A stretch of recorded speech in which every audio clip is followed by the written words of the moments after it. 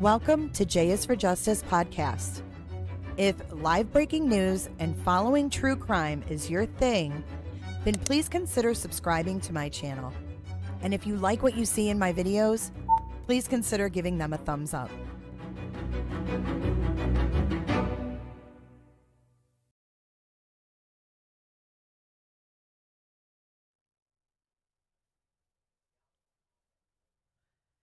Good morning. Good morning. I am checking in this morning to go over some live updates the morning after these awful fires in California, Southern California to be exact. Welcome in and good morning. Good day from Ontario. I'm going to play a little bit of this clip. You're going to hear about some of the survivors. One man was found with his clothes burned off. Good morning. Good morning. Come on in. We're going to do some updates this morning.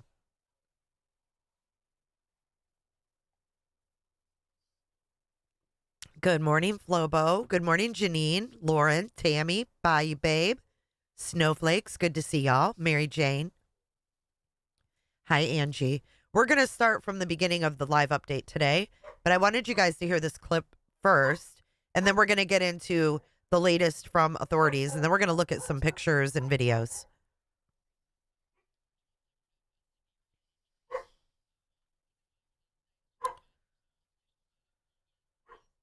Can you guys hear it?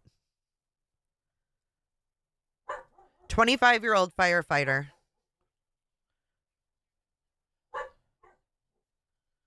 Firefighter, we're told, suffered a severe head injury while working the fire last night. He's 25 years old. Officials got a Mayday call, which is about the worst call that you can get when it comes to a first responder. And then there was another civilian who was a man found stumbling down PCH in the Palisades, and his clothes were essentially burned off. He's in extremely critical condition, we're told, being intubated at the hospital with burns on the majority of his body, and as workers try to save his life. But in the meantime, let's get to this press conference right now that's happening. As we said, it's 8 o'clock. You're watching Good Day LA. Let's listen in. Our first speaker is Los Angeles County Board of Supervisors Chair Catherine Barger. Thank you. I'm going to make my comments short because I know you want to hear from our fire chief and the people that are really have the information in real time. But let me just say, this is a dynamic situation. We've got fires throughout the entire county, which are spreading our resources very short. One of the things people ask me is, what do you want to convey to the public? And that is, heed the advice of first responders. When they ask you to evacuate, evacuate. This is not a drill. This is in real time. So I want to thank the city of Pasadena, who's opened up the Pasadena Convention Center for those impacted by the Eaton Canyon fire. I also want to acknowledge our faith-based partners. All Saints has opened up their church for those that are evacuating the Pasadena area. But again, it's important for us to recognize that while the firefighters are there to protect structures, life is first and foremost frontline. We need to make sure that people heed the advice of our first responders. With that, I'm going to introduce our LA County Fire Chief, Anthony Maroney, to give you an update on what is going on. But I just want to thank Chief Maroney as well as Chief Crowley for the work that they are doing to make sure that our first responders have all the resources necessary. Chief Maroney. So good morning. Thank you, Supervisor Barger. My name is Anthony Maroney. I am the County of Los Angeles Fire Chief, and I'm also the Region 1 Coordinator for Fire and Rescue Resources. I'm going to be giving an update on the Palisades fire in addition to the Eaton fire, although I am aware that we have 4 large fires burning in LA County at this time. The Palisades fire is located in both LA City and LA County. We are in unified command with the City of Los Angeles Fire Department in addition to CAL FIRE. We have well over 5,000 acres that have burned, and the fire is growing. We have no percentage of containment. We have an estimated 1,000 structures destroyed, and also no reported fatalities, and a high number of significant injuries to residents who did not evacuate, in addition to first responders who are on the fire line. We have over 1,000 personnel assigned, and the cause of the fire is unknown. However, it is under investigation. For the Eaton fire, it is located in both the Angeles National Forest, the Altadena area of LA County, and Pasadena. LA County is in unified command with both the Angeles National Forest and the Pasadena Fire Department. We have over 2,000 acres burning at this time, and the fire continues to grow with 0% containment. We have over 500 personnel assigned, and unfortunately, we have 2 reported fatalities to civilians. Unknown cause at this time, and we do have a number of significant injuries. We have over 100 structures destroyed, and the cause of the fire is unknown and under investigation. I will ask that LA City Fire Chief Kristen Crowley update you on the Hearst fire after I am finished with my remarks. The LA County Fire Department operational area consists of 29 separate fire departments in LA County, and all of those fire departments are at drawdown with no fire apparatus or additional personnel to spare. As the Region 1 coordinator, I have requested mutual aid from the 5 counties of Orange, Los Angeles, Ventura, Santa Barbara, and San Luis Obispo counties. Additionally, last night, I contacted the State Office of Emergency Services and requested 50 engine strike teams. 50 engine strike teams is composed of 250 fire engines and over 1,000 personnel. We have also requested resources from out of state, as well as Northern California. Thank you to the first responders from Nevada, Oregon, and Washington State that are already on the road coming to LA County to assist. Lastly, the National Weather Service has predicted a continued red flag weather event with strong winds and low humidities, placing all residents of Los Angeles County in danger. To all of our viewers, please prioritize your safety as well as the well-being of those around you as we come together to continue to get through this widespread disaster. Los Angeles County firefighters will remain on the front line until we reach full containment, and we ask that you keep all of Los Angeles County in your thoughts and prayers. I'd now like to invite up Los Angeles City Fire Chief Kristen Crowley to give her briefing. Thank you. Good morning, everyone. My name is Kristen Crowley, Los Angeles City Fire Department Fire Chief. I'd like to start with just a moment, if we could, of gratitude. A moment of gratitude for our first responders, our boots on the ground that are battling this intense and multiple jurisdiction and number of fires. So gratitude to those who are doing the work since yesterday through the night. And like Chief Maroney said, we're going to continue to work hard to ensure that we save people, lives, and property. With that, I'll be touching on a couple major points. With the Pacific Palisades fire, we know that it continues to demand a significant amount of resources and attention. A second major brush fire, now referred to as the Hearst fire, has erupted in the Sylmar area of Los Angeles. Now, together, these fires are stretching the capacity of emergency services to their maximum limits. The Los Angeles City Fire Department is battling these 2 major fires while also maintaining, I want to focus on this as well, 911 services for the city's approximate 4 million residents. Now, despite the severity of the conditions, our department remains fully committed to safeguarding lives and property. Next, I want to focus on what we've done over the last 24 hours. And with that, even within the city of Los Angeles, with these 2 major brush fires, our department has responded to 3,624 911 calls for service. And to put that in perspective, our average is just under 1,500 calls in a 24-hour period. Over the last 24 hours, we've also responded to an additional 32 structure fires within the city. We've treated and transported an extensive number of medical emergencies, well extending our normal 650 transports to the local hospitals. When it comes to the Pacific Palisades fire, as Chief Maroney had said, this is over 3,000 acres at this point and continues to grow. We will confirm the exact acreage later, so we'll make sure that we also communicate that to the community and to the media. Last night, as of 1930 hours, all aircrafts were grounded due to high winds. Aircraft are continued to be able to resume their water drops and acreage mapping today when the weather allows us to do so. A total of 3,398 civilians and 15,105 structures are in the evacuation zone. And again, the evacuation zones are the following: north of PCH, west of Kenter Avenue and San Vicente Boulevard, south of Mulholland Drive, and east of Topanga Canyon Boulevard. There are multiple evacuation centers which are supported by the American Red Cross. Injuries. Of course, there's a lot of interest in injuries. We have several firefighters and civilian injuries that have been reported, and all patients have been treated and transported to the local hospitals. Damage assessments. Chief Maroney did speak about a specific number. We are still vetting that through on the city side, so more information to come, and we will message that as soon as we can validate that. Approximately 400 LAFD firefighters have been deployed to the Palisades fire. We have many hundreds of law enforcement officers, our partner agency responders, and public works members engaged in supporting our overall operations. We are going to be transitioning to CAL FIRE this morning to manage this incident at 0800 hours.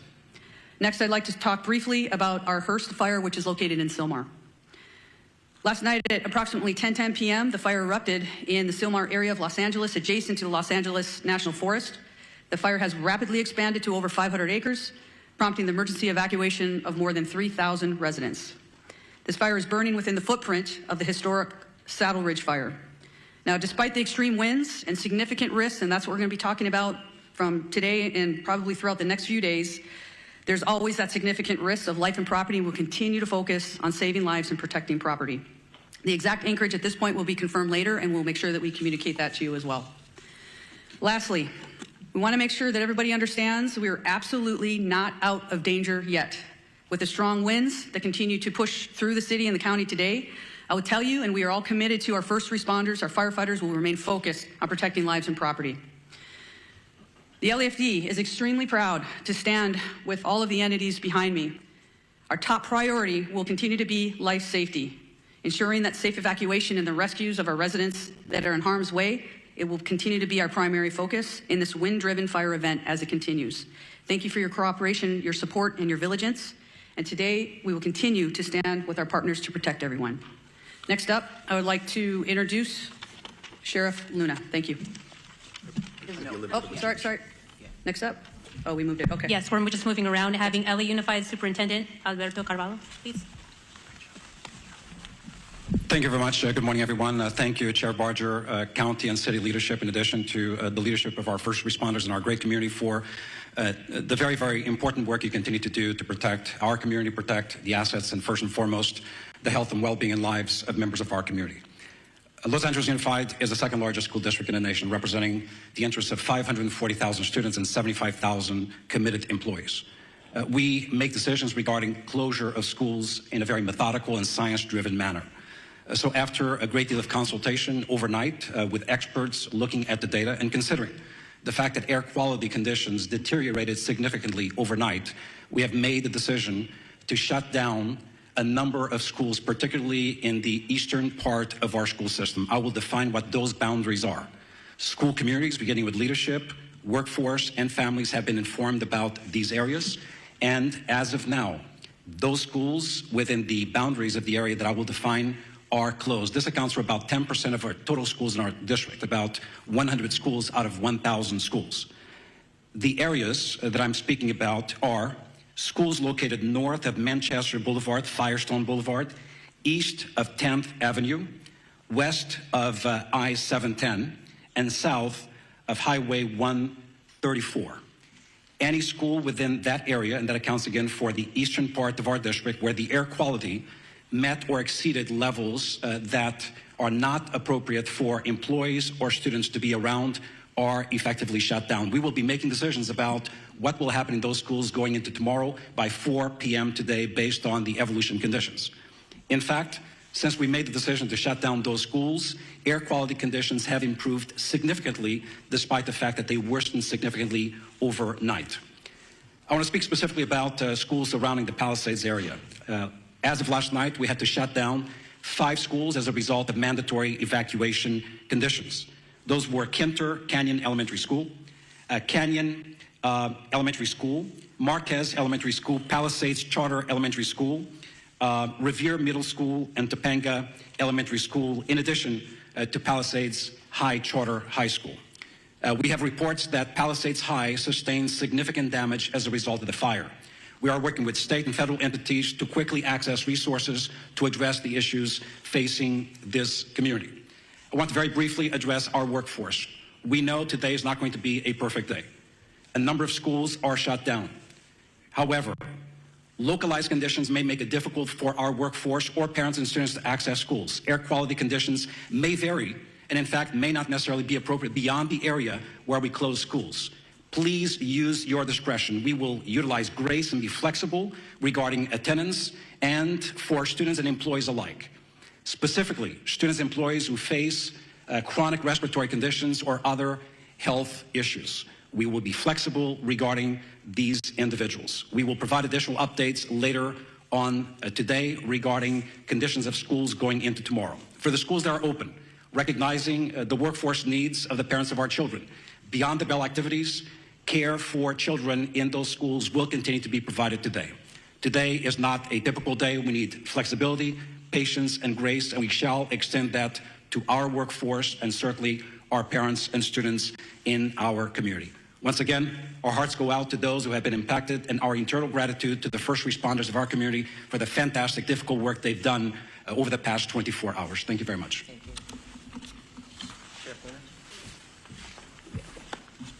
you. Morning. A lot of information to pass on, but please know this. This is a very difficult and challenging situation, but we're surrounded here by people who really care, and we're going to get through this together. That means with all of you as partners in our community.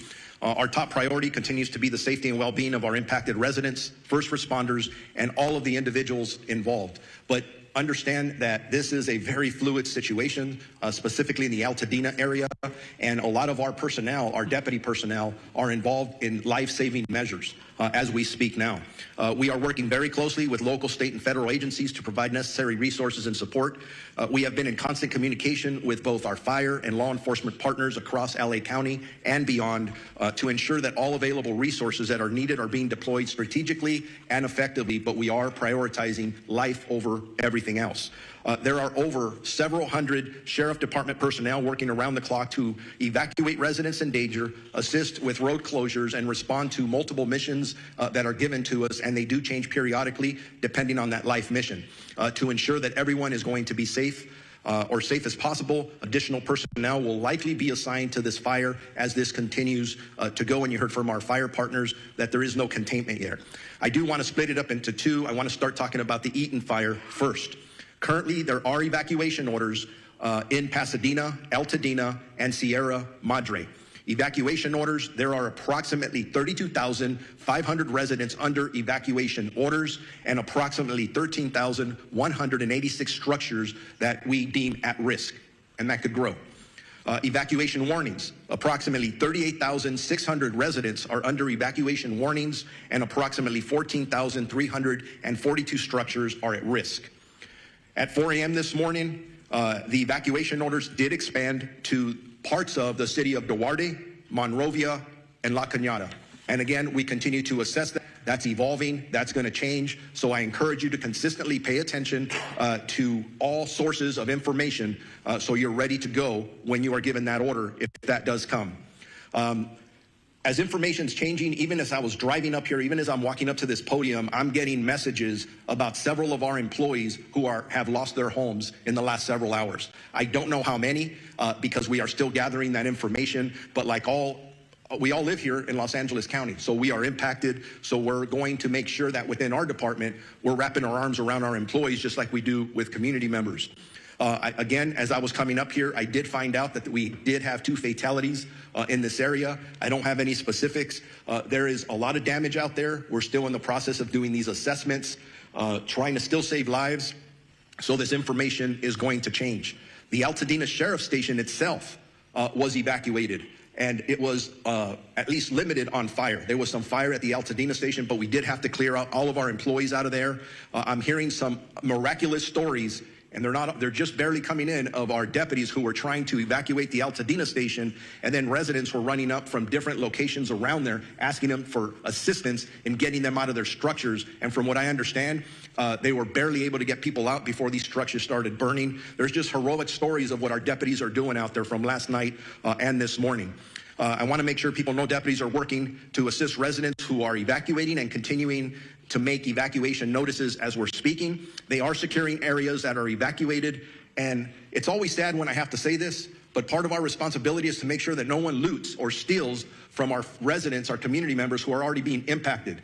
And I'm sad to report we made 2 arrests this morning for looting already. So if you are thinking about coming into any of these areas to steal from our residents, I'm going to tell you something. You're going to be caught, You're going to be arrested and you're going to be prosecuted. Don't do that. Stay out of these areas. It's only for emergency workers and people who live there. We are, at this point, unable to clearly determine the extent of damage at this point because the conditions are rapidly evolving and the destruction needs to be assessed as the daylight hours have come forward. I do know that I've lost at least one sheriff's black and white to a fire. Thank God that the deputy is okay. But deputies continue to be on patrol throughout the road closure areas to ensure evacuation areas remain closed to the public. All schools in the Pasadena Unified School District are closed. There is a road closure at Altanina Drive from Allen to New York Drive. For those in need of shelter, please head to the Pasadena Convention Center located at 300 East Green Street in the city of Pasadena, and we're working with them in unified command and in partnership as well. For animals, there are established shelters at Large Animal Shelter Rose Bowl Stadium at 1001 Rose Bowl Drive in Pasadena, Small Animal Shelter Pasadena Humane Society at 361 South Raymond Avenue in Pasadena. I'm going to switch gears now to the Palisades fire that we've been heavily involved in with our partners, again, with LAPD and LA City Fire and everyone else that's up there working. As of this morning, the fire was still burning in that area. That's impacting our residents. Evacuations are in effect, continuously in effect for the city of Calabasas, the city of Malibu, Los Angeles City, Pacific Palisades, and unincorporated area of Los Angeles County and Topanga Canyon.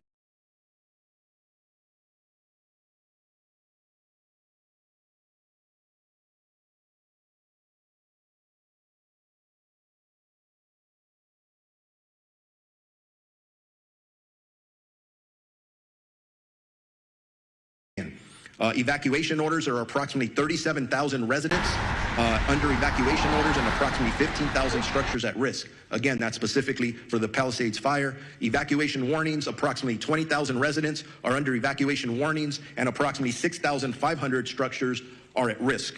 There have been minor injuries, and our partners at the fire department have talked about those, and several, unfortunately, structures that have been lost, and we're still assessing those.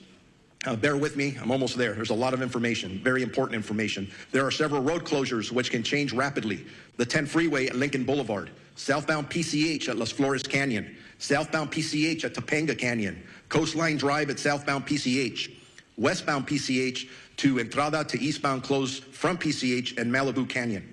We have established shelters up for that fire in the following locations. Westwood Recreation Center, which is at 1350 South Sepulveda Boulevard in Los Angeles. Pasadena Convention Center, which I already mentioned, we can go there. 300 East Green Street in the city of Pasadena. And El Camino Real Charter High School, 5440 Valley Circle Boulevard in Woodland Hills. Animal shelters, large animals, LA Equestrian Center at 480 West Riverside in Burbank. Large animal shelter, Pierce College, 6201 Winnetka Avenue in Woodland Hills. Large animal shelter, Rose Bowl Stadium in Pasadena. Small animal shelter, Agora Animal Center. And small animal shelter, Pasadena Humane Society as well. We got to take care of our pets. As I wrap up, a reminder, and you've heard it from several of us, you need to be prepared. If you are in a warning area, make sure you have your essentials, your important paperwork, your medications, things that you can take, your phone charger to survive for at least a week. But if you are told to evacuate and given an order, there is nothing worth your life. Please listen to the police and fire officials that are out there and be prepared to evacuate. If you have more questions or there's about evacuations, evacuation centers, or road closures, go to lacounty.gov/emergency or our Sheriff's Department social media. Now it's my honor to introduce my partner of the Chief of the Los Angeles Police Department, Jim McDonald. Thank you very much. And as you look at the group assembled behind me this morning, each of those and everybody we represent who's out in the field all have families. Many are impacted directly by the fire, but they leave those families to come and try and be able to help everybody else who's out there. So I owe a debt of gratitude to everybody who is putting it all on the line for everyone else. This is a tragic time in our history here in Los Angeles, but a time where we're really tested and see who we really are. And it's critical that at these times we be patient, that we come together, that we focus on saving lives and to be able to do the very best job we can. So when we look back on this, we know that we did what we could for others. I look at the people who were out there on the line last night. The winds were like something that I have never seen before. Firefighters, police officers, deputies, they're out there sheltering in their vehicles, their trucks and their cars so that they don't end up getting burned from the fire that was being driven by 75+ mile-an-hour winds.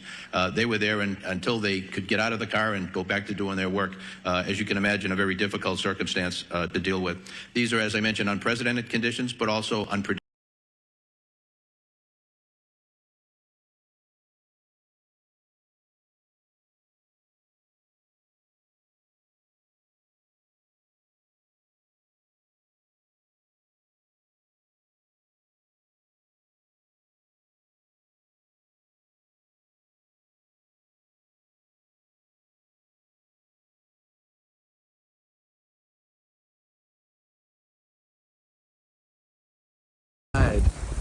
What? I've never... Look at this. Beyond comprehension. Oh. That's very sad. Okay, I guess let's park along this street, yeah? And then, Dave, if you can, just pull ahead of us and try to set up a signal. Right here. This is where it's gotta be. This is... Oh my God. What? I've never... Look at this. Beyond comprehension. Oh. That's very sad.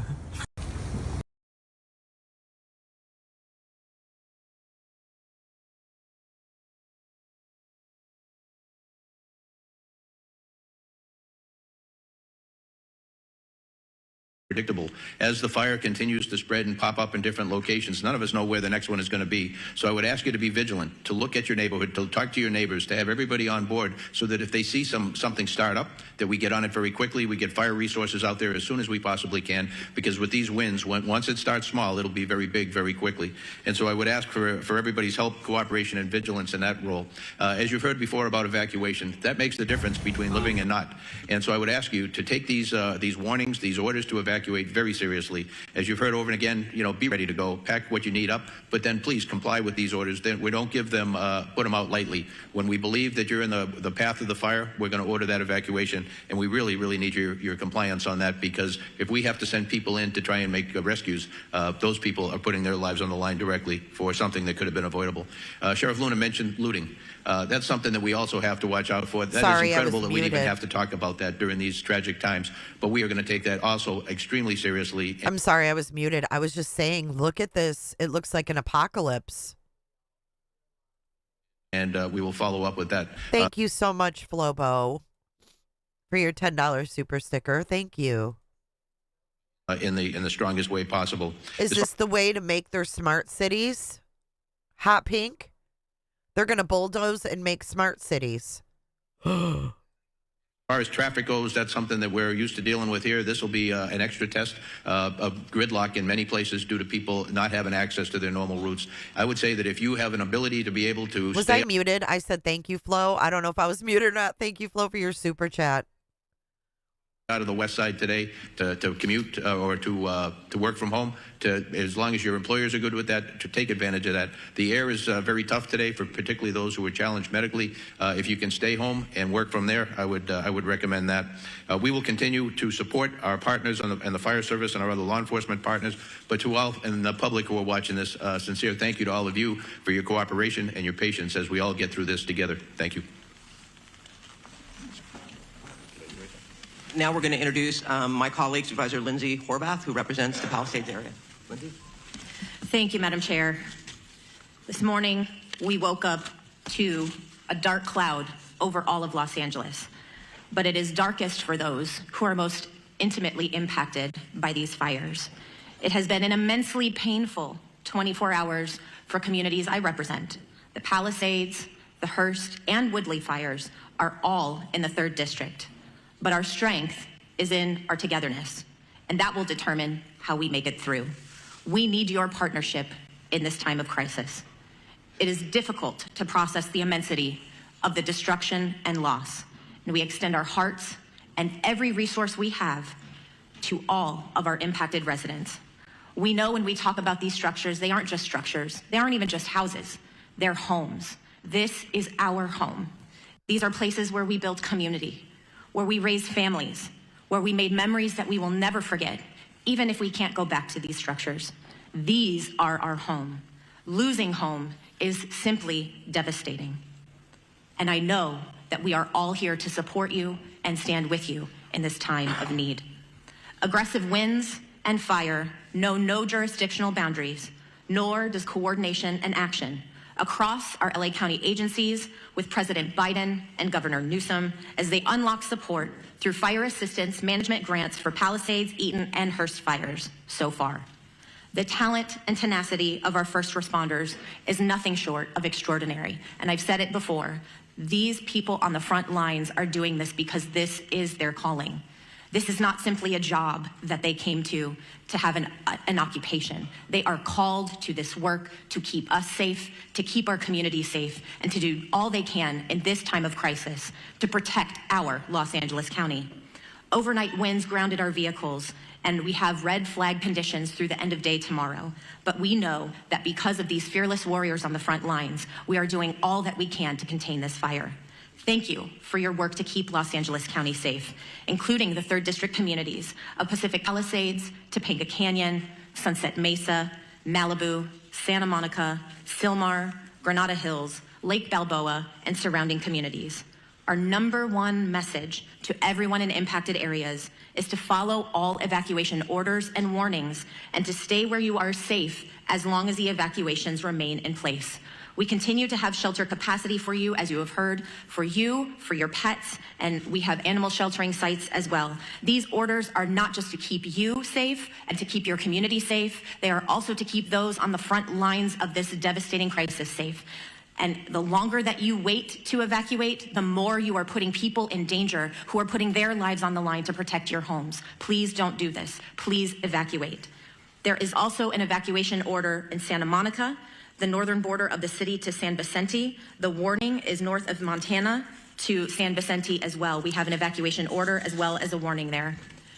Barry J. Nydorf Juvenile Hall is in Sylmar, and that is under evacuation warning because of the Hearst fire. Our probation department has evacuation plans in place should that move to an evacuation order from a warning, and our priority is to keep our youth in our care safe. Santa Monica Malibu Unified School District has closed its schools today, and as you heard from Superintendent Carvalho, LAUSD has a variety of updates. We have heard from our state insurance commissioner as well, and while this is still quite early in this emergency, we do have some initial guidance from his office for evacuated households on reimbursable insurance expenses, with information to be found at insurance.ca.gov. Obtain a complete copy of your insurance policy, take note of additional living expense limits, track additional expenses, document conversations with your insurer or adjuster, and don't rush any decisions. If you have any questions, call 800-927-4357. Please continue to check emergency.lacounty.gov for the latest information. And I know we will see brighter skies by working together. Los Angeles County will continue to be unrelenting in our response. And I know we have only the finest on the front lines fighting this fire. It's our duty to see them succeed. Thank you. All right, now we are going to hear from LA City Council President and Mayor Pro Tem, Marquise Harris Johnson. Thank you so much. Good morning, everybody. On behalf of the City of Los Angeles, I just want to begin by thanking and recognizing and acknowledging the great work of our first responders, especially the men and women of the Los Angeles Fire Department, who last night we all witnessed doing heroic work in the face of grave danger. Last night was one of the most devastating and terrifying nights that we've seen in any part of our city, at any part of our history. Fire literally jumping roads, taking out structures, and our public safety professionals created an environment where injuries were kept to a minimum, Fatalities were kept to a minimum, and we wake up this morning with a renewed spirit that we can defeat this fire and move on to a brighter day. I want to also acknowledge the two members of the council that are with us today that represent the areas of the fire. Councilwoman Tracy Park of the 11th District, who's I think probably has about 90 minutes sleep by my count, because every time I looked on the television, you were there knocking on doors in neighborhoods, in community centers, at the shelters, making sure the community was okay. And then an absolute professional, someone who, since I've been on the council with her, has had to fight a fire almost every year. And so is a pro from the San Fernando Valley, the council member from the 7th District, Monica Rodriguez. And again, all the men and women, the firefighters are in the front, but our DWP workers are out there making sure we don't have additional fires from power lines, and countless folks, DOT making sure the flow of traffic stays so that folks who want to evacuate can do so, are out there as well. So there's literally thousands and thousands of people working together to make this work. I want to announce a few more closures to add to the school closures that we heard, and the closures that the sheriff and the supervisor read to us. Griffith Park closed today, including the Hollywood. Runyon Canyon closed today. The Los Angeles Zoo closed today. The Hollywood Reservoir closed today. The Hollywood Sign closed today, as well as all the roads through the Sepulveda Basin in the San Fernando Valley. So nobody should be going those places today anyway. I will amend what Chief McDonald said.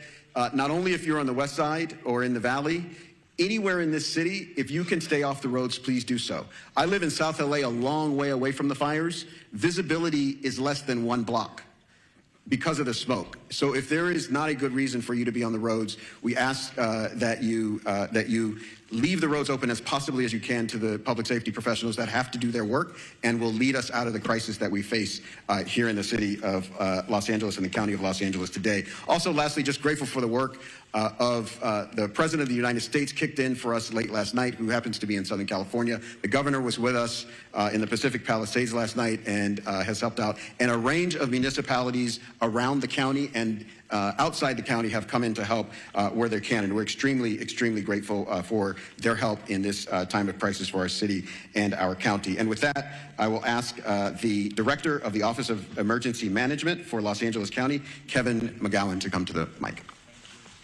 Thank you for the introduction. I'm Kevin McGowan. I'm the director with LA County's Office of Emergency Management. As my partners up here have said before, we're facing a historic natural disaster, and I think that can't be stated strong enough. This is not a normal red flag. We've been in part of their service, and they should be acknowledged for all of the communication that was put out days in advance. What's critical about that is it partnered all of our public safety and emergency organizations throughout the county to begin preparations for this. And a lot of the successes we saw over the last 18 to 20 hours is a direct result of painstaking preparations that had gone into place for the last 40 to 72 hours. We still have a long road ahead of us. Our county is known with wildland fires. We just finished working on the Franklin fire. We've had the Bridge fire, the Post fire. This has been a very destructive fire season. This is just going to add to it. Our eyes are on mitigating the impacts from this emergency, working with our community partners, and then charting a course for what will be a long recovery effort. With that, I would like to introduce our Department of Public Works for LA County Director, Mark Pistrella. Good morning. Thank you, Kevin. My name is Mark Pistrella. I'm the Director of Public Works for Los Angeles County, the largest public works department in the United States. We're coordinating across the area with all our partner agencies, including, of course, primarily the City of Los Angeles, in addressing this event today. I'm going to talk a little bit about what our focus is in terms of infrastructure, and then I'll move on. Before I do that, though, I do want to acknowledge all of the residents that have either lost a home or who are being evacuated. I do personally understand what that is about and understand what kind of fear that can put into you. One thing I would recommend to you before you leave that home, if you want something to do, is to close that home up tight, close any openings, completely tight to the home, and make sure that access is open to the fire department in the event that they want to come on and do work on your property. That's one thing I've learned through the years is important.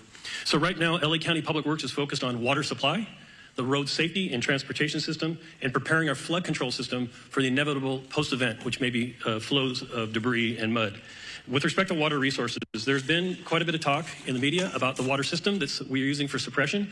So let me make the following statement. There have been quite a bit of comments over social media about the local water supply and its impact on firefighting efforts. There is collaboration across this region. Over 200 water retailers serve the region. LA County serves the area that in the Eaton fire area. LA City serves the area of the Palisades area. We also serve the Palisades area in the north area of unincorporated area water supply through the hydrant system. The municipal water systems that service our homes and businesses continue to work effectively. However, they are not designed to fight wildfires. A firefight with multiple fire hydrants drawing water from the system for several hours is unsustainable. This is a known fact.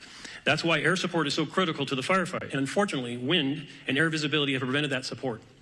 However, county and city water reservoirs, open reservoirs, are available and on standby once that support becomes available. We will be having fixed wing as well as helicopter draw of water from our system.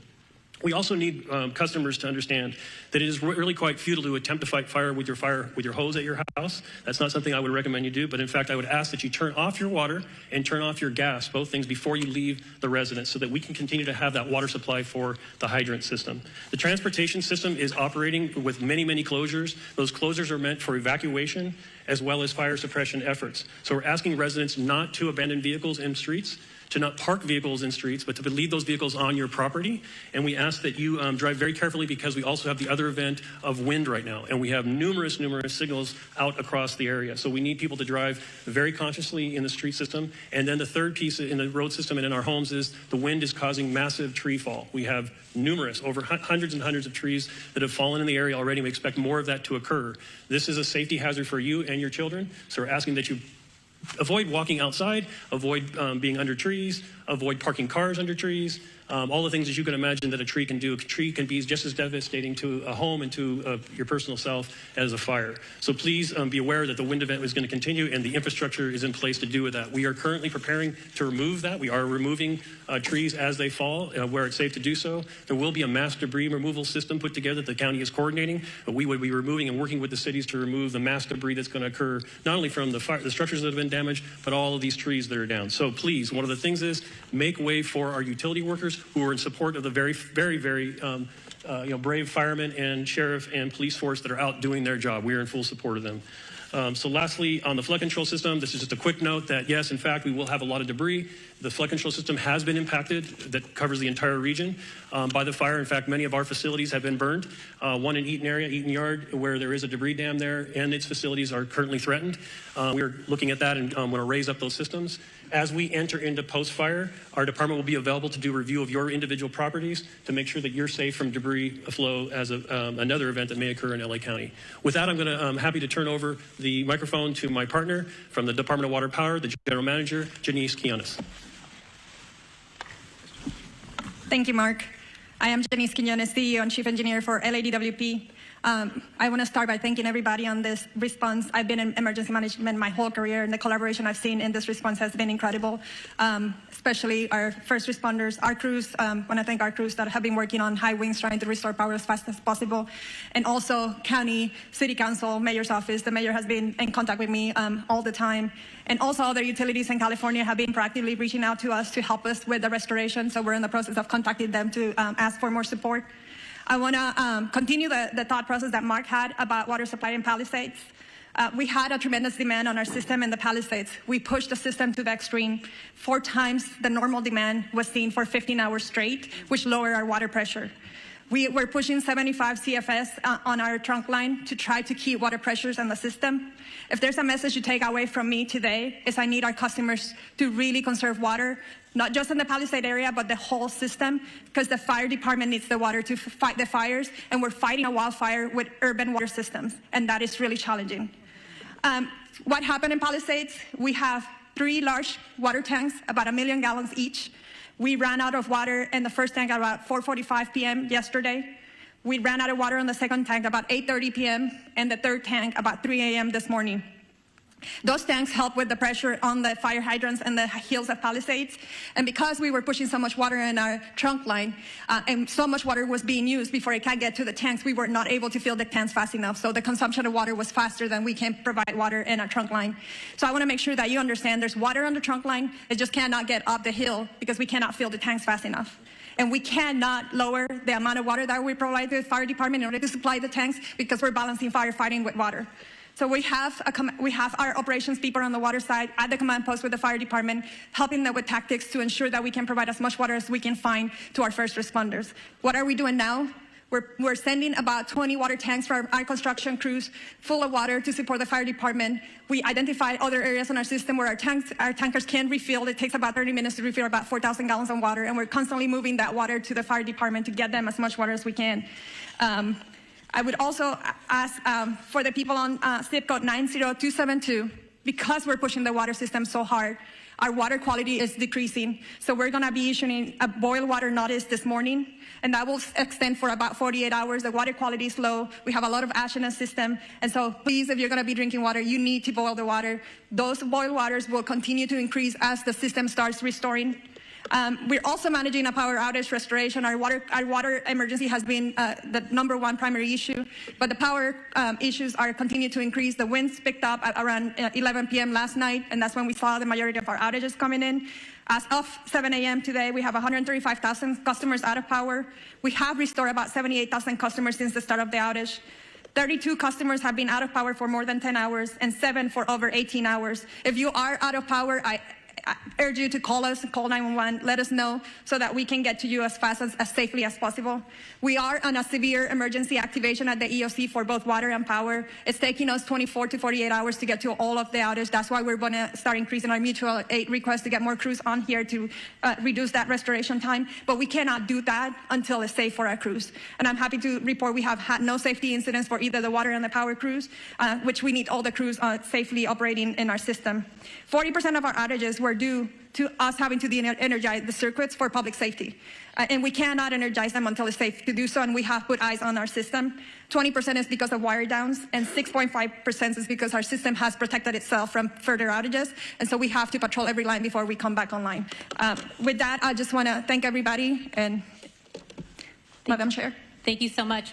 We want to transition. We're 5 minutes over. We do want to give a little bit of time for question and answer with the press. I'm going to call on you. Please identify yourself, your name, and which media outlet you're with. I see a hand up here. We'll go with you first.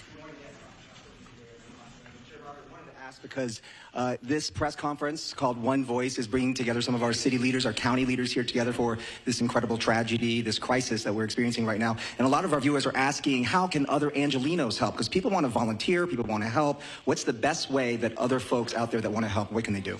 Well, first of all, thank you for that question, because I think this does speak volumes to the fact that it's not just at the local level, it's at the state and the federal level as well, and it is one voice. We're seeing these fires taking place countywide, which is stretching our resources. But to the public, I mentioned All Saints in Pasadena that's opened up its church to people that are evacuating, people that are not only part of their parish, but also people that are seeking refuge. I would encourage, and we will work with our Office of Emergency Management, to put together a list of what you can do to help. I know at Pasadena Convention Center, they're looking for resources, food, and blankets. Red Cross is putting that together, but we can always use more. So this is the time for us all to come together. I mean, we're trying to wrap our heads around just getting this fire under control, but make no mistake, we will put something together so that people can offer their support. You are seeing the goodness, and I know Supervisor Horvath mentioned it. With all these horrific stories you hear, you also hear stories of people that are doing amazing things to help their neighbors and their community. Thank you for that. I'll go ahead in the green shirt.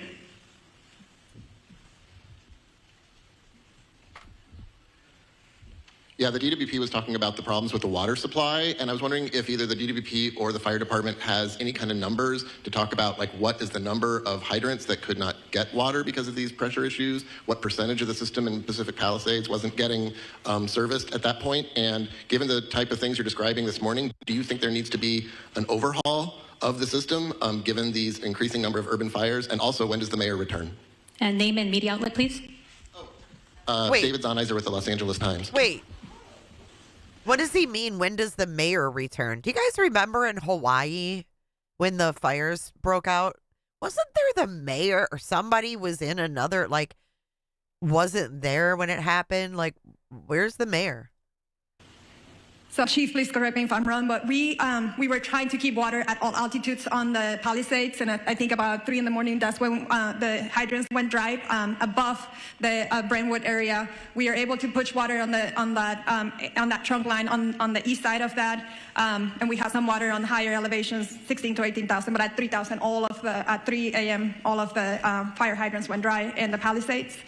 To your question of climate resiliency and how do we need to update the system, I would say that that is true. We were talking with the county supervisor and Mark on how are we going to change the way we operate our water systems for events like this. This is an unprecedented event. I think the 2011 winds was significant from a power outage perspective, but the fires have really increased the response complexity of this. We had crews trying to mitigate this, and we had to evacuate.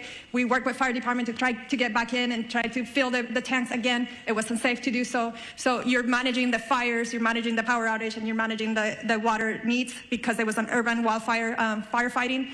So yes, we have to look at our system from a climate resiliency as a region, and it's going to be more than just DWP. It's all the water agencies here, including the county. Thank you. Over here in the burgundy with a mask. Name and media outlet, please. Real quick, I can speak on the operational side of the hydrants. We don't have a specific number to the hydrants. We do know that it came in phases. Now, our firefighters always have a primary plan, a backup plan, contingency, and emergency plan. So oftentimes, just so that the public is aware, in large brush fires, water supplies are normally limited. So with that, our apparatus do have the ability to draft water if we need to out of pools, ponds, any type of water resource. We also utilize the water tenders, which we spoke about a little bit earlier. So with that, I just wanted to clarify that in regard to when the mayor is returning. I spoke to her this morning at 4 o'clock. She's on her way for the last leg of her journey back home from Dallas. So her ETA is right around noon. Thank you. Go ahead. On vacation? Buenos días, everybody. Ali Santana with Telemundo 52. For Chief Crowley, Chief Maroney, where can people go to donate food, water, supplies? And for Superintendente Carvalho, Sheriff Luna, and CEO Quiñones, just something in Espanol for our people in We will do something in Spanish right after we conclude over here with a couple of Spanish speakers. Regarding the volunteer information. Sure. So thank you for the question about the donations, and I know we spoke about that earlier. Just a touch point for the community. We are so grateful for the community's efforts in regard to donations. Now, what I do want to be mindful about to make sure that we share is please listen to the direction of where those donations, either through money and or food, any type of donation, it can become problematic if the public starts to just drop things off. So we are putting together a strong plan from our Emergency Operations Center. We're at the highest level at this point. We're coordinating with the county as well. So stand by for more information. We want to be very purposeful and strategic in how we're going to collect those donations, and they are welcomed. Right over here with the glasses and the gray, right behind you. Over here with the hand up. Thank you, sir. So make it, hold on. Santa Monica Daily Press. Question. Make it make sense. The lawyer or the mayor goes on vacation while SAR people are being prepped for potential fires. Make it make sense. For Ms. Horvath, are there any forecasts or predictions at this point for the economic impact of this? There are no early numbers of the economic impact, but we are already exploring how we can do, for example, a business interruption fund as we have done in other states of emergency.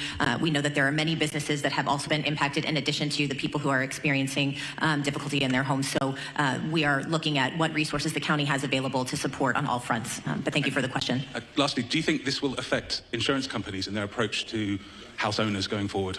I believe it already has, and the conversation is ongoing. As I shared earlier from the insurance commissioner, I know this is an ongoing conversation in his office, and he has provided that information and welcoming phone calls from folks who do have questions about insurance impacts as a result of these fires. I do know that yesterday, through the help of our chair, the county declared a state of emergency, as did the governor, and I know that there are other states of emergency that will be declared in order to make sure that all residents are able to readily access everything that they need to. Right? How is she going to fly in? in? We need to move on. Right here in the front, young woman with the hand up. Hi, Grace Toohey with the Los Angeles Times. I was hoping one of the fire chiefs could talk a little bit about long-range spotting and how far we actually saw embers jumping from one fire to other spot fires. And then additionally, we heard repeatedly fire crews requesting help, backup, and not having enough crews. Were you guys prepared enough for this? Did we have enough resources to fight these fires? Thank you. Thank you for the question. So I'll start at the end and work back. No, LA County and all 29 fire departments in our county are not prepared. This is for Malibu this type of on the screen right now, disaster. guys. There are not enough firefighters in LA County to address 4 separate fires of this magnitude. We were prepared. We did get state pre-position resources that came from Northern California that were up in the Santa Clarita Valley. We did hire additional firefighters from the LA County Fire Department and pre-positioned them in the Santa Monica Mountains. The LA County Fire Department was prepared for 1 or 2 major brush fires, but not 4, especially given these sustained winds and low humidities. Like our Director of Emergency Management said, this is not a normal red flag alert. People were calling for help. We tried to get them the help that they needed.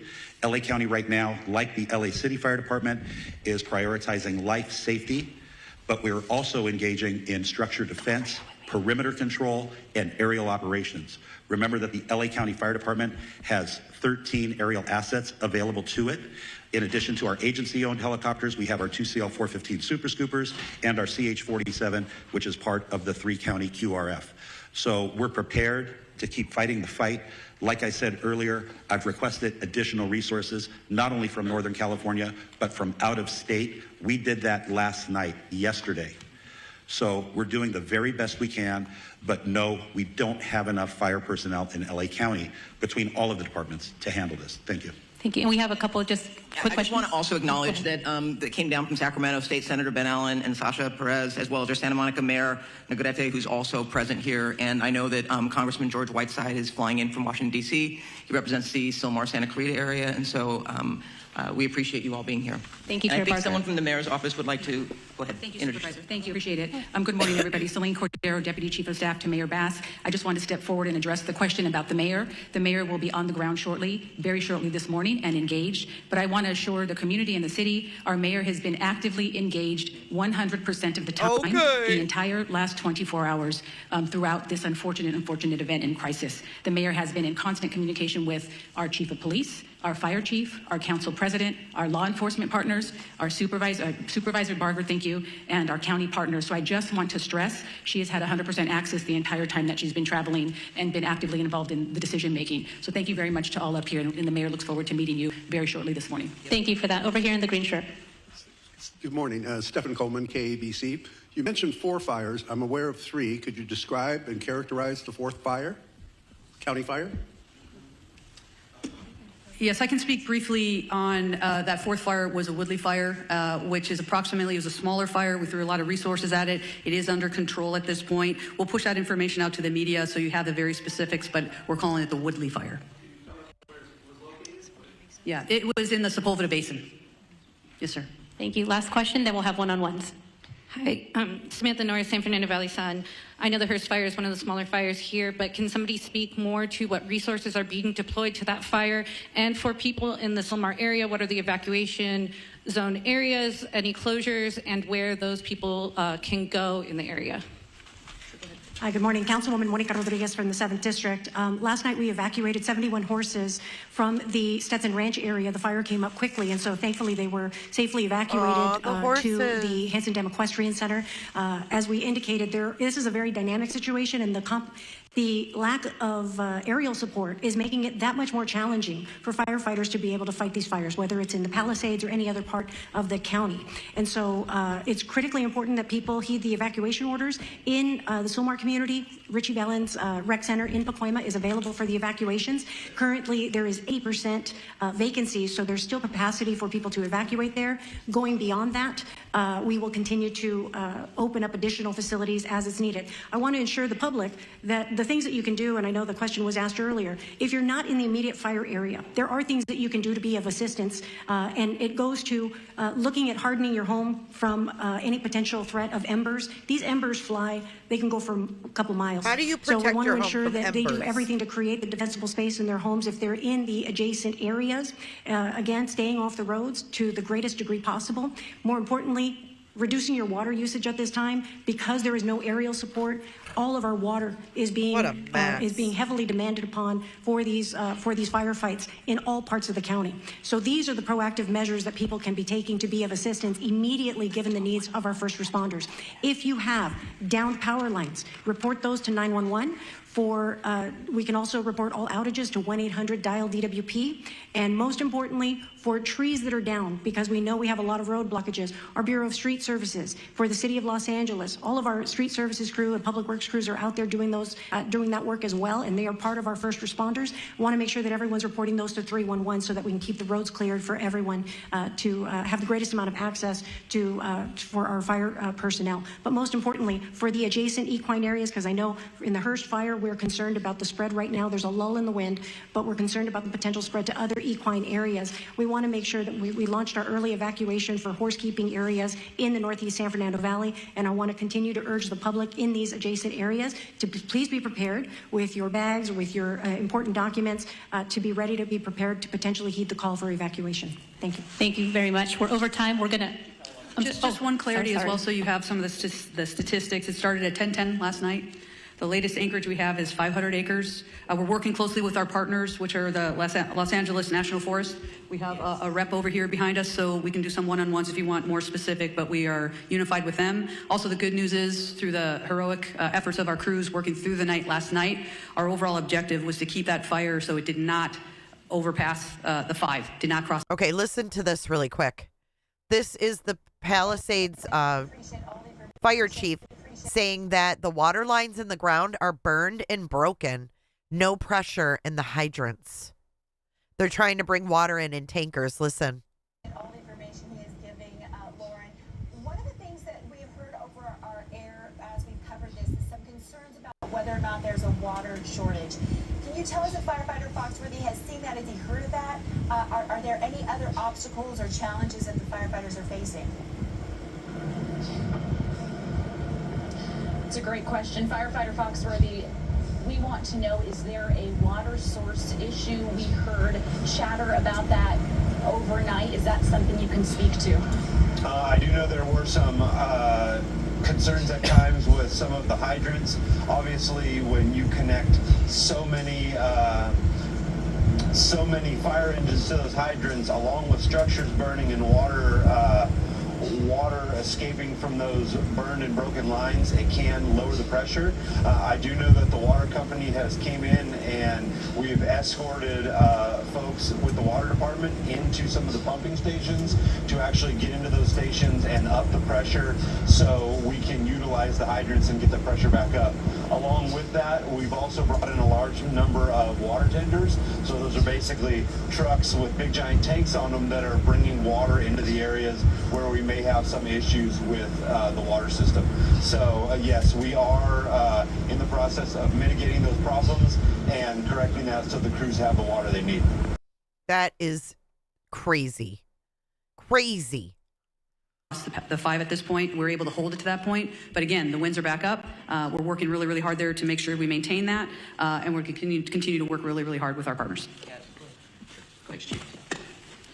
I don't have too much more to add, but I will share that the Los Angeles City Fire and the Angeles National Forest went into unified command immediately when that fire started. And that fire started in an area we're well exercised, known as a mutual threat zone. So that's a part of our pre-planned unified command area. And that includes ground resources and aircraft. And of course, as mentioned, the aircraft has been having a hard time finding good air and actually with the wind speeds. We're assessing aircraft availability every minute, continuously watching for a window to get aircraft up from multiple parts and multiple agencies. The Angeles National Forest aircraft and the air tanker base that services the Southern California areas in Lancaster under the U.S. Forest Service, and they're watching for opportunities to launch aircraft. But last night, the winds out in the Antelope Valley were just as bad as they were here in what we call the Front Range. So we're still struggling to get aircraft in the air. Yes, sir. Robert Garcia, Fire Chief for the Angeles National Forest. Thank you. We are wrapping up our press conference. We will have one-on-ones and a short for Spanish media. If you gather right over here, we will have Sheriff Luna and also LA City PIO with Fire David. Okay, so they have concluded their thing. Let's watch some of these videos here. I'm going to shrink this down. There is some crazy footage. I've been scrolling through it, and we're going to take a look at it right now. God, this is so sad. Okay, listen to this guy. Extremely dangerous. Sorry, guys. Everybody gets new eardrums for Christmas this year.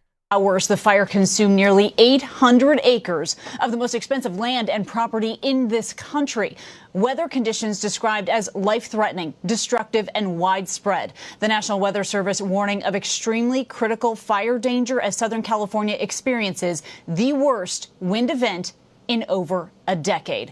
Millions of people from Simi Valley to Chula Vista are under a red flag warning and other alerts as this extreme windstorm is bringing hurricane force gusts to the West Coast. And this is what is happening in this moment. You are seeing homes on fire. Again, we have heard of now at least 30 cars that were abandoned. People were left running. There's a bunch of cars, at least like, I don't know, 600-700 cars on the same street that I was on. And fire was like 5 homes up. And I waited to see if the road's going to open up. Didn't open. I just left my car, ran down the hill.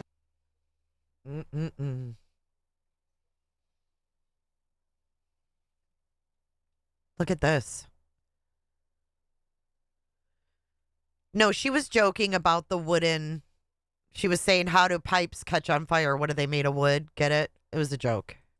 I know I'm not supposed to be here, but this is my parents' home. I know the feeling. And they just they got canceled from their fire insurance. So they're dealing with this. They're 90 years old. And through the state of California, because of this, they're 90 years old, that they've lived in this house for 75 years, and they've had the same insurance, and these insurance people decided to cancel their fire. And we're going through this, and it just happened, and they have no fire insurance. So thank you, California insurance companies, supporting residents who pay taxes and love California. And they wonder why people leave California. First and foremost, you did get your parents out safely. I live in Sierra Madre. My parents are in Sierra Madre, but... And now you know that it is under evacuation as well, north of Sierra Madre Boulevard. Yeah, I snuck here. You know, there's a will, there's a way. Probably shouldn't do it, but you know what? Under the circumstances, send me to jail. That's fine. It is unbelievable what's happening here to the neighbors. Your parents' house is still standing. You had a hose. You're doing what you can. I mean, I have a hose. It doesn't compare to these beloved neighbors that I've known. I was born and raised in this house, and I live in Sierra Madre, and I'm now 62 years old. And this is the house I was born and raised in, and I've never moved out of Pasadena, Sierra Madre, Hastings Ranch. You know, well, let me tell you, it does help for people who aren't here to know what's happening. So you sharing that story, it does a service. I came up to you without even asking your name. My name is Lynn Levin Guzman. This is the Levin household. I'm a nurse for over 30 years in emergency room. I deal with fire all the time and firefighters. And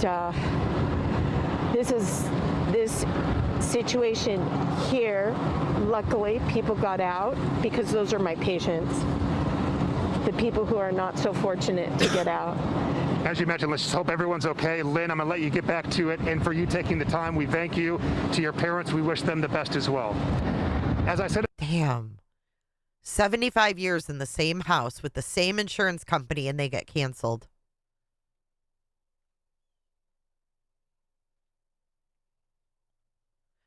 Oh, man. Look at this one. This guy's inside his apartment?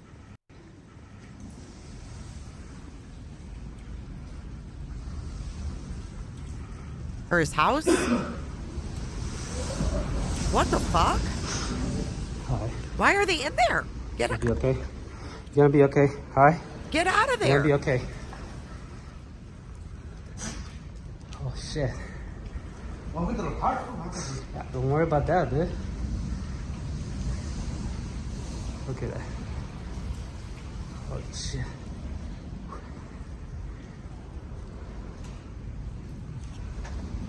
Scary, huh? Yeah. God. The plastic is gone, dude. Yeah. Fuck. Look at. Got the one already? Yeah. Oh shit.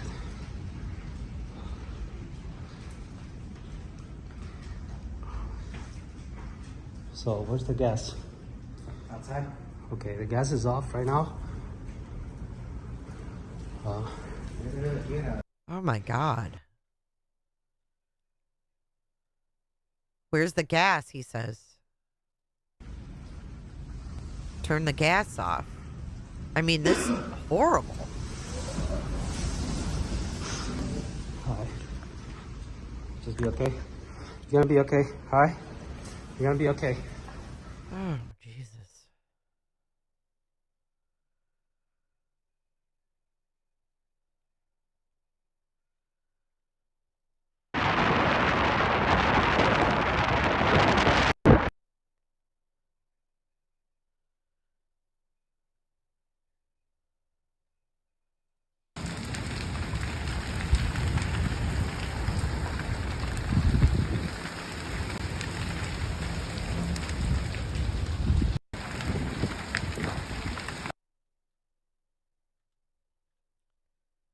This is crazy.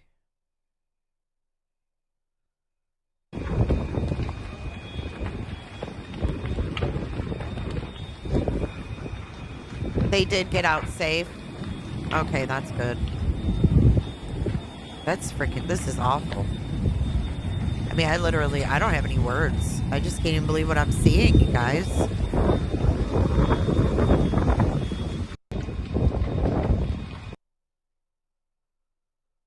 The mayor of LA is out of town.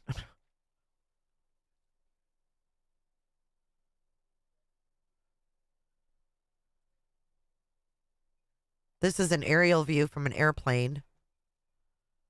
Look at that. Oh my God.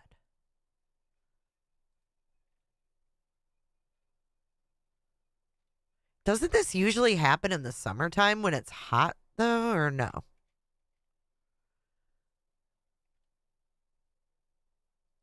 We're out of the way.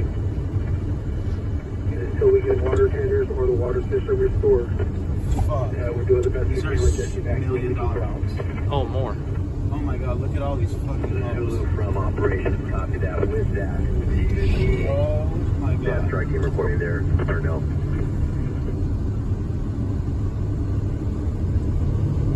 Holy fuck.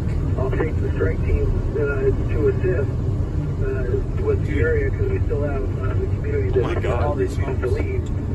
But if you have other priorities, this is insane. with greater needs, This is like the most wild thing. Oh my God. We're out of the way. And until we get water tenders or the water system restored.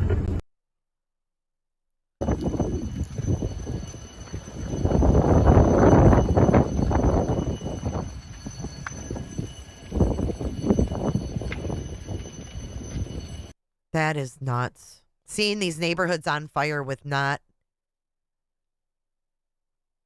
a truck in sight.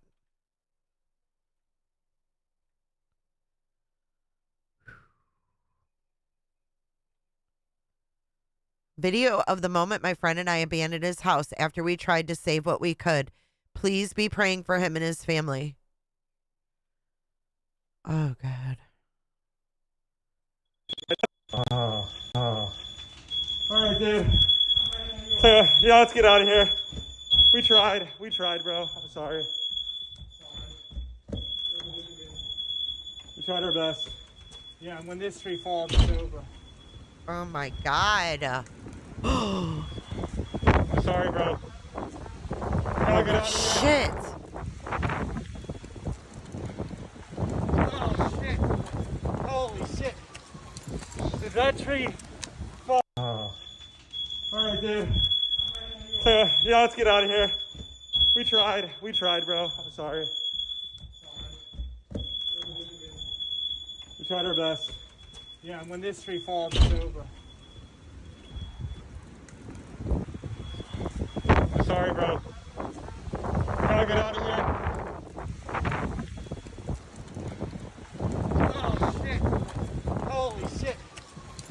Did that tree fall? Oh. Why are we having a windstorm? I mean, we just had an earthquake that didn't happen not too long ago. What in the actual hell is going on?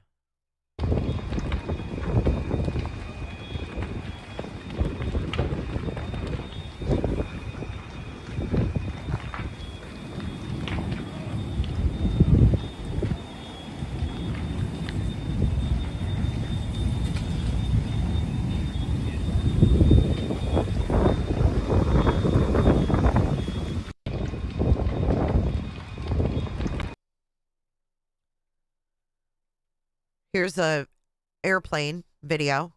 Look at that.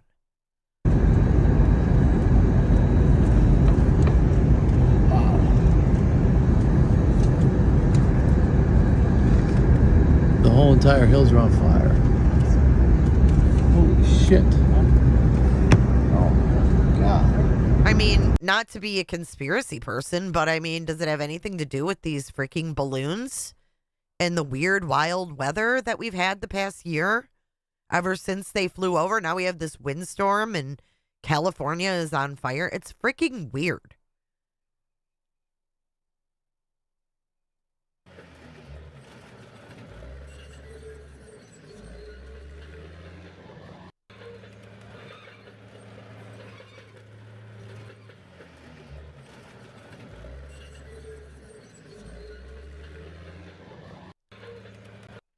I do question it, though, because I've been alive for 51 years and I've never seen anything like this. Literal neighborhoods burning down. I've seen wildfires, but not in freaking neighborhoods. I don't remember seeing anything. Bulldozing freaking cars to get them out of the road. This is like that fucking movie where all the Teslas broke down in the road and the road was blocked. Look at, they're literally bulldozing cars. It's nuts. It's nuts to me.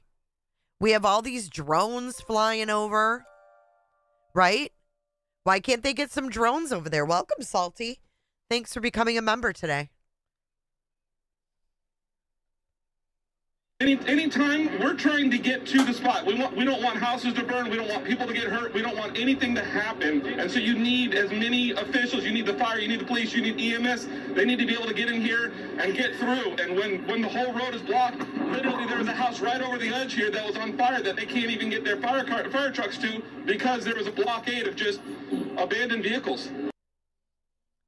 I mean, I've just never seen anything like this. Their fire trucks, their engines, everything else through. And when people go, well, forget it, I'm going to go on the wrong side of the road, and they start blocking it off, and it turns into an even more serious situation. We had fire on both sides, apparently. And once that lit on fire, then people started leaving their cars, and when they left them, they obviously didn't leave them running, didn't leave the keys in them. So once we have to make a hole, fire said, we got to get through. So obviously they're proving they can. And we know this is one of those situations. It's nuts. Absolutely nuts.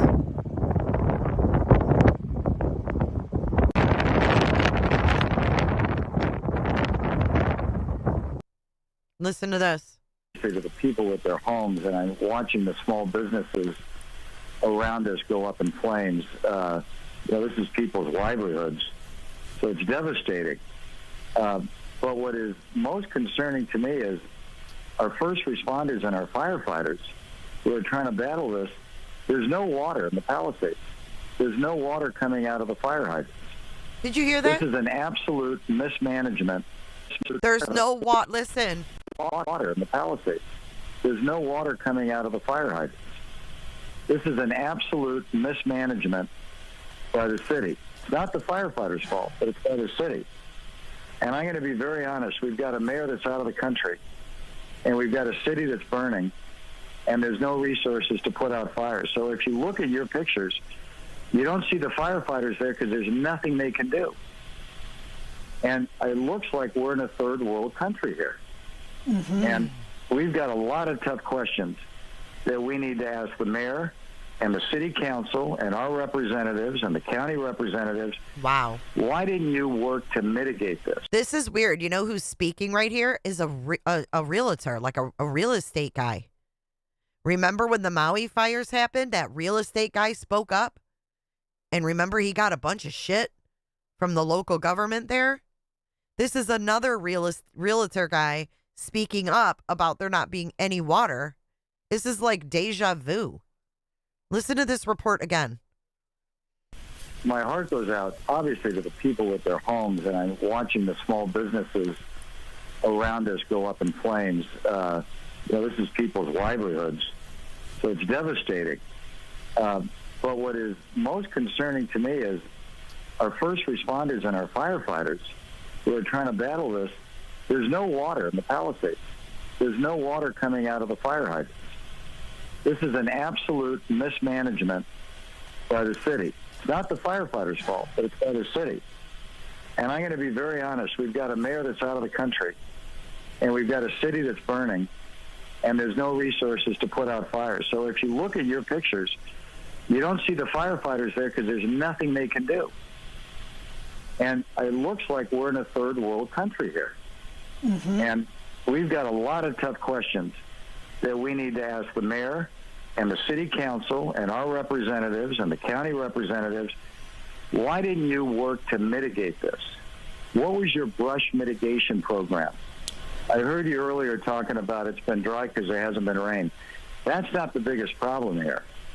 The brush up in these hills that are controlled by the city and the county, I would bet you that if they haven't been handled, mitigated, pruned, removed for probably 30 or 40 years. This was a disaster waiting to happen. And what's predictable is preventable. Wow.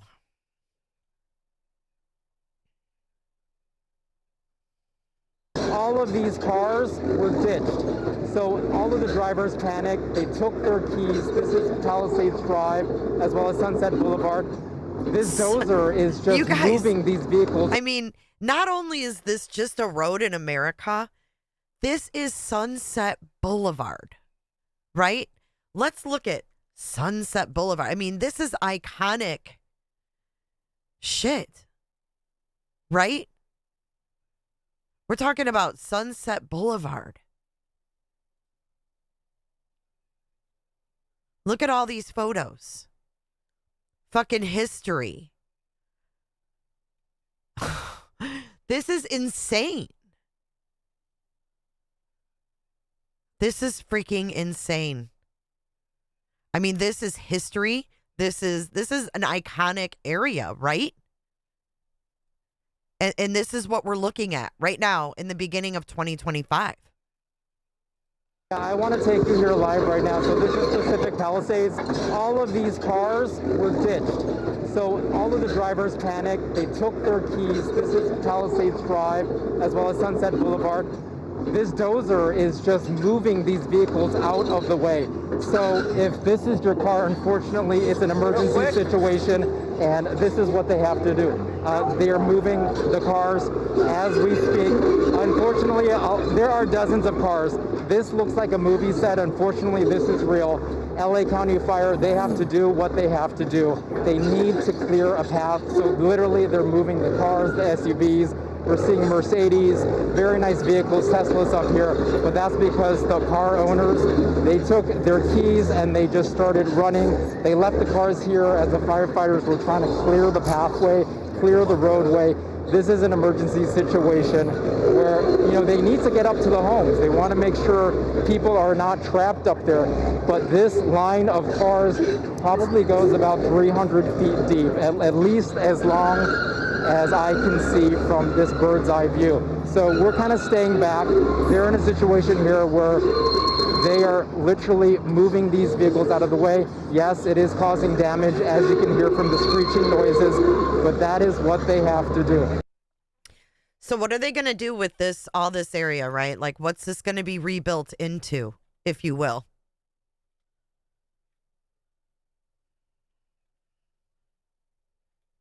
What will they rebuild this into?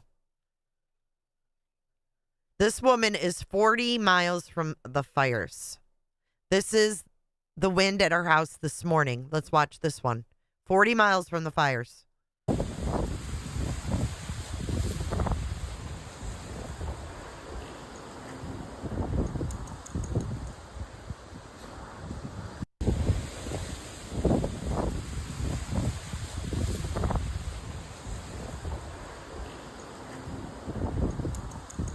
Nuts.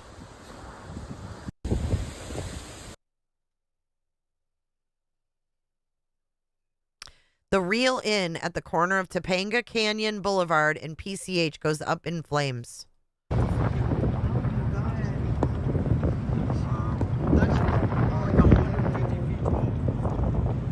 Look at that. The Real Inn, this is Malibu. This is Malibu.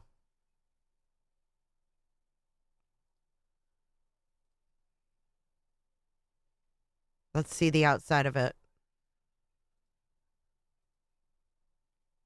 Shit, I can't make it any bigger, but this is the Real Inn in Malibu right here. You can kind of see the picture. Look at this.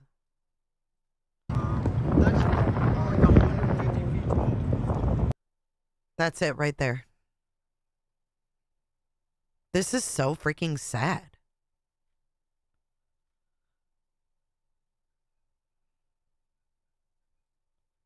None of this is ever going to be the same. So what the hell?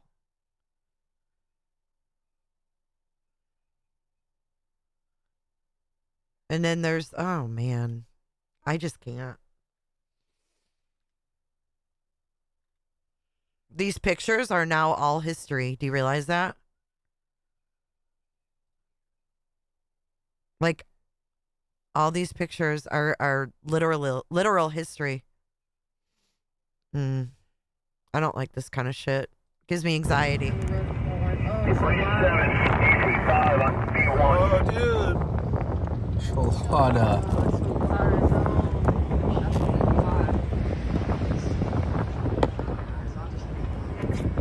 Brain 7, 85, up on V1.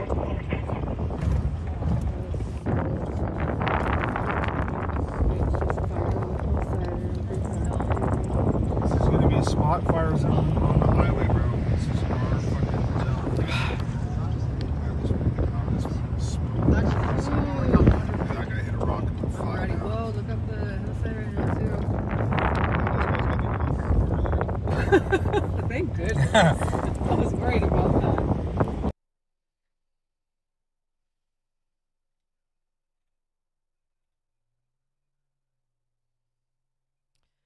A homeless person is starting a bunch of fires in California claiming they're doing a good thing. Oh, that's cute. Oh my God. The homeless were starting fires in California today. Here, let's watch this one. I can't even imagine driving into this. What the hell, man?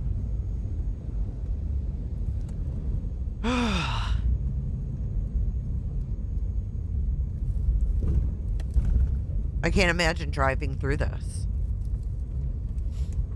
Good morning, everybody. Thanks for joining today. I wanted to just catch up on the latest on these fires, and I figured I'd go live and do it. So thanks for coming in today. This is 15 hours ago. Let's listen to this. Fighters were trying to put out a little while here on Lockman Lane. There are several homes burning. This is the one that firefighters were trying to put out a little while ago, but you can see right now it's just kind of out of control. Since then, firefighters have lost water pressure on the hydrant, so they can't get any more water onto this fire and the ones down the hill because of the water pressure issues. Oh my God. Here on Lockman Lane, there are several homes burning. This is the one that firefighters were trying to put out a little while ago, but you can see right now it's just kind of out of control. Since then, firefighters have lost water pressure on the hydrant, so they can't get any more water onto this fire and the ones down the hill because of the water pressure issues. I mean, this is just something you never thought you would hear.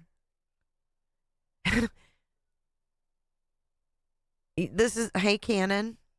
Oh, that's awful, Cannon. I'm sorry you went through that. This has got to be kind of triggering, huh? The horses. And get the rest of these guys out.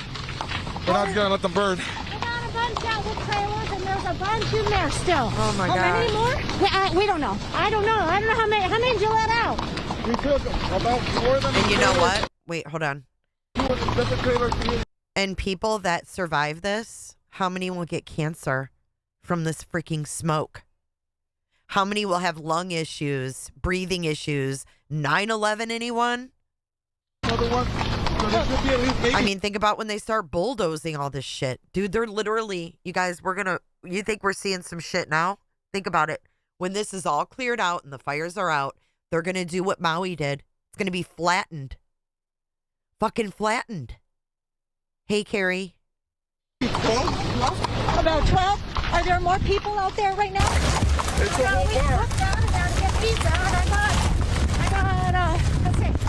There's 4, 2, 3, what is that, 9? How many before that? 11, 12. There's 12. Yeah, no, they're pretty wired up. Yeah.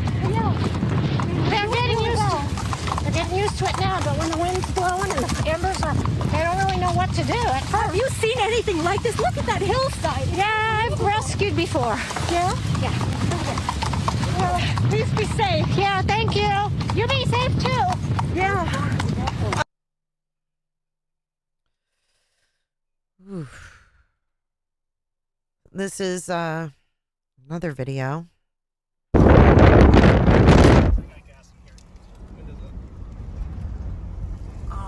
Oh, and I hope Chelada. Oh no, the seafood restaurant. Oh, enchilada. And Wiley's. Ah. Oh. Dude, this is close to Big Rock. Oh. This is. Oh, dude. That's horrible. Oh. Wait, dude, this is super close to Big Rock. Fucking right here. And Wiley's. Chelada. Oh, please. Ah. That's heartbreaking. Oh, that's horrible. This is so sad. That's where I go to get my snow and the chickens. It's so sad. From 2018 to 2022, California had the most wildfires in the country.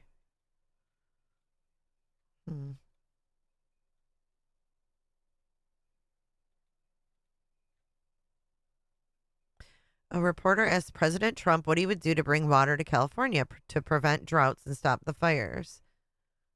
What is this? Whose homes are being damaged. You started talking about this community of Palisades. You talked about California. We have fires raging to the east. Just I agree. I agree. What will you do to help people in this state whose homes are being damaged again and again, or are falling, off of these cliffs right behind us, Yeah. or burned down, or for the people across the country whose homes are jeopardized by natural disaster? This is my favorite question of the day. You're asking me what would I do for... Let's talk California first. Is that okay? You mind? So, I was riding with Devin Nunes and some congressmen 4 years ago. I was riding up north in California. And I looked at these fields that were massive. I was telling John, right? My favorite question. I love that somebody would ask me this question. And I never told you to do it, right? Who are you with? Spectrum News. Good. Spectrum. It's good. New, hot, right? It's hot. It's doing well. But that's because you ask good questions. So what happened, I'm saying why I look at this field, and it's massive, and in the middle of the field is a little spot of the most green, plush land you've ever seen. I said, and then I'd see another one. These little plots, like 1 and 2 acres, and you'd have 1,000 acres that's barren and dead and dark. And I said, what's the problem here? What is that green acreage? You know, that soil is unbelievably fertile, but they have no water. I said, so do you have a drought? No, we don't have a drought. We have the water is cut off upstate, up in the north. You know that? And the water, in order to protect a certain little tiny fish called a smelt, they send millions and millions of gallons of water out to the Pacific Ocean, way up north. Never even gets close to here. And you know, in Los Angeles and Beverly Hills, all these rich areas, they want to give you like 38 gallons of water to use. You buy a house for a lot of money and then you're allowed to use 38 gallons of water. But you have no water down here. And the reason you have no water, you have the canals. The reason you have no water is because Gavin Newsom didn't want to do it. I had it all done. I had the Department of Commerce at the time, believe it or not, they're the ones that rule on this particular issue. So you have millions of gallons of water pouring down from the north with the snow caps in Canada and all pouring down. And they have essentially a very large faucet.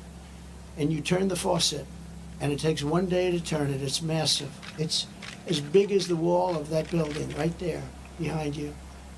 And you turn that, and all of that water goes aimlessly into the Pacific.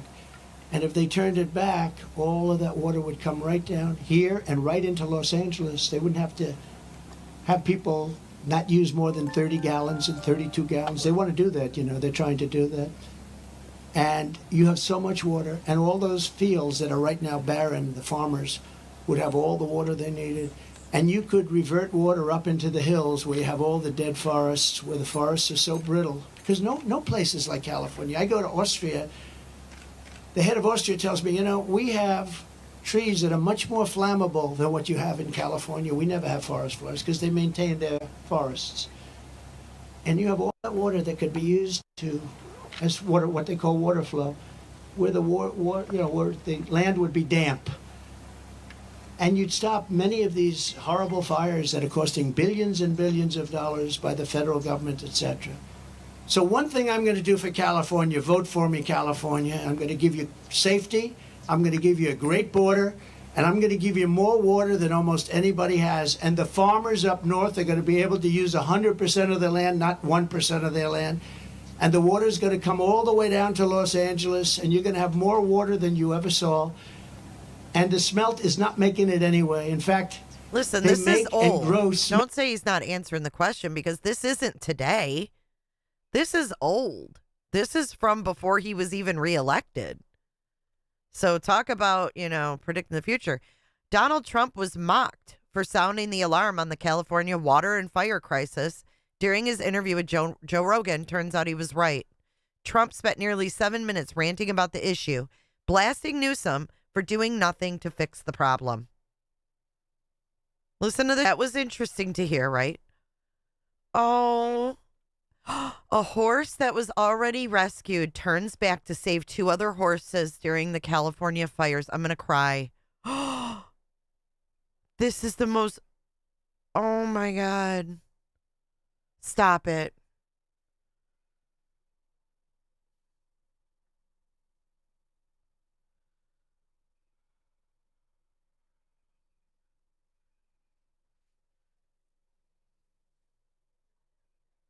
Look at that sweet baby. Oh my God. I can't. Thank you, Alabama. Throw a towel. Yeah. It wasn't there last night, y'all. Like, she just brought it in. I looked down and I, gasped. I was like,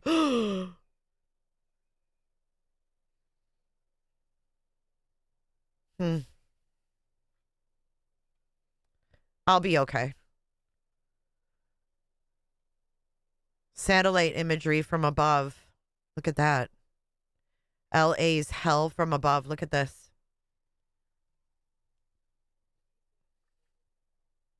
That's crazy. Oh, I know that horse. That is the most sweetest thing. That's why I love animals. I don't have mice in the house. Like, my cat brought it in from outside, you know what I mean? And, dropped it right, underneath my desk. Thank you.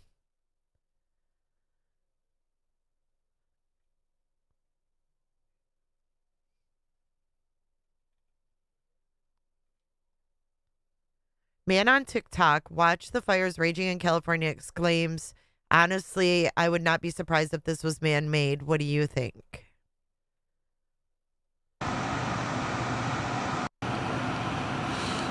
Honestly, I would not be surprised if this was man-made.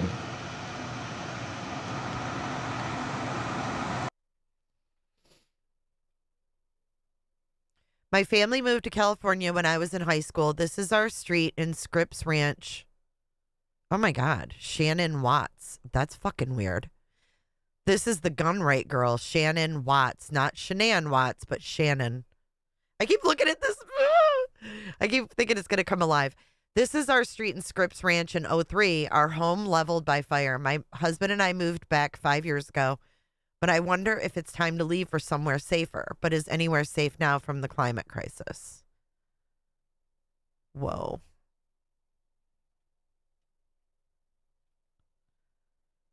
Absolutely devastating. Seeing the videos is what is left of the Palisades fires. That we watched that one. That one looks like a movie set, literally.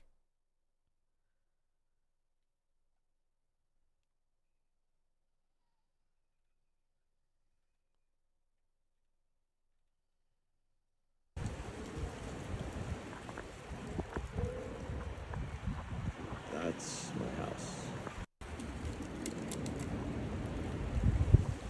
Yes, SF is okay. He's home and he's going back out this afternoon. He posted on X. The USFS is currently assisting in the Palisades. Okay, it was 18 hours ago.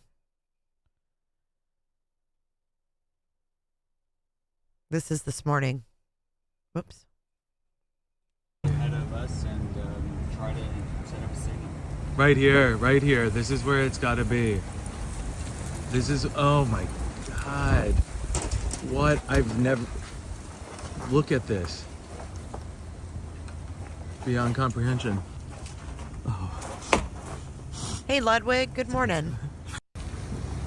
Okay, I guess let's park along this street.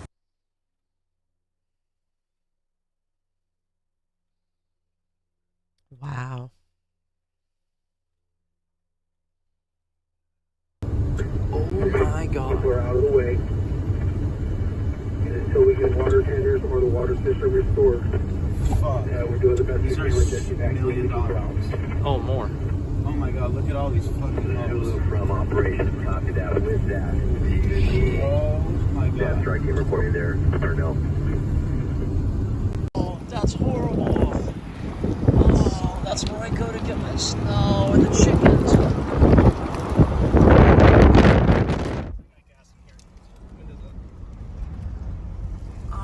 Oh, and I hope Chelada. Oh no, the seafood restaurant. Oh, enchilada. And Wiley's. Ah! Oh. Dude, this is close to Big Rock. Oh! This is. Oh, dude. That's horrible. Oh. Wow. This is crazy. Let's see if there's any helicopters. Let's go on flight radar and see if there's anything flying over them right now.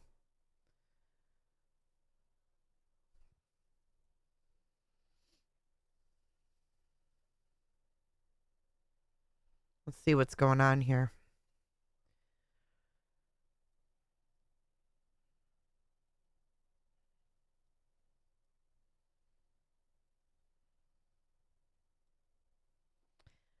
All right, we've got, let's see, Topanga State Park. Hold on, I'm going to sneeze. Excuse me.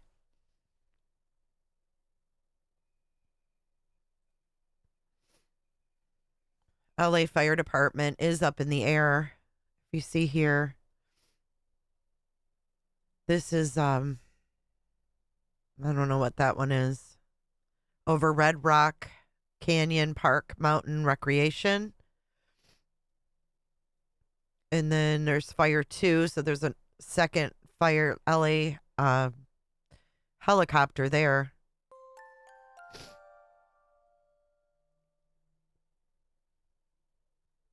Well, they're saying because of the winds, it's not safe for them to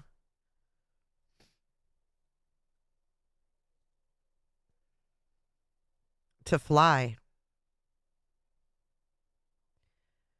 But this kind of gives you an idea of where they're at, right?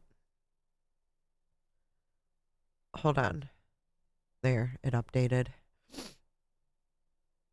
I'm sorry, guys. I'm all stuffed up today.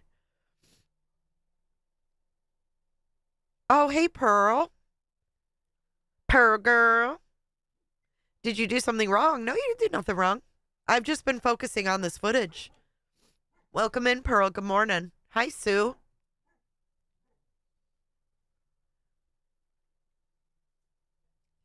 You would just think there'd be a ton of helicopters, right?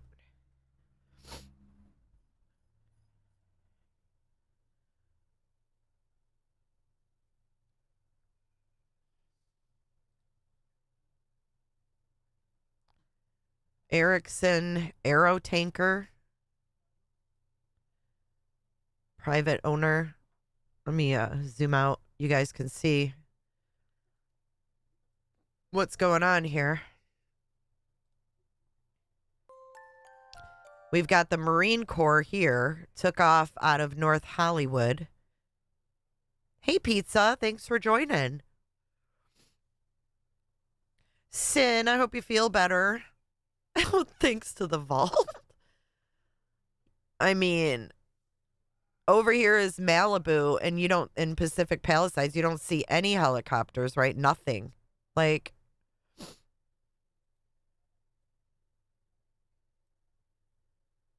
here's Topanga Oaks.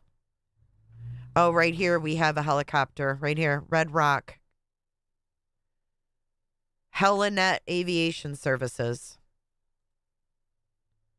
Other than that, there's nothing in the air. Except these over here, which is on the edge right near Brentwood. Brentwood Glen, that area. It looks like they're trying to contain it here on the edge. So this must be the very edge of the fire, is right on the edge of Brentwood. If I'm looking at this correctly. Good morning, Socks in LA. Socks, if you have masks, please wear them. I am really worried about the air quality. Goldenrod drops. Is that what works, Pearl Girl? Yeah, please hit the like button. Thank you, Diana, for that reminder. Let's take a listen to what's being said on the news while we look at this flight radar. And evacuation centers are open in Pacoima, Northridge, Panorama City. For more on this, let's join back in with Mario and see what's going on in Silmar. Mario.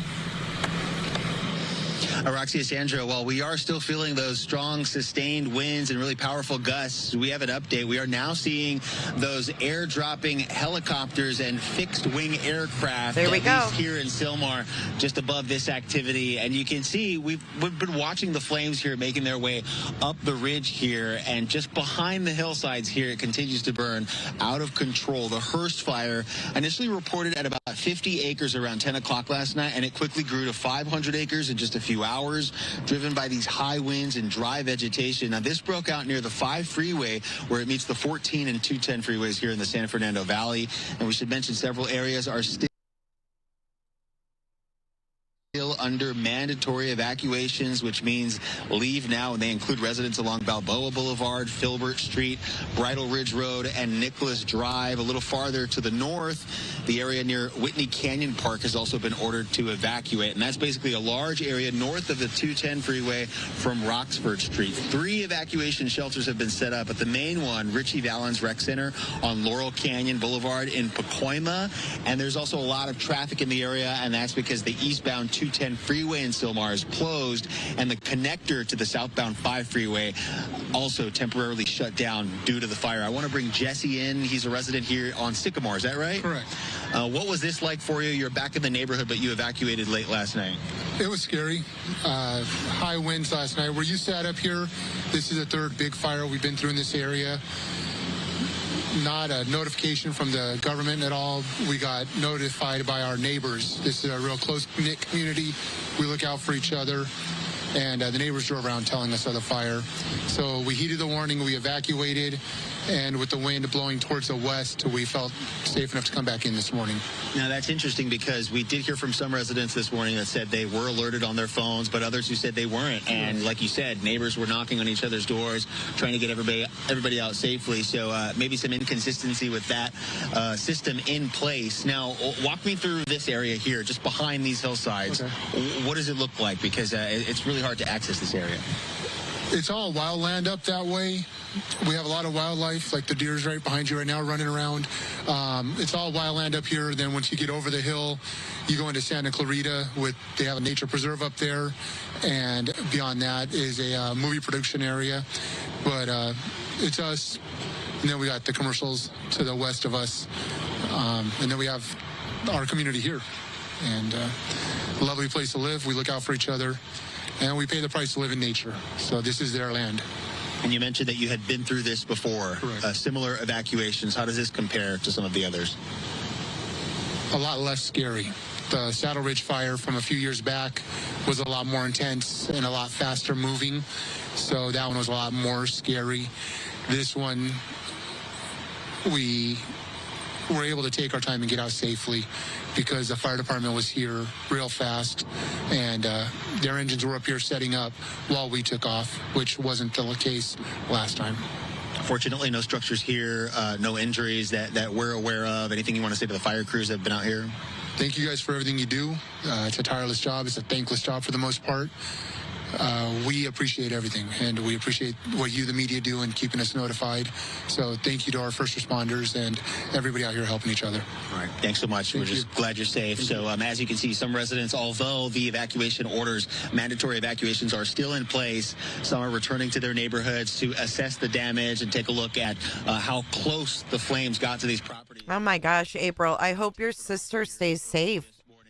Is there like nowhere for her to go since she's in the middle? We'll be praying for your sister.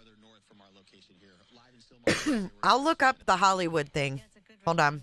That a lot of people have been impacted by fires in the past. Residents who have dealt with this situation, that resident right there talking about the 2019 Saddle Ridge fire that burned 8,700 acres in the San Fernando Valley area. He said how fast moving it was. Compared to the Hearst fire, though, the Hearst fire right now holding at 500 acres as far as we know. But again, we'll get updated information and numbers throughout the day. So for anyone impacted by this Hearst fire, evacuation shelters are located, as Mario mentioned, at the Richie Valens Recreation Center. That's on Laurel Canyon Boulevard in Pacoima. We also have an evac center in Northridge Park on Reseda Boulevard in Northridge, and Sepulveda Recreation Center. That's at Kester Avenue in Panorama City. So with those with large animals like horses, you can take those animals to the Los Angeles Equestrian Center in Burbank. Also, an update here, all Pasadena schools will be closed for the rest of the week. So all Pasadena schools will not be functioning. All right, let's move on to the Eaton fire, which has doubled in size overnight, really forcing thousands of people having to flee from their homes near Pasadena. Coco's there live in Altadena with a closer look, and all suited up, Coco, because it's dangerous. You see those whipping winds around you. It is really dangerous out here on the ground for the Eaton fire. We are now at Calaveras and Catherine, and you can see that the situation is still ongoing. I can tell you this home, 638 Calaveras, is engulfed in flames. The homes next door as well also engulfed. And the reason why I'm giving addresses is because I'm getting a lot of messages from people wondering about their homes and the condition of their homes. And some of these streets we're just simply not able to get to because they're impassable because of the fire here in Altadena. But as we walk this way, you can just see all of the fire that continues to burn on these homes. And we do know that 2,000 acres, more than 2,000 acres are on fire right now. We also know at least 2 people have died and several more are injured from the Eaton fire. But something that I can tell you that we've been experiencing while out here is the whipping winds. What happened? Oh, God, are they going to lose signal now? What did someone just say about the cell towers aren't working? Oh, my God. The winds are still extreme. These winds that will be lasting through tomorrow evening. So that's the dangerous part. Tomorrow evening? And some of these homes that are not on fire are still threatened because of the fact that the embers are flying as well. I don't know if you were able to hear that popping noise. There are lots of little explosions that are happening as well with all of the items that are burning. You can see now. Oh, my God. Obviously, a portion of it. Okay, so the stories are starting to come in from the celebs that are evacuating. Okay, this is my prediction. Jamie Lee Curtis, we're getting all these celebs that are now coming forward, sharing their evacuation scary stories. Who thinks that this is going to be taken well by the general public? Who thinks that the general public is going to think, woe is fucking me, Jamie Lee Curtis? With all the homeless and everything else, I don't know, man. I think this is going to be a weird, like, fallout to watch, in my opinion. What do y'all think? I think it's going to be wild to see the public response, right? I mean, like, look at what happened with the CEO getting shot. We had people, cheering him on. Now look at this. This is wild. And we're buffering. Calavera, and you can see that this home is burned to the ground as well. So a lot of devastation in this neighborhood here in Altadena from the Eaton fire. And we know the winds are continuing to whip. Firefighters are on specific streets trying to battle those flames. We also know that the Altadena Sheriff Station had to be evacuated because that was threatened by this fire as well. It's moving very quickly, and some people are sticking it out trying to save their home, but the majority have left the area for now. All right, Coco, thank you. Stay safe there where you are. You can see Coco has that mask, the goggles on, of course, because the fire is so irritating to all of the senses. Maria, we're watching and waiting. You know, we talked about how the winds may back up a little bit, right? Help a little bit, provide some relief. But the way they're behaving, I don't know how much relief that's going to create. You know, it's going to back down a little bit, just not soon enough. It's going to be a little bit later today. And, you know, we talked about this yesterday. If you notice the smoke and the direction that it's flowing from that northeasterly direction towards the west and southwest, that's classic, the Santa Ana wind that we have been talking about, and that is going to continue. I did just update some of the peak wind gusts from early this morning. Fremont Canyon out towards Orange County, the Santa Monica Mountains, 94-mile-per-hour wind gusts. You can imagine what that can do in terms of where these fires are and what it can do with those embers and spread it several miles downwind. Arrowhead Springs, 92 miles per hour. Magic Mountain Truck Trail up in the San Gabriel Mountains, 90-mile-per-hour wind gusts just early this morning. Rancho Cucamonga, 83-mile-per-hour winds, and at the Eaton Canyon area, 70-plus miles per hour. And this will continue. These wind gusts are still in the forecast through today.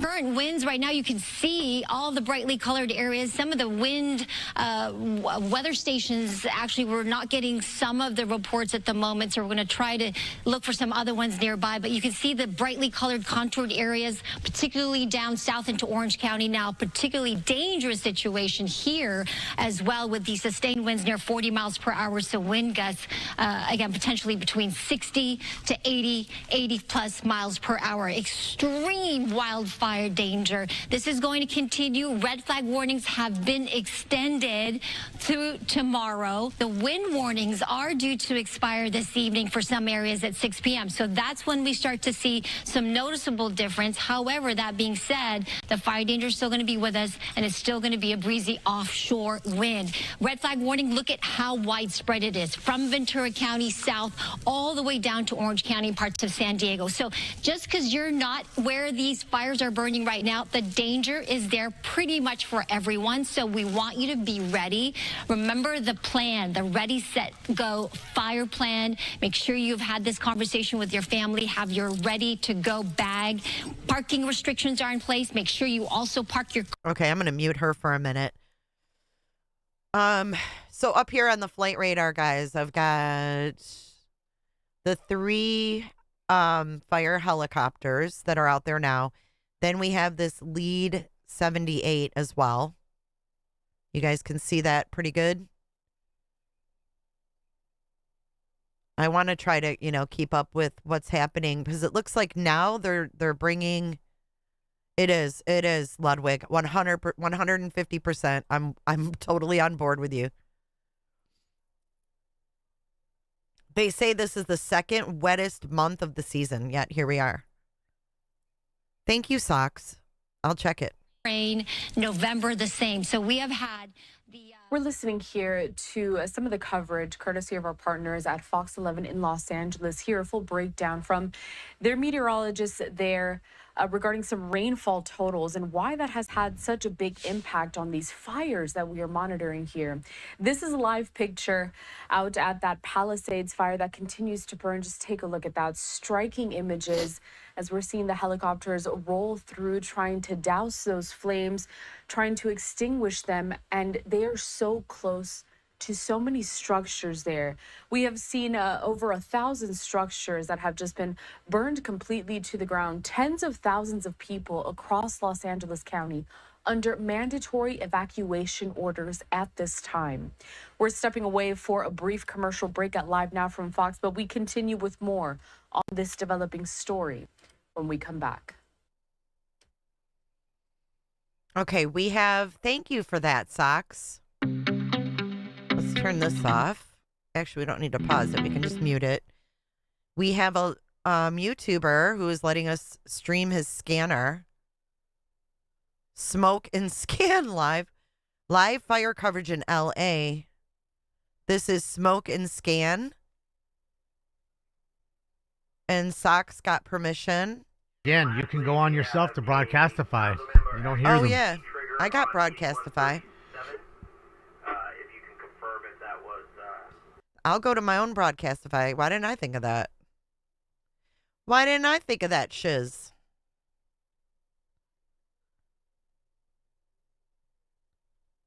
Complete coverage. Okay.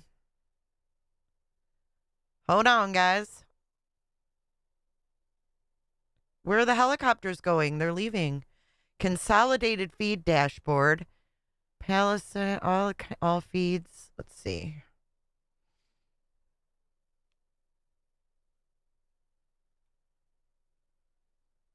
Which one do you guys want to listen to? Los Angeles County Dispatch.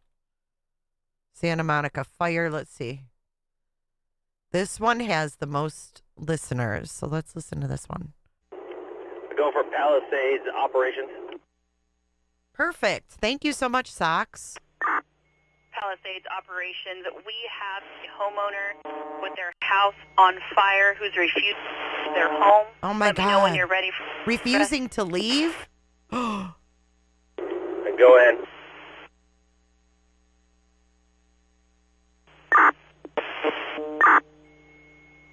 Address is 700 North Green Tree Road. Again, that's 700 North Green Tree Road, across a dead end of Ranch Lane. Copy that. 700 North Green Tree, cross of dead end and Ranch Lane. And it's a home on fire with homeowner refusing to leave. Palisades command, yes, that's affirmative. Division Papa, operations on command.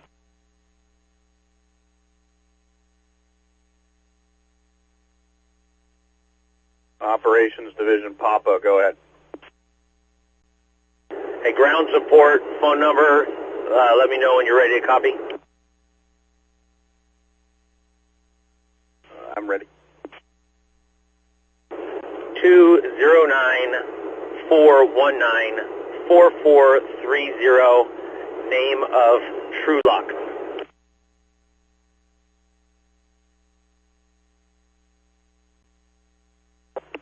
Division Papa copies 209-419-4430 for True Lock. Correct. Operations 1880 Charlie. Go for ops. The Operations 1880 Charlie, emergency trigger activation for 8137 is a false. Copy, thank you.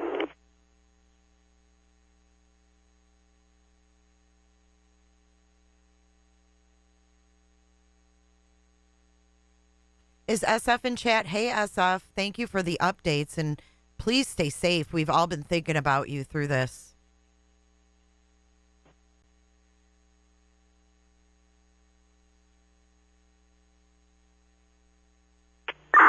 Branch 1 for Division Charlie.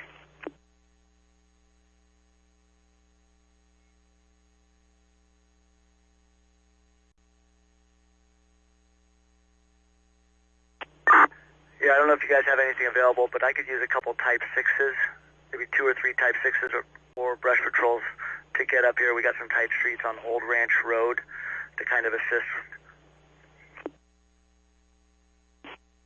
I'm getting one more window up here, guys. Hold on. I'm not reading chat. I'm actually located in the neighborhood off West Ridge. Your contact over off Old Ranch Road will be Task Force 1054, which is Battalion 17, operating on V-Fire 23.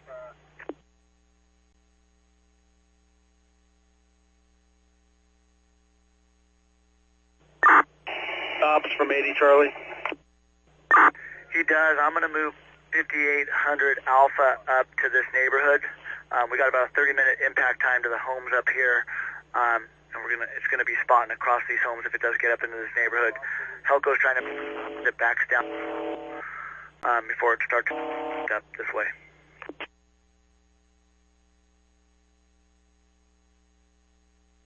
$9440 Charlie, 9420 Charlie. Hey, Ryan. Everybody say hi to Ryan. 20 Charlie, 40 Charlie, go ahead. I just want to confirm, you came up Highway 27, you were able to pass that off of the Highway 1?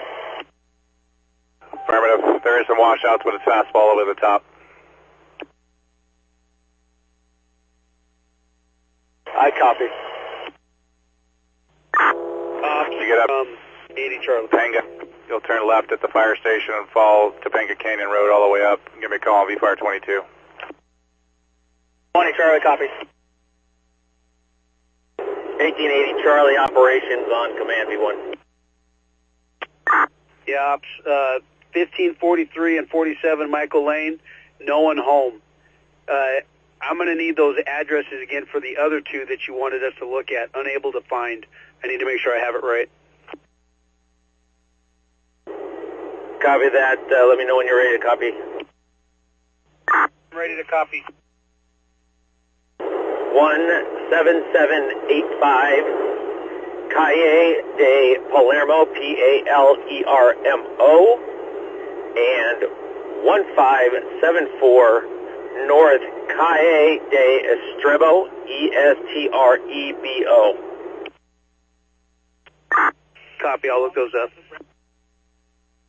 Copy. Also, that information was from Metro. If you want to go direct and get clarification, that was a text I got. Copy.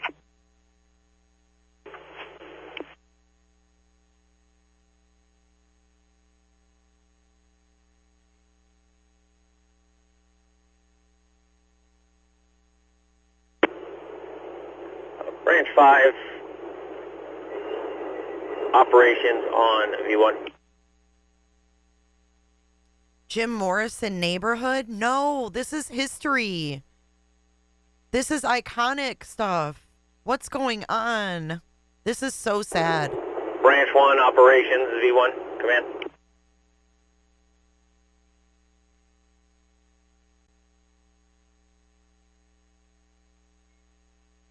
Go ahead. Branch 1, operations, V1, how do you read?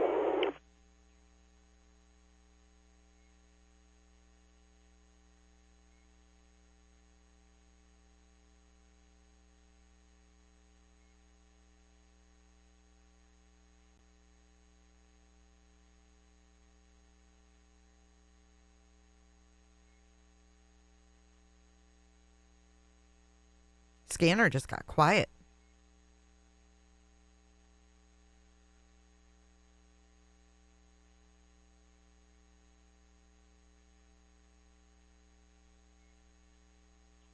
Branch 7, Branch 5, command. Branch 7. Hey, in your travels today, I was looking at changing our branch break, if you concur, to Topanga Canyon Road. Let me know if that'll work for you for tomorrow's plan. Yeah, that'll work. I'll take everything north of Topanga Canyon and give you Gettys. Yeah, firm. Just use that Topanga Canyon Road as a break. It goes all the way up to the fire's edge. Branch 7. Break ops, Branch 7. Did you copy the traffic? Yeah, copy. Just get with Sid to make sure that's good. I'm good with the where you guys put that.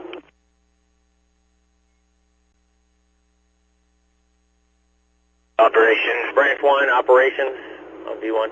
You get a chance, can you place a phone call to me? Unit identify. 2605 Cowan. Yeah, copy that. Standby 1. Break, Branch 1. Operations on V1 command.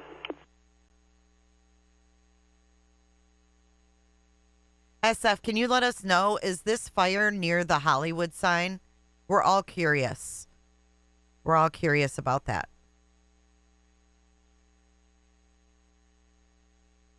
Don't say who cares about Hollywood. We should care about all of this right now. This Branch is devastating, 5, right? Operations V1. Branch 5. Hey, do me a favor. Can you check out this address reported on fire? Let me know when you're ready to copy the address. Go ahead. 700 North Green Tree. The homeowner's structure is reported on fire. Just confirming 700 North Green Tree? Correct, 700 North Green Tree. Branch 5, Division. Copy. Do you have a division that it's in? He said no. Thank you, Chris. I was unable to reach Branch 1, but that'll be just above your division or your branch break up Chautauqua. Thank you, SF, for answering. I copy. Branch 5, Division 4304. Command. Go ahead. Yeah, I'm almost over that 700 address to Brookside and Sunset. I'll be over there in 2 minutes. SF, why do you think people are refusing Copy. to What was leave? your designator again? Division 4304. Copy. Advise your needs when you get there. Thanks. Okay, I will, SF. Can I DM you on Twitter? I don't have your email or your number. I'll DM you on X right now. Thank you.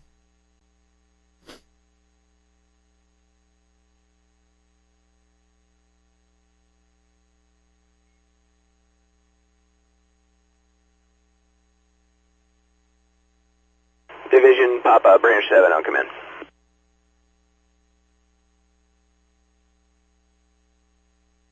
Okay, I just DM'd Branch you. 7, Papa, go ahead. Let me refresh this. Not enough service to get your call, go ahead. Yeah, I'm just trying to ascertain if power shut off to the Big Rock community.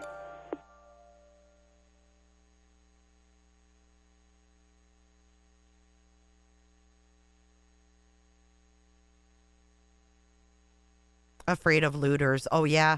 They said they arrested some people last night already. So what's going to happen, in the next Division 24 Papa, hours? Branch 7, affirmative. Be aware of the high power generators in some of these structures. They could be backfeeding. We're listening to the Los Angeles Fire Department. And Papa, just to ensure you got the communication, your division now starts at Topanga Canyon Road and works north along the PCH.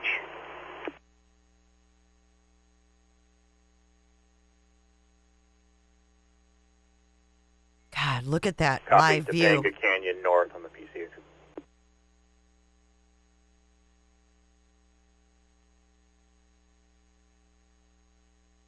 We've got a breaking news update that Jamie Lee Curtis is frantically worried that she's going to have to abandon her home.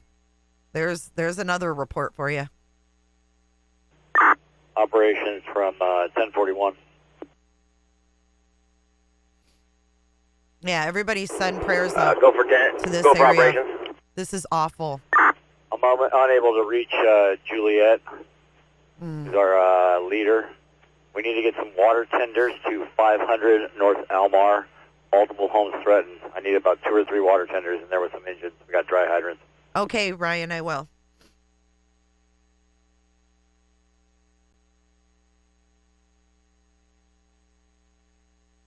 Copy. 3 water tenders to 500 Almar.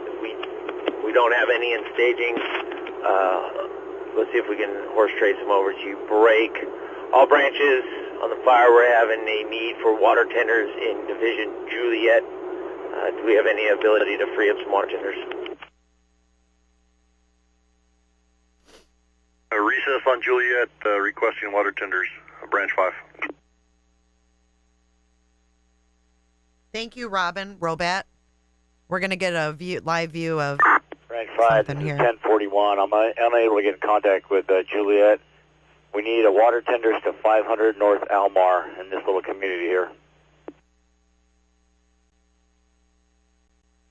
Copy. We just had a Alpha Strike team come in. I'll see if I can get them heading that way. They got some water on board. This is wild. This is the Hollywood sign. You wouldn't even think anything's happening right now. Look at that. 1806. I'm still looking for you. I'm on Old Ranch. Where you at?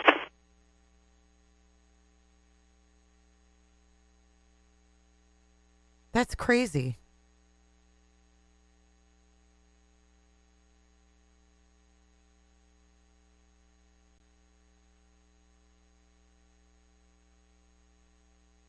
Hey, Kevin, you up on Caltac?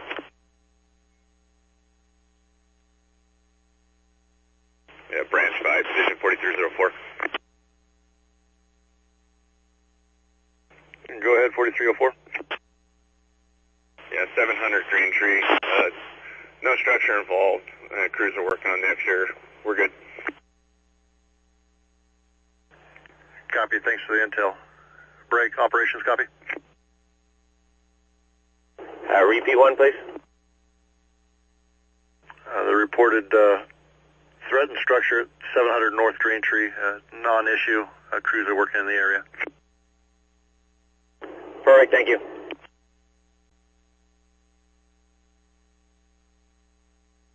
Yeah, there's a cam, and there's absolutely nothing going on there. Division Juliet, Branch 5, attack, correction, command. Oh, let me go back. Yeah, it is dry, Go isn't ahead it? for Juliet. Hold on. Hold on, guys. Yeah, you have a Task Force 1041 requesting water tenders. I'm not sure if you ever received any. If not, let's send 2802 Alpha to their location at 500 North Amari Court. I'll get a correction on that address. 500 North Almar, A-L-M-A-R. It is very dry. Look at that. Copy, Almar. Break, Juliet, copy. Stay firm, Almar. Affirmative, 500 North Almar. Contact will be Task Force 1041.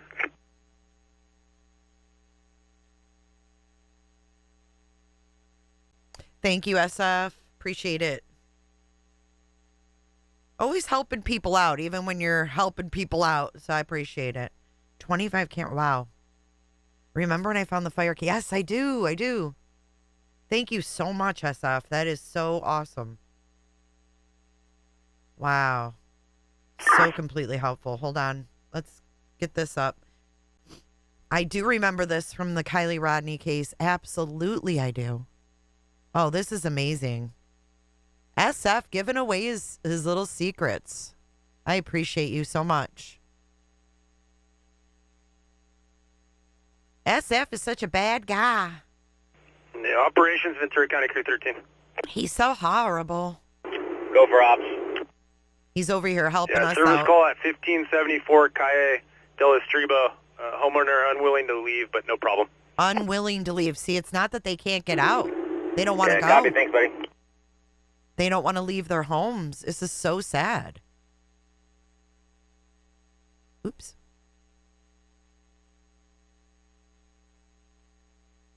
There we go. Okay. Ops from Battalion 717. I'm trying to get this in the best angle. Go for operation. Yeah, Ops. Address of 17785 Calle de Palermo. There was nobody home and no fire involvement anywhere near the structure. Copy, thank you. You can click on each one of these and see different views. Check this out.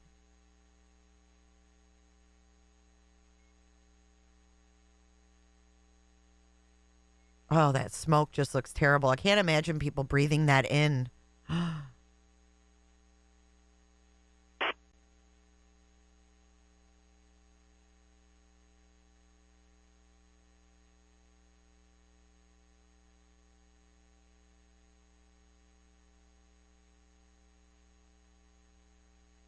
hold up right there.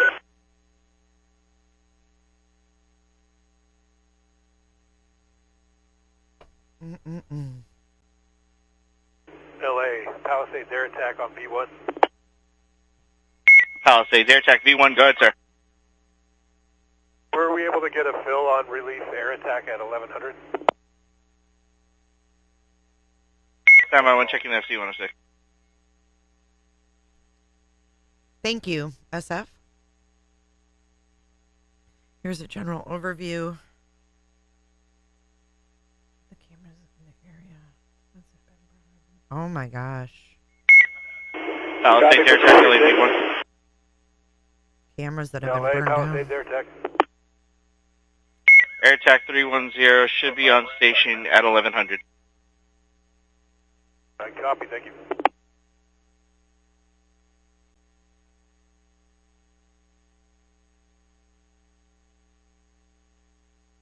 This is insane. Look at this one. Oh my gosh. Topanga Peak. This is Topanga Peak. As of, it looks like 1 minute ago. Holy crap. Thank you so much for this, SF. It's super interesting.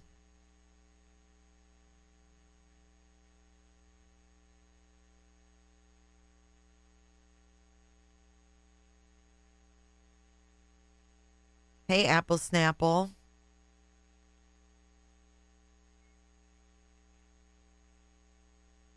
This is Topanga Peak as well. So we were looking at that on this map here. On the left-hand side is, I think, Topanga Peak over here. Topanga Canyon.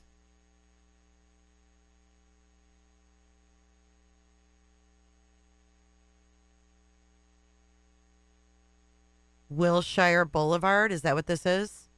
This is crazy town. I can't. Ugh.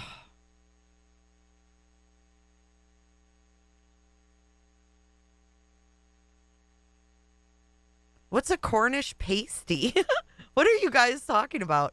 I come back to chat and I see Cornish pasties.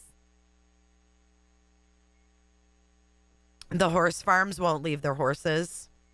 Who can blame them, right? Who can blame them?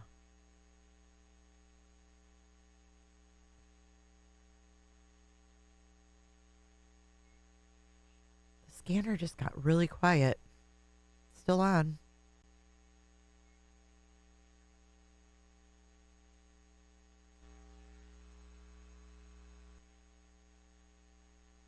We're listening to the scanner, Los Angeles County Fire V1. That's the one that has the most listeners.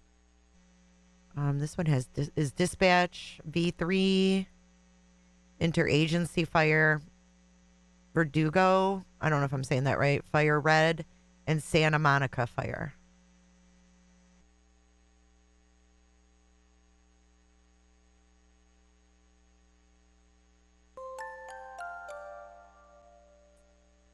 Yeah, they're moving really fast because that wind is whipping, right?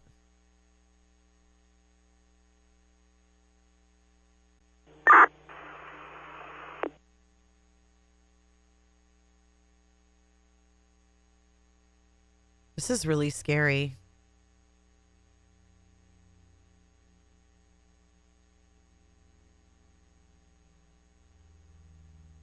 So they expect these winds to keep going through the night, and Jay, Ryan and I live in the same city. Do you really? You and Snapple? Operation 2605. Go for operation. Do you have my phone number? I can give it to you if you don't have it.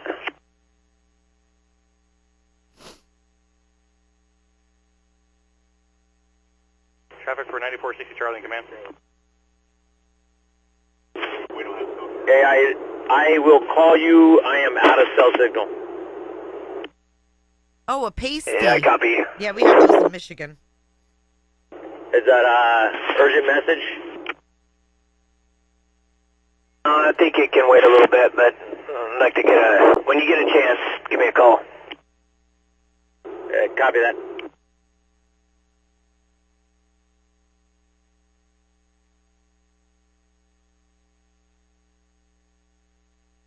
Y'all, this is terrible. This makes me so sad.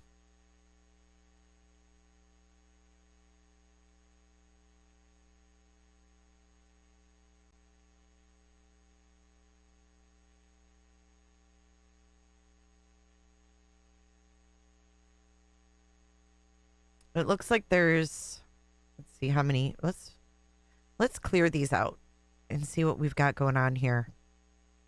Still just the 3, yep, the 3 fire helicopters are, let's see.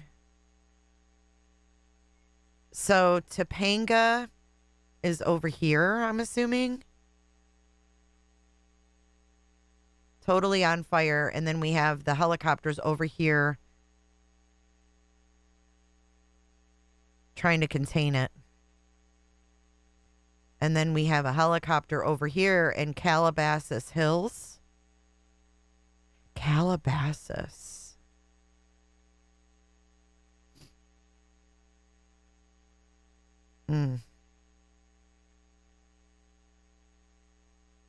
Not good. So how is the mayor getting back?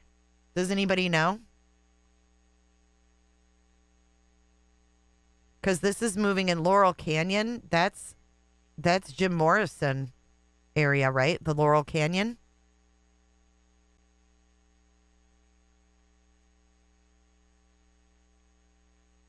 I'm not sure, Robin.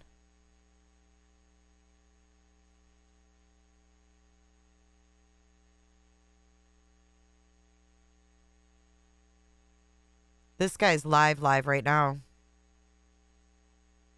Trying to stress today, they're not set up to have this much water used hour after hour after hour like we've been seeing here in Southern California with these fires. So they are asking, let's take a look at this one. We hear a lot of popping here from this home. Looks like it was a beautiful little home here on Glen Avenue. But he's asking people, especially when you're evacuating, not only to turn off your gas, turn off your water, because they need every ounce of water and water pressure they can get to fight these fires. Again, this is Glen Avenue in Montana here in Pasadena. And if we go down the street, we see firefighters in the backyard of another home. They're just trying to do what they can to protect the homes that are still standing, that don't have active fire. We've seen firefighters going in the backyards of some of these homes, doing some whatever protection they can to try to help them before any of the fire spreads. But it is a difficult thing. When I first pulled up into the neighborhood in my car, I couldn't get to this area. I was on the other side, about a block and a half away. There was a house on fire on that side, but the winds, even though the winds have died down, they're not that strong right now.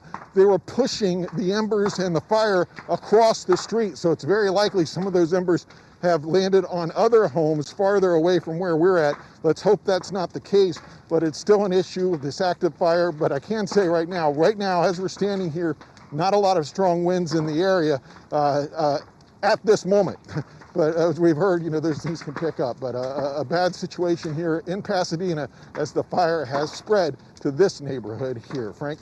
If I'm not mistaken, but you're in the neighborhood called Muir Heights, or just about. So if you're standing at the Brookside Golf Club, so near the Rose Bowl, and look off to your northeast, just over the 210 freeway, that's where you are right now. So this is Pasadena proper. This is not up in the area where this is south of where Annie Rose was. Glen Annie Rose Avenue near Montana. Lincoln from your location, which is closer to where Station 12 is, LA County Station 12.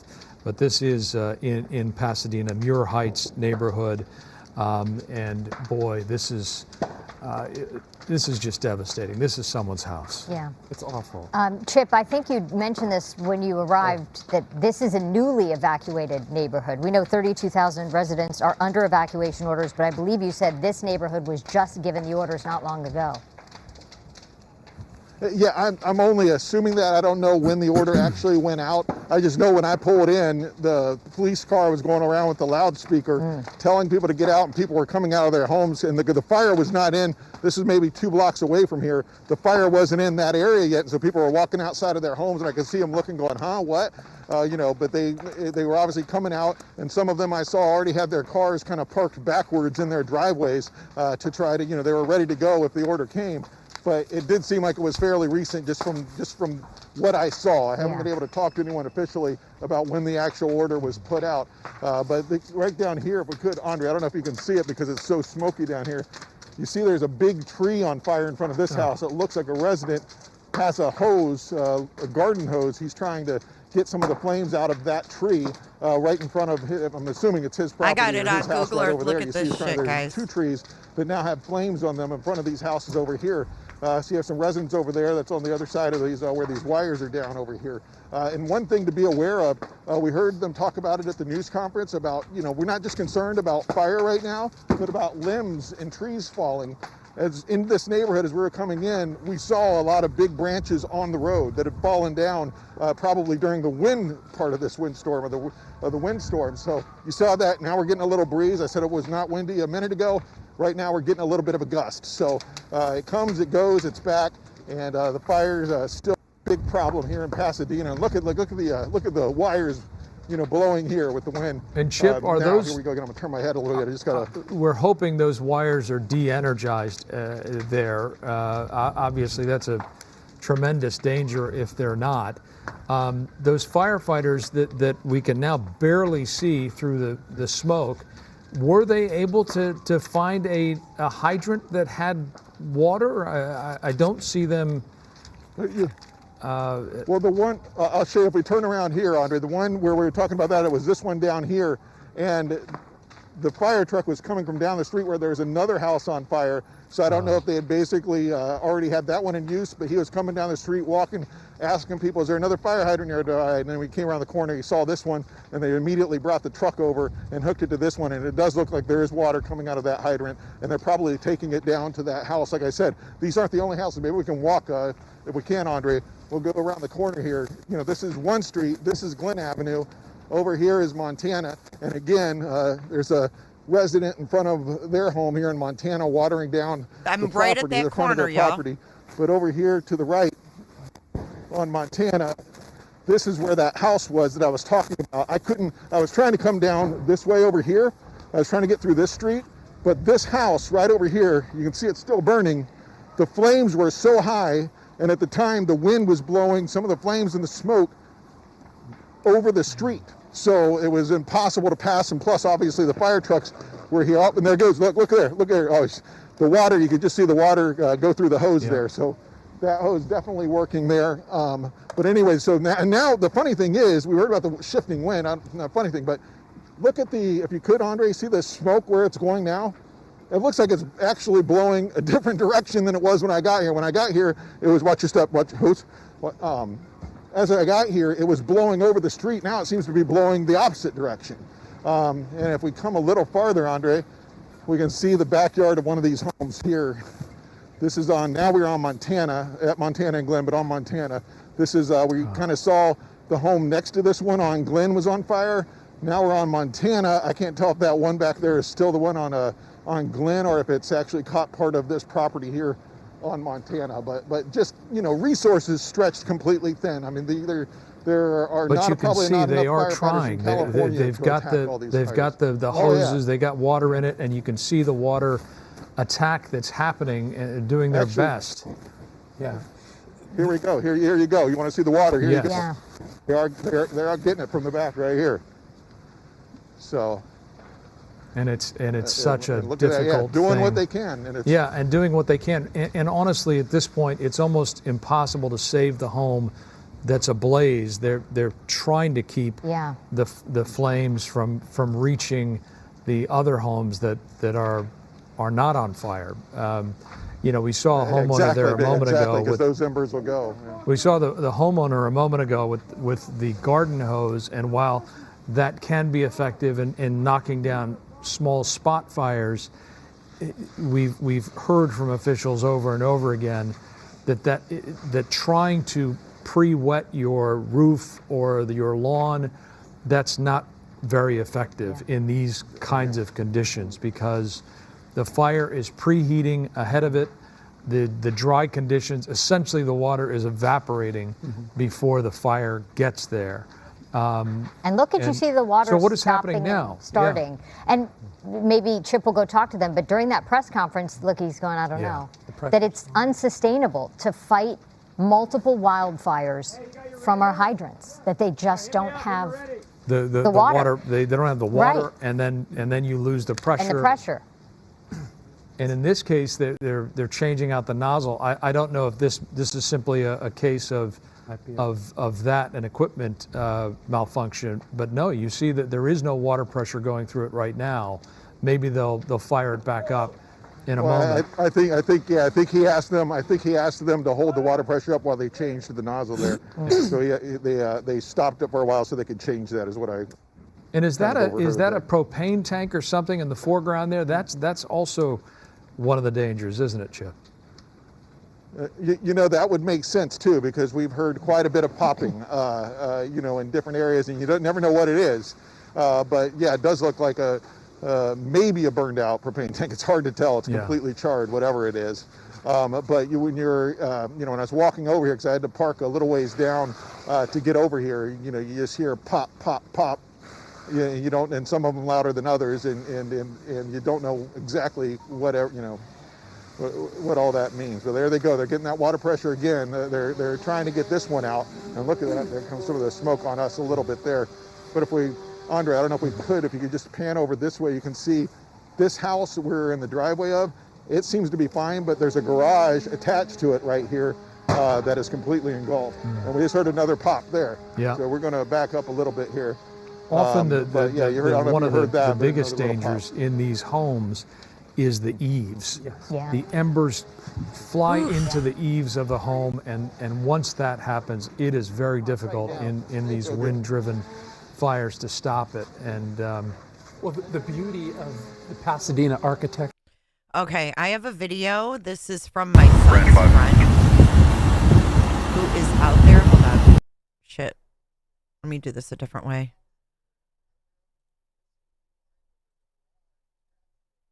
Hold on, guys. Thank you, Ryan, for sending this to me. This is crazy. Hold on.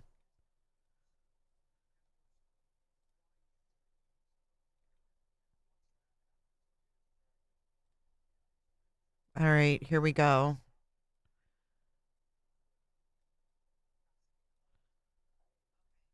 Branch 5. Thank you, Robin Robat. We're going to get a live view of Branch 5, something here. 1041. I'm unable to get in contact with Juliet. We need a water tenders to 500 North Almar in this little community here. Look at that right there.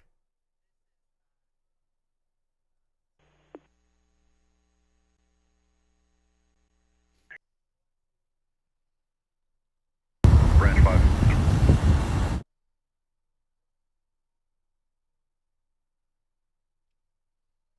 I can't believe we're actively watching them put out these homes or attempt to.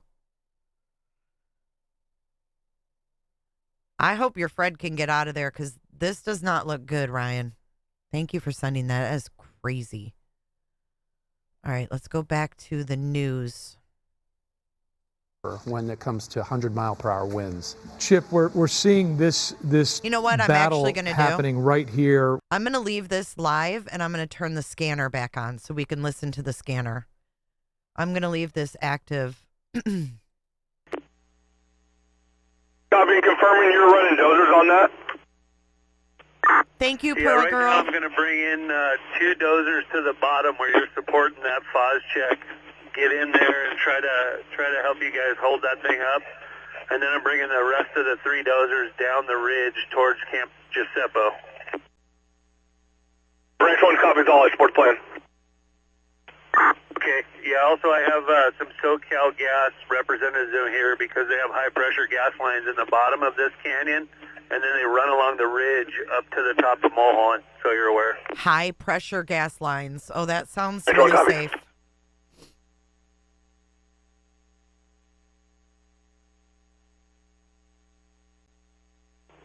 Operations, branch 10. Hold on, Kills. Hold on. Go for operations.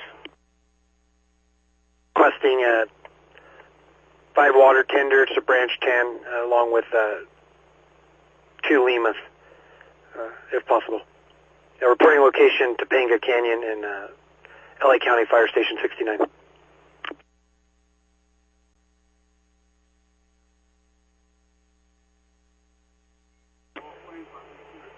Branch 10 operations, 10 water tenders, 2 Limas to where? 5 water tenders to Topanga Canyon and LA County Fire Station 69. Copy, LA County Fire Station 69. Is that Fernwood being impacted? If it's community Topanga that'll be impacted, along with the engine strike teams I requested earlier. Additionally, the 2 Limas will be to start proposed dozer line across the top through Topanga State Park to the south. Yeah, copy that. As resources comes in, we will be pushing out to you, and you just got to prioritize your targets. Resources are slow coming in, competing with other fires. Yeah, understood. Thanks. Branch 7, operations on V1. Branch 7. Hey, we're sitting up here on Piuma looking at it. It's now crest of the ridge of Piuma and is backing down towards Montanito. Are you where the fire's edge is? Affirmative. I have a Division Victor trainee en route to do a structure defense plan for Montanito. I was just up there about an hour ago and saw that. Yeah. Perfect, thank you.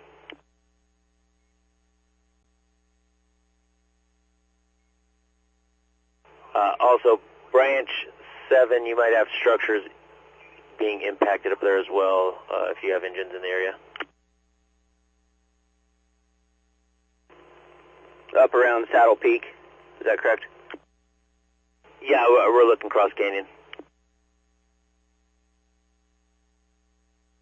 Yeah, I did have Alpha strike teams up in Loma Montees and Saddle Peak Road for structure defense. Copy that, thank you.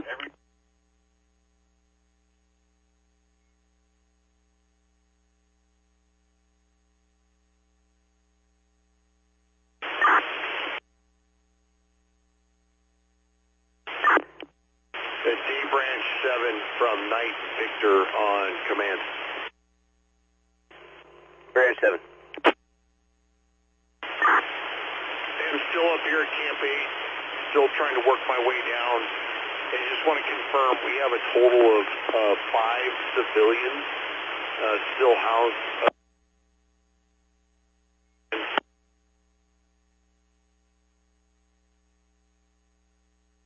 Night Victor, Day, Branch 7. I copy 5 civilians housed at Camp 8.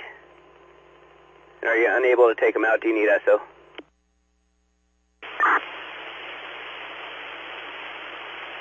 You stepped on me. What'd you say? Are you unable to evacuate the civilians? Do we need SO to escort out? Yeah, one of the vehicles is out of service.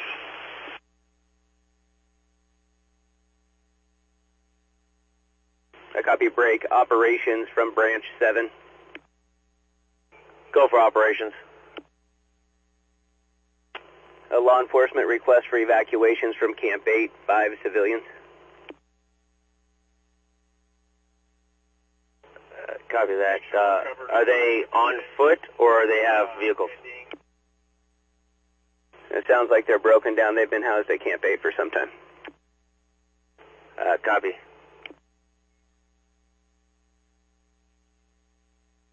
Operations Division Papa priority traffic.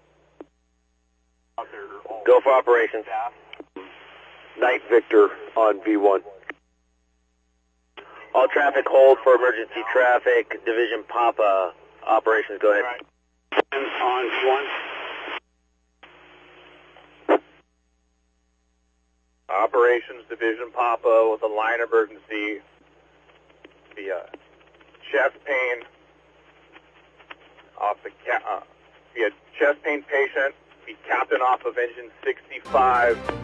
Be located at fire station 70. Like the ALS squad as well as an ALS ambulance started to fire station 70. Ground contact for now will be the captain off of engine 88.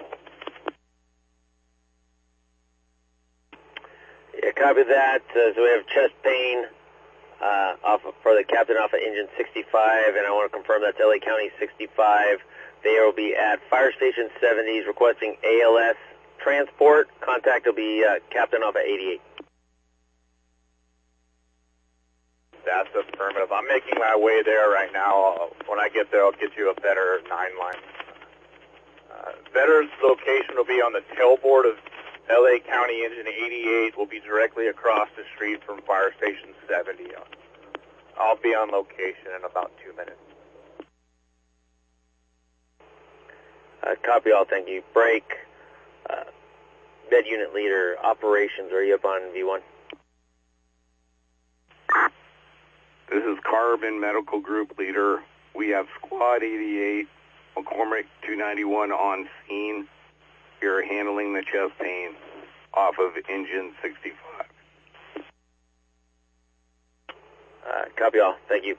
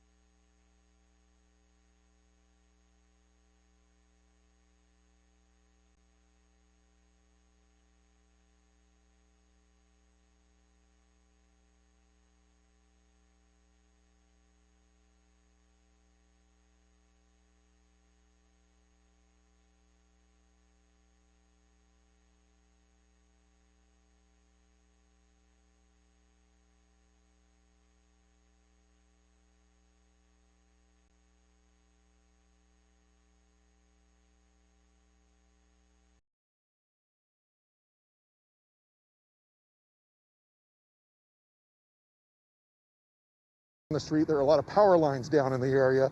In fact, while we were on a little bit ago, a firefighter in the middle of our hit warned us about some power lines that had gone down and to watch our step. And we've actually had to do that a few times just because all the lines and limbs that are down in the area. So now we're going around the corner. We're going on to Glen Avenue here from Montana. And this is where we saw several homes on fire a little bit earlier. So right over here to your right, you see still on fire.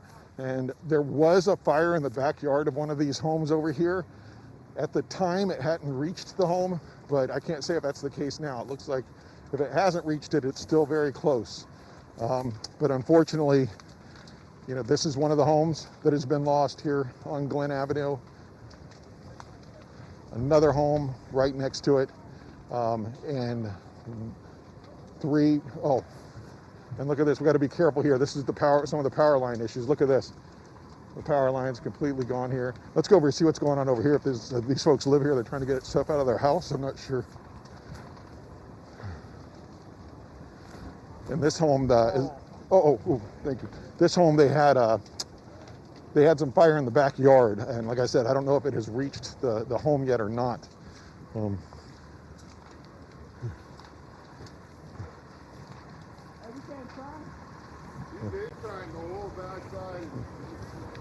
Oh, excuse me, sir, is this your home?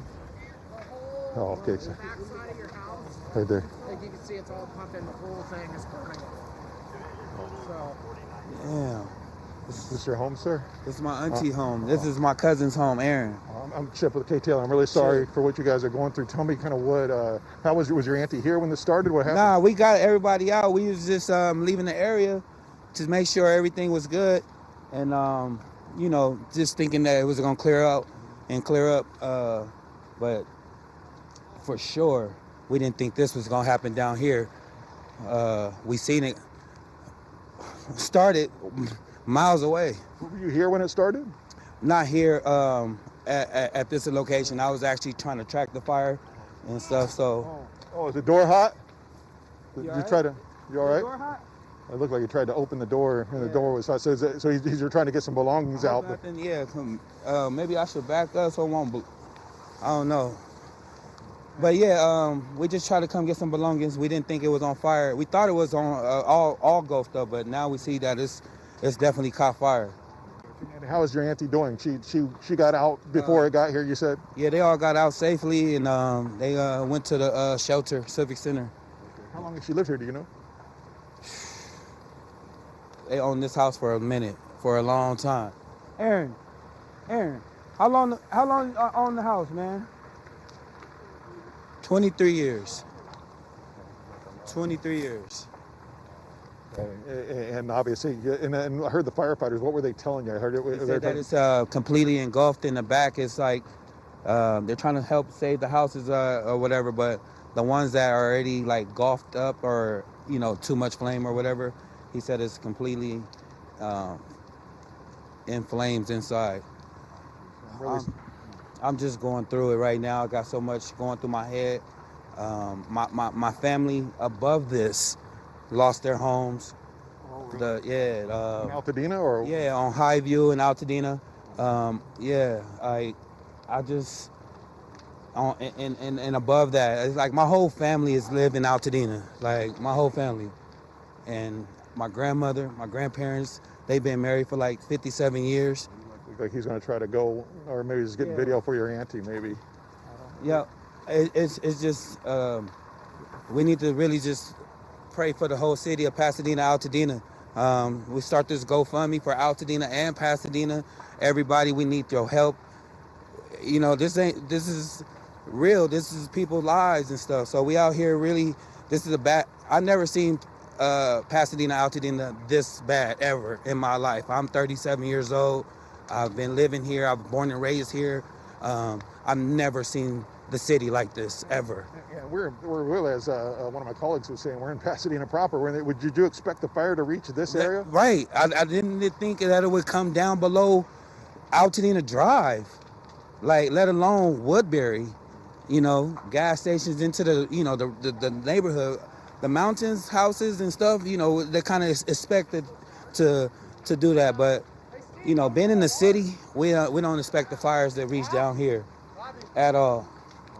Is it your cousin that was over there? Yeah, my cousin. I hope he's okay. Yeah, see if he's okay. He went back there. Hopefully,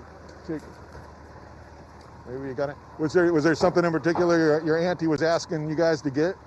It wasn't really anything in particular. He just really wanted to make sure the house was safe. They wasn't able to grab too much a lot of stuff or nothing. We were just trying to evacuate the area, do what the officer said, and look, you can see actually smoke coming out of one of the vents. So it's inside the house. It looks like just from that. Oh man. What's your name again? My name is Marvell. Marvell. Last name? Williams. Marvell Williams. I'm sorry so much for what you guys are going through, but thanks for talking to us and letting us know what's going on with your family. And best of luck with everything. Appreciate you. Yeah, so that's just, one family's story. Multiply that by how many other families are going through the same thing. They were coming back just to check on the house to see if it was okay, and they found their house was on fire. So, and I hope his cousin's okay. His cousin went back there in the backyard at one point, maybe to see if there's another entrance, because if you were with us, it looked like he grabbed the handle of the front door and it was too hot. It's a metal door. Let's go over here and see what's going on this side. Watch your step there again, Andre. And we got to watch out for power lines, because if you were with us earlier, we did run into some of those. We'll check back with you in just a little bit.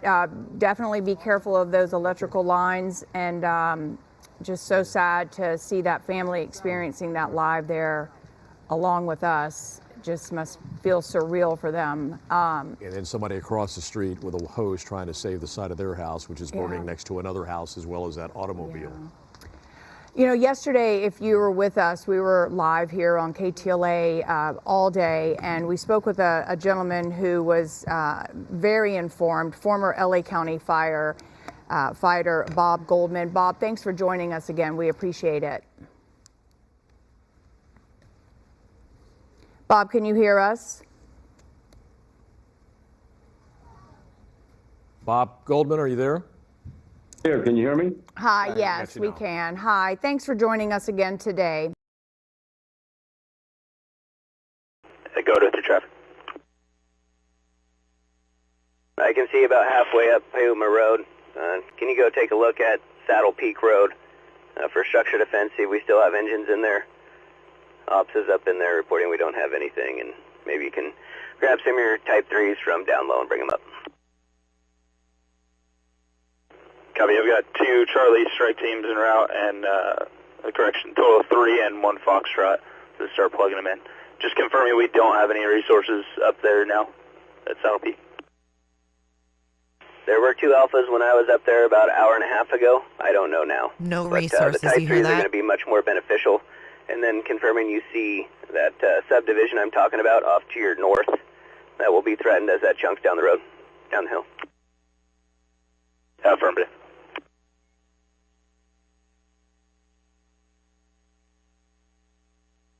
Last resource on command, 9440 Charlie.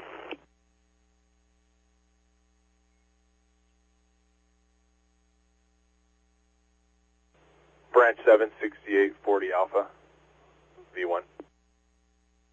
6840 Alpha, Branch 7. Couldn't get a hold of Division Papa. We kind of did the majority of the work we can probably do up here. We got units rotating, getting fuel and water. Do you need us to relocate anywhere? I hear there's some priority traffic on Topanga, but it's not passable on Payuma. Got to go around. Yeah, to my knowledge, Topanga is not passable coming up from the PCH yet.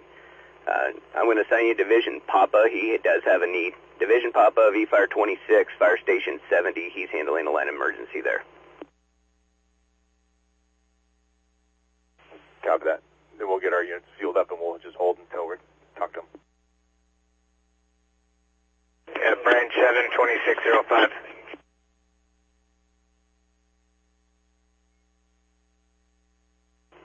Division 2605, Branch 7. Yeah, I came down Topanga Canyon from station, I think that was 69, and it's drivable through the fire. One of the Charlies in a Golf went up that way also, and just a little rocky.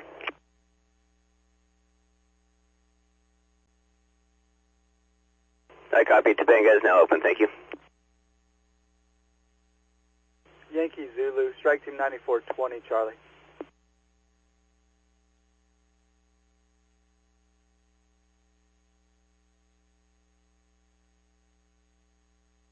And 2605 from Branch 7, can you please call to myself?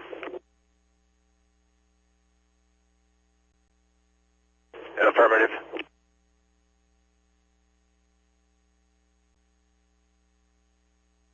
Yankee Zulu, 9420 Charlie.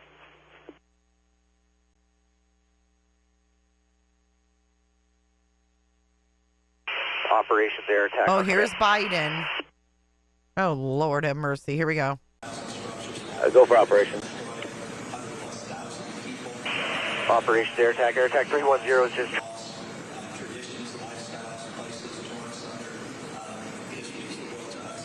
Can't even hear his ass. Let me find another frickin'... This is ridiculous. Feels like Maui again. All right, you've been watching a lot. Let's go back.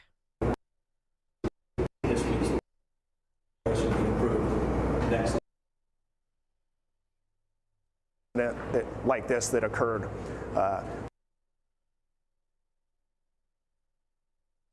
This magnitude. We were prepared. We did get state preposition resources that came from Northern California that were up in the Santa Clarita Valley. We did hire additional firefighters from the LA County Fire Department and pre-position them in the Santa Monica Mountains. The LA County Fire Department was prepared for 1 or 2 major brush fires, but not 4, especially given these sustained Welcome back, winds Flo. and low humidities. Doesn't this feel like our Maui Director all of over Emergency again? Management said, this is not a normal red flag alert. All right, and that was LA County Fire Chief commenting. Anthony Maroney making those comments. And we are also waiting. Here's the stage set up for Biden to come in and act like he knows what the fuck's going on. Here we go. And Gabe Santos is in Air 7 today. He has been above the Palisades fire. And one of the things, Gabe, that we're seeing now that you're able to be up and flying over this is the devastation. I mean, we knew it was bad, but with ground crews all over these 2 fires last night, we still could not really get a perspective of the loss. And you are absolutely able to do that from Air 7.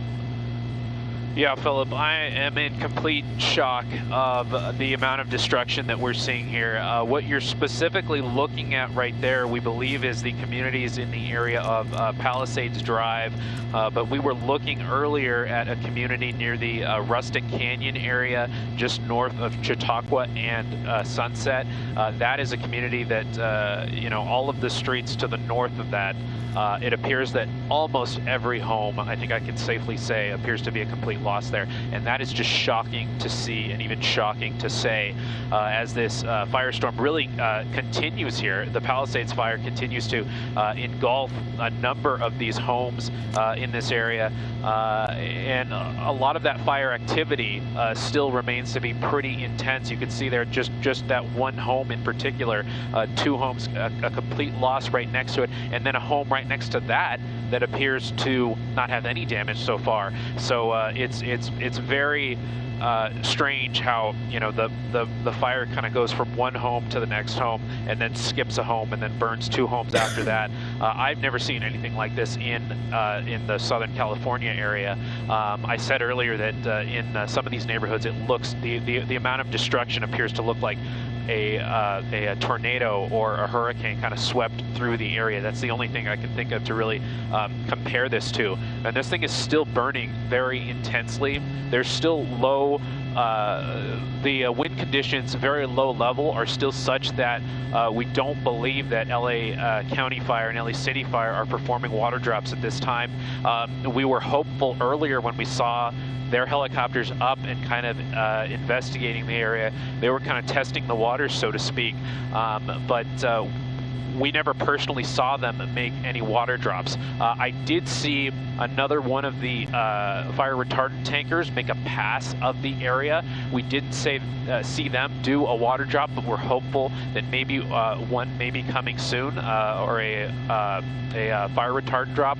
Just the fact that they're here in the area, that's definitely some good news, and they work a little bit of a higher altitude. They're not quite in those canyons and valleys that the fire helicopters are in, so maybe, hopefully, they'll be able to start making some progress on this fire and turning this into an aerial attack and basically seeing what we're very much used to seeing in a lot of the fires we see. You know, they don't spread like this. They don't go from home to home like this because our fire crews and the air crews from the LA City Fire and LA County Fire are just so amazing at what they do. But when you have wind conditions like we've seen over the past 24 hours, they're just not able to do what they do because it's so dangerous even for them. So unfortunately, we didn't have that resource last night, and apparently we still don't at this particular time. Now, we're at a much higher altitude. We're about 8,000 feet. So we're a little bit more able to just kind of, you know, float above those surface level winds, and they're not affecting us as much at this very high altitude. But that's definitely a consideration for the fire crews as they work at a much lower altitude. Now, I want to point out the 2 other fires that we've been talking about. There's been the Woodley Fire and the Hearst Fire in the San Fernando Valley. From our perspective here at 8,000 feet, the Woodley Fire appears to be completely out. There's no smoke I see coming from that fire at this time. I know fire crews are still on scene there. They're making sure hot spots don't spread, as it is a little bit windy across the valley floor. So they're going to stay on scene there, but there's absolutely no smoke that I see from that fire at this time. Looking over to Sylmar, as I'm looking directly at Sylmar from our vantage point here. I'm going to have Josh, our photographer, stay trained on the Palisades fire, but look.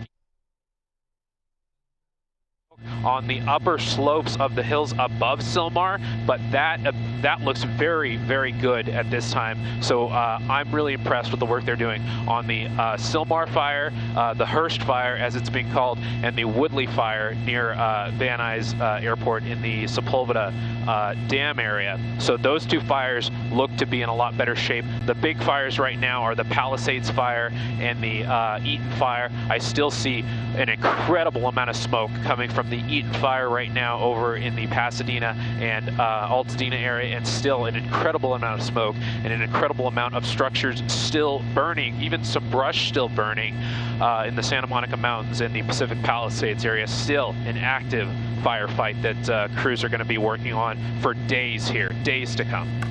Gabe, it is unbelievable to process what we are seeing, the devastation, the extent of the devastation. It looks like a war zone. Yesterday, Dallas Raines said this windstorm was the equivalent of a hurricane for us. And I don't believe that was an exaggeration. Equivalent of a hurricane, again. Well, yeah, what you're saying, it goes hand in hand with what Gabe was saying. Because if you've ever seen a tornado, if you've ever seen the damage left by a tornado, you know what? it's this. Yes. Where there is no rhyme nor reason to it, how one home can be perfect. I am so sick of hearing these people on the news, the weather forecasters being baffled by what we're experiencing. Here comes Biden. And Biden, who is also there. And again, we also wanted to point out and note that we were just getting from the White House. The president is directing the Department of Defense to provide additional firefighting personnel and capabilities. We're just getting that word. They will probably make a more formal announcement now. Apparently also 2 modular air firefighting system units are being deployed from each of the California and Nevada National Guards, and then 10 Navy helicopters with water buckets that are en route from San Diego. So the firefight clearly not over, but that information that I just read to you is now coming from X, or what was formerly known as Twitter, right. And we're looking at the 2 that are about to speak. Right, and we heard that Governor Gavin Newsom was also deploying the National Guard to this area to help in the firefight. I believe we should listen in now. About a significant wind event that was going to hit Southern California. This is not something that's a surprise to us in Southern California, and it was something that we were well prepared for. Based on those predictive conditions of wind gusts up to 100 miles an hour east pushing offshore, we began increasing our staffing, local, state, and federal agencies. Hundreds of firefighters began moving on Sunday afternoon from Northern California into Southern California. My local partners began upstaffing their own fire stations, helicopters, fire engines, hand crews, to be prepared for an incident like this that occurred. Those resources were pre-positioned in counties throughout Southern California for an event just like this. And on Tuesday morning, the Palisades fire began. I'd now like to introduce you to Chief Crowley, who can touch on the Palisades fire. Chief. Thank you. Thank you so much, Mr. President. I'm here just to provide you a brief on 3 significant fires that have occurred within the city of Los Angeles. With that, I'm going to be focusing on the Palisades fire. That fire broke out yesterday morning around 10:30. We did pre-deploy a number of resources. We knew there was a potential for a significant threat to our constituents due to the weather event. High winds. I've never seen the winds in my 25-year career. So we leaned forward as much as possible and pre-deployed. With that, we had a significant amount of fire that occurred. We had an aggressive fire attack. The fire has grown from originally 10 acres to 10,802 acres as we speak. It's an active firefight with our firefighters, and they're doing their very best to protect our people within this area.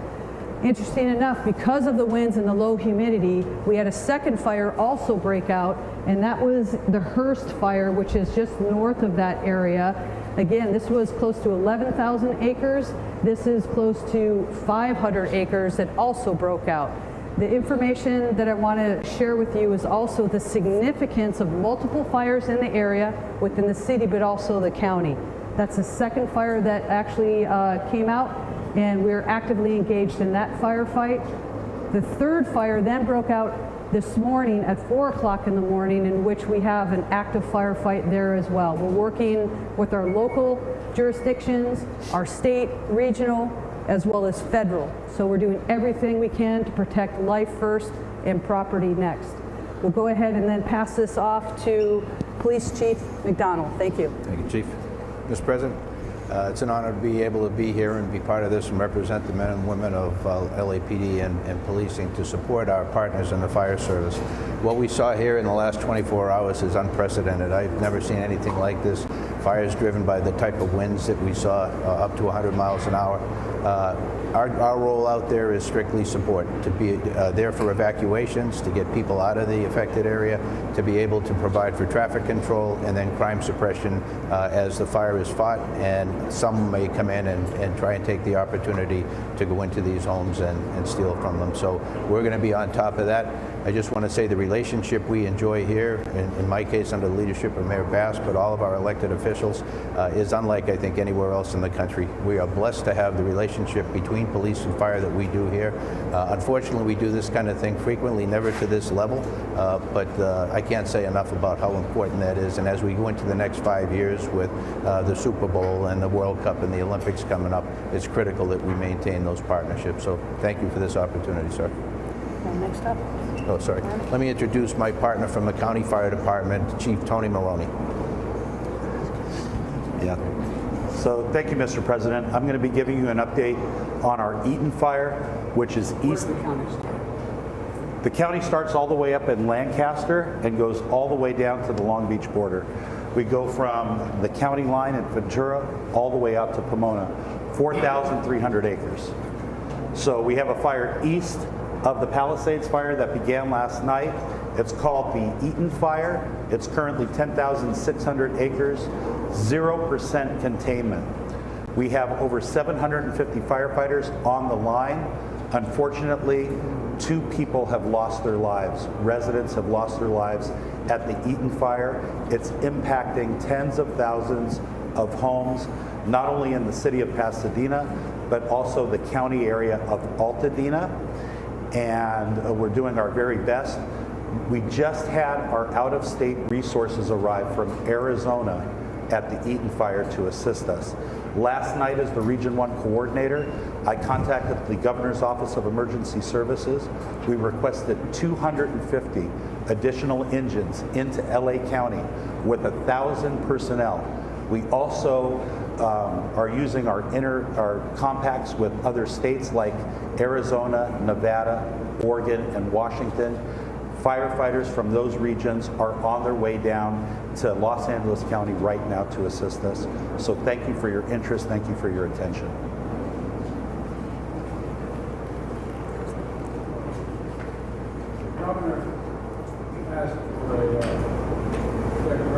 Oh, is this rich? They don't even give the president a mic. He's not even mic'd up.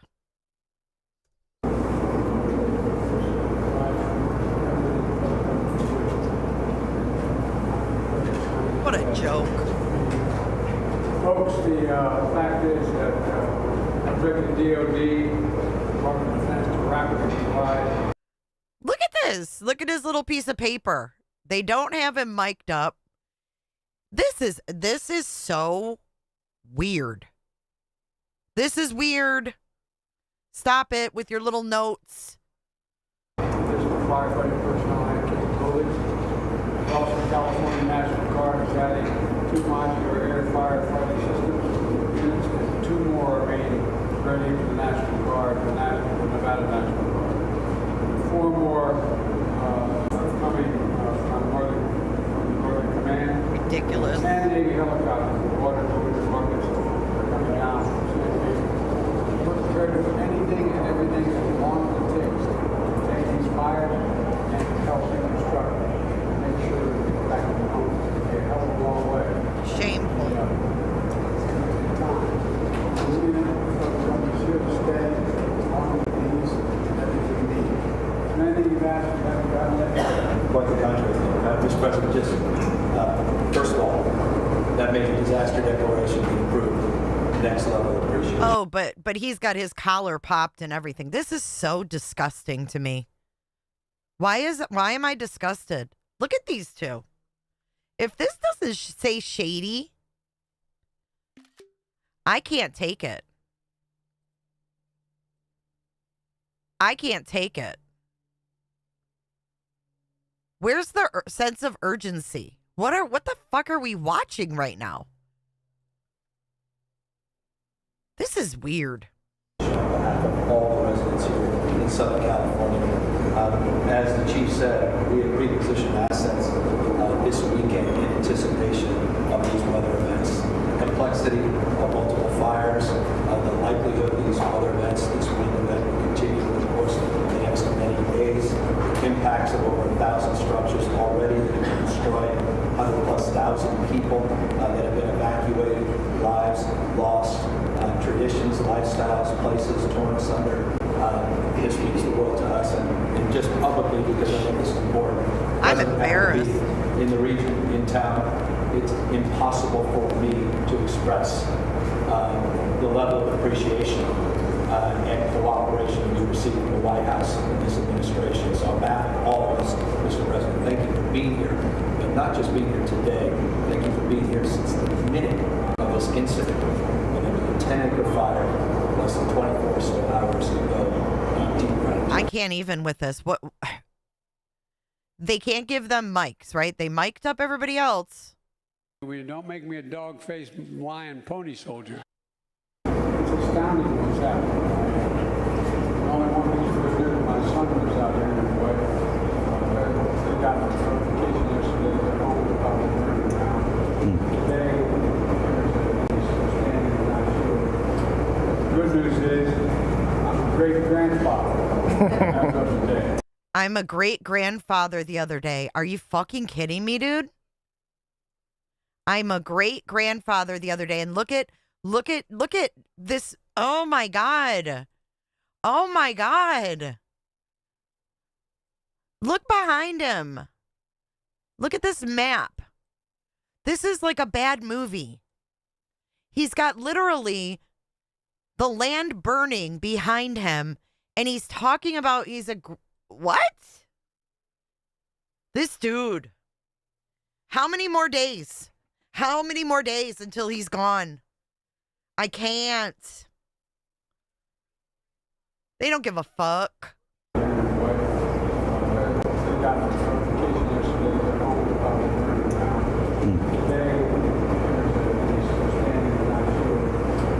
Good news is, I'm a great-grandfather as of today. Granddaughter. Baby girl, baby boy. So, he said baby girl, a baby boy. He doesn't even know what he had. This is embarrassing. Embarrassing. Oh my God. And they started clapping. Get out of here. Good news is, I'm a great-grandfather as of today. Granddaughter. Baby girl, baby boy. So I remember this day for a lot of long. Thank you, Press. Thank you, Press. Thank you. Mr. President,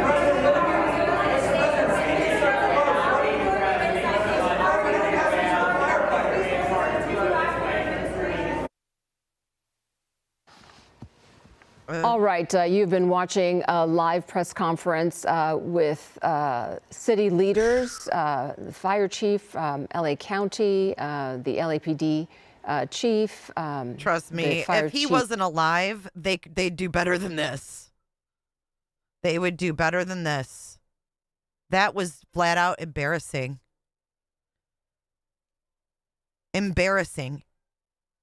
I had a grandchild. It was a baby girl, baby boy. Hey, Schmicky. You gotta be kidding me right now. I mean, seriously, I don't typically care about this kind of shit that much, but I'm fucking embarrassed. I am embarrassed. Disgusted. Something's on, so we can meet him up. Where the hell was Jill? Isn't she supposed to be keeping his shit together? What is going on? 1041. Copy, break. Task Force 1041, safety on command.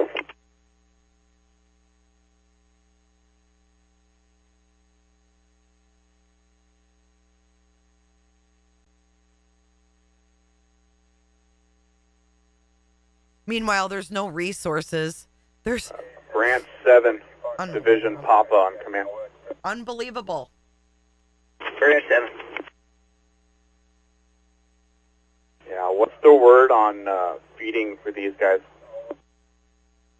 Meanwhile, these guys are trying to Have get not fed. heard. These guys are trying to get fed, and this motherfucker, oh my God. Copy. 12 days can't Break come operations, fast enough. Branch 7. 12 days can't come fast enough, let me tell you. Sick. Go for operations. Do we have work? Sack lunches are in yet? These guys are worried about sack lunches. Stand by. I will confirm. Break. Planning operations on B1. Governor's got his fucking collar popped. They're worried about sack lunches. Terribly need. We're going to get to Josh Haskell. He's in Palisades, in the Palisades area. And Josh, again, we've been saying for our viewers, you grew up in this area. You know it very well. We've seen, dozens and dozens and dozens of homes devastated in this neighborhood that you, He's got a gas your roots are mask so on tied now. to. What is your update? And I first have to ask you, did your parents get out okay? And how is your parents' home? Thank you for asking. Yes, they were able to evacuate, have not been able to check on their home. Gabe Santos has been over that area, and it's just concerning as so many people now are hearing about their homes, some of their most valuable possession via Air 7. And they're just not sure, is that their home? Is that the home? It's hard to get up into these areas. They are on where the western edge of this fire is. I want to make something clear because I've been getting a lot of questions about this. There's really two flanks of this fire. There's the western edge burning towards Malibu, and then there's the eastern edge where I am. I am in the Palisades Riviera at Rivoli and Amalfi right now.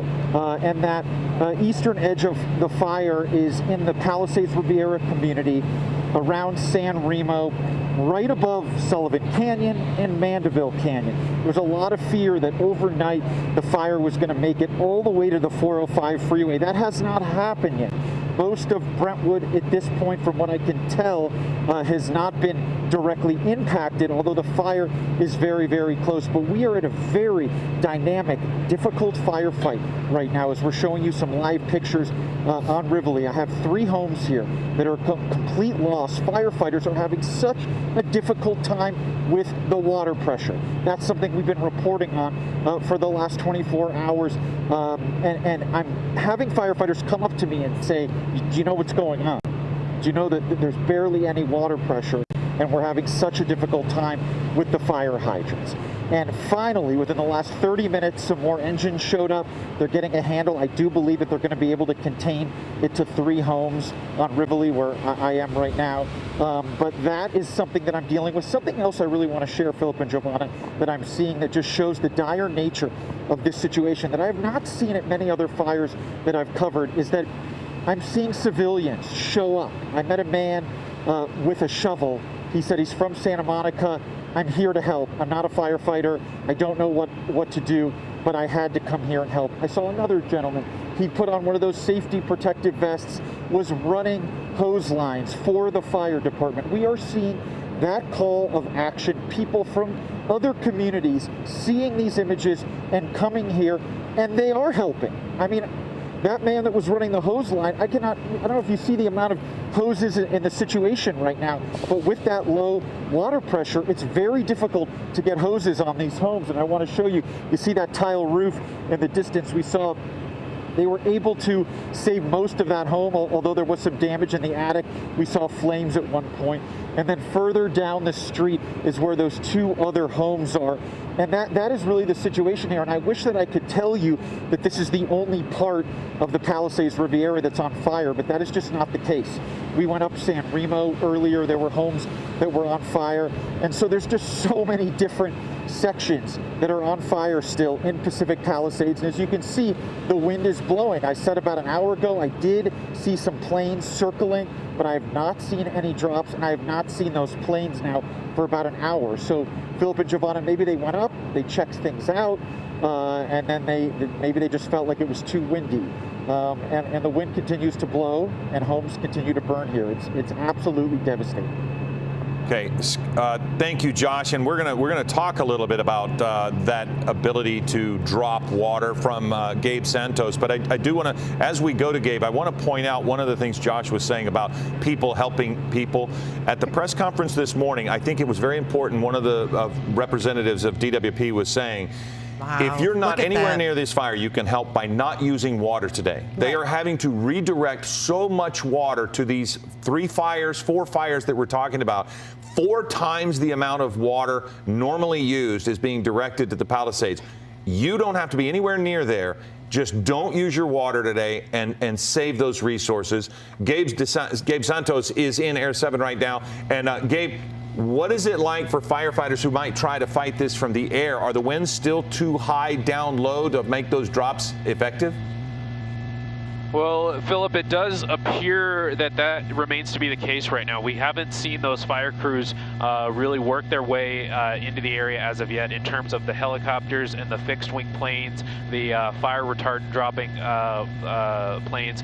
LA City Fire, LA County Fire, they have multiple helicopters, and we just haven't seen them in this area yet. So our best understanding at this time is that those lower-level winds right along the surface where those helicopters would have to be working, where those planes would have to be working, are just a little too intense for fire crews to be making those low-level drops. And if, as I'm sure we've all seen living in Southern California, seeing these fire crews, attack these fires from the air countless times before, they are in these canyons, they're making aggressive flight maneuvers, going in and out of those canyons and over those passes and whatnot. So, we see how aggressively they have to fly. So it is understandable that in the case of extreme winds, that they would be unable to fly at that level at this particular point in time. Although, we've been. I'm going to go back to the scanner and see what they're saying. It seems like it's pretty active. As I say that, it goes quiet. Branch 1, air attack, on command.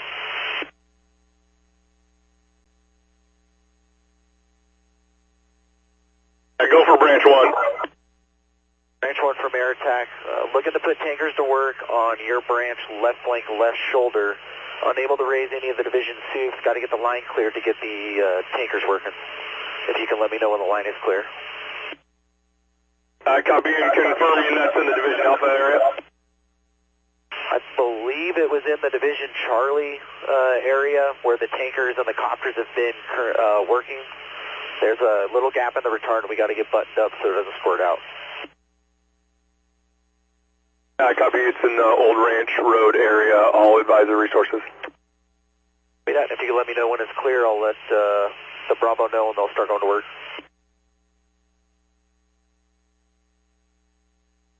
Branch 1 operations, V1.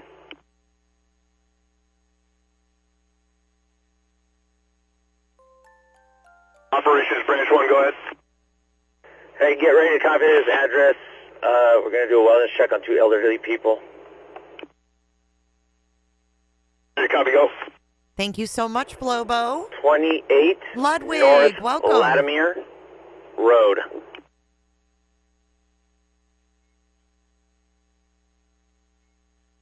That is Latimer Road. It's by Chautauqua and Sunset in that area. I copied the first one, 28 North. What was the second one? 28 North Latimer Road, Latimer, Latimer Road. Which one copies all? Unit calling for the wellness check at Latimer Road. This is 2801 Alpha. I have a unit in that area. What's the need?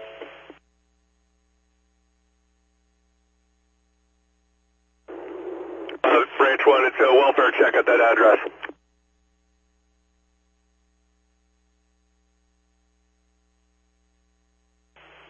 2801 Alpha copies that. I can have 376, OES 376 check on that. Is this for a wellness check for the structure or for the citizen?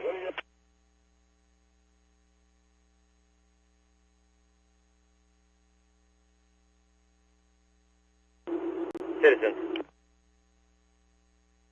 I copy that. I'll have OES 376 make contact.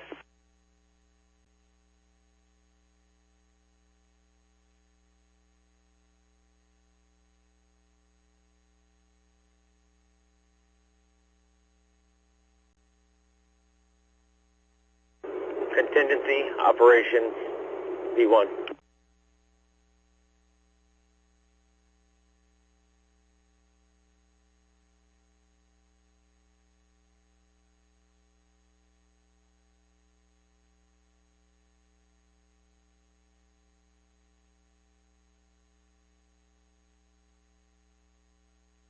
Operations, Division Juliet, on command.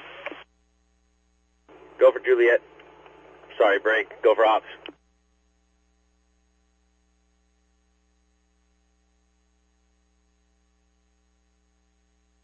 Hey, Operations, I'm with Task Force 1041, south end of Will Rogers. We're just waiting for that RA.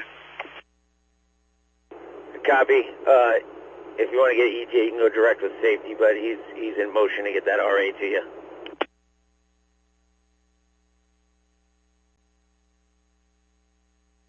The 1041 safety, what's your engine identifier? Safety, this is me, engine 37, and they're parked in the south parking lot of Will Rogers at Baywatch headquarters here.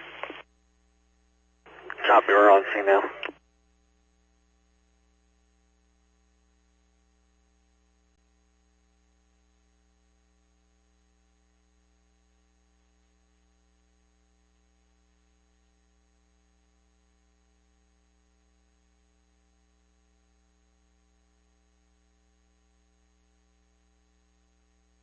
Operations Division Papa with line emergency.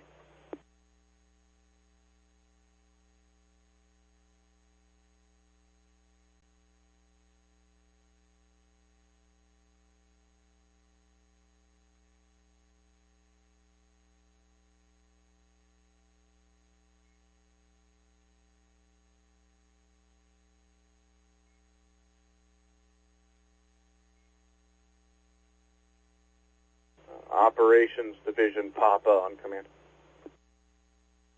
So go for operations. Operations Division Papa. Information only, 25-year-old male with an eye injury off of 42 Foxtrot. Already been transported off the scene en route to West Hills for care.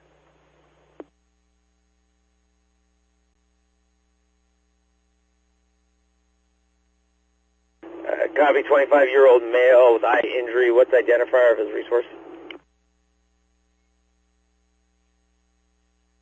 Operations Division Papa. He'll be off of Patrol 72 from Strike Team 1142 Foxtrot.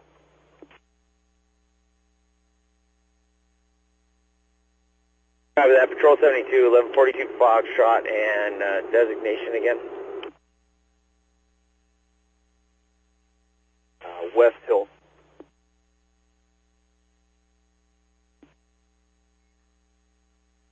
Copy all, thank you.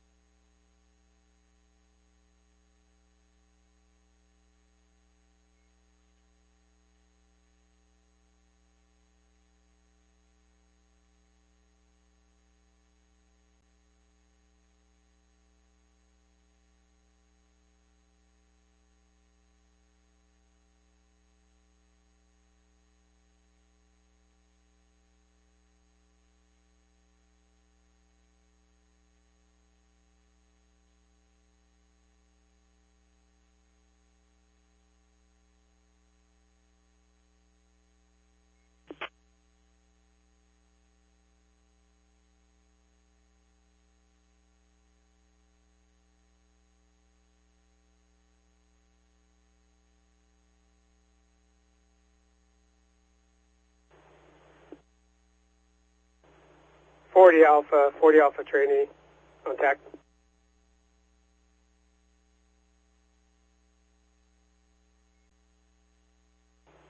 We may need SO or law enforcement up here to help with the unruly neighbor keeps pulling her car up, preventing us from making our way out and another engine in.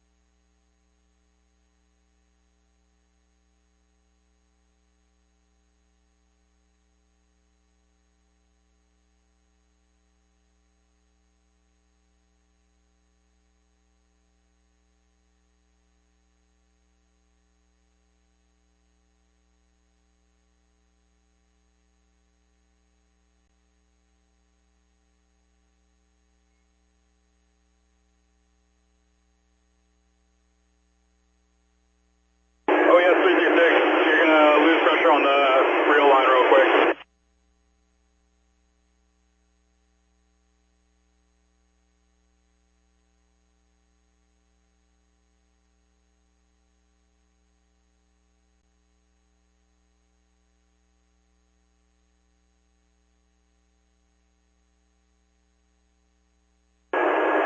Oh yes, 336. Captain from engineer. An engine's looking to pass by the rail line.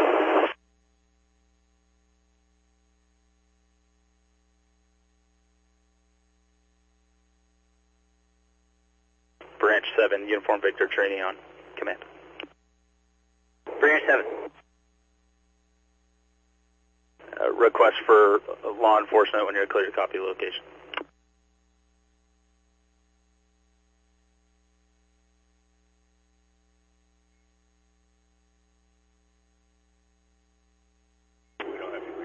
No problem. Branch 5, go ahead for Juliet.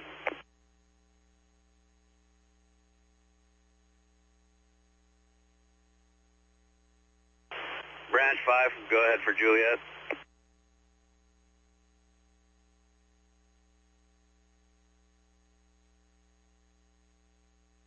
Union Victor trainee from 7, go with your LE info.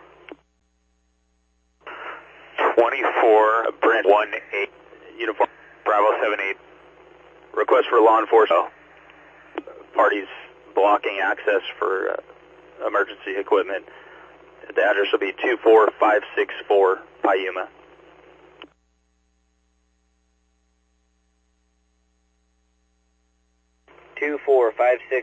Payuma for residents blocking egress to emergency traffic. Break operations. Branch 7. Copy direct. 24564 Payuma, resident blocking traffic. Branch 7.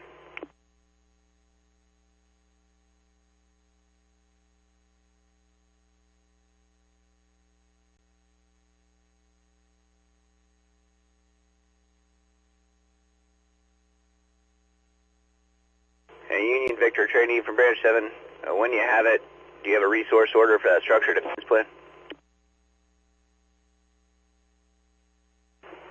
Branch 7, Uniform Victor trainee. I'll get back to you with that shortly. I copy. Uniform Victor actual from Branch 7, your location to face-to-face.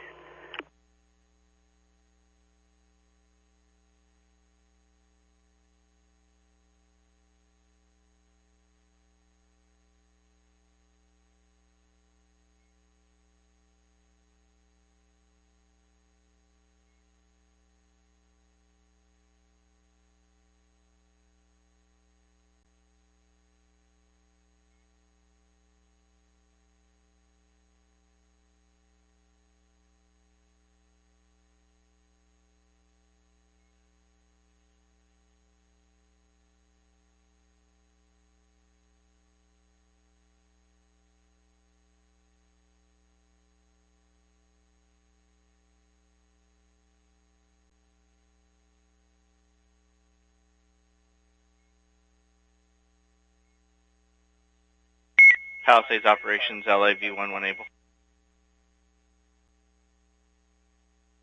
Go for operations. Palisades operations, still on call to Fire Station 70 for rescue 20526 Pacific Coast Highway. 20526 Pacific Coast Highway.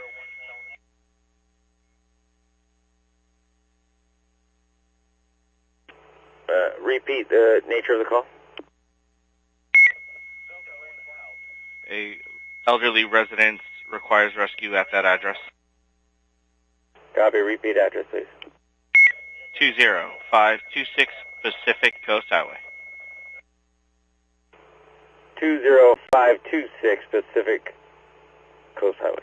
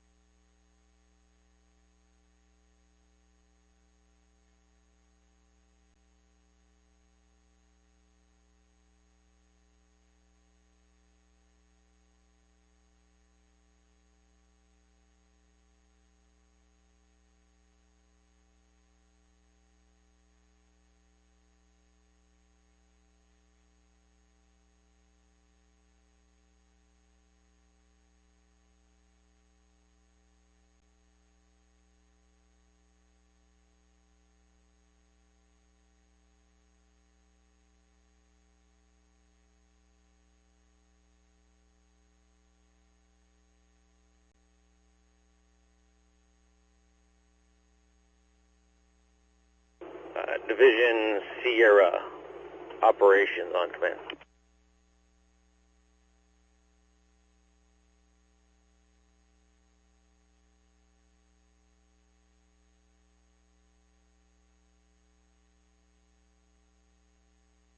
Operations Division Papa, go ahead with your traffic.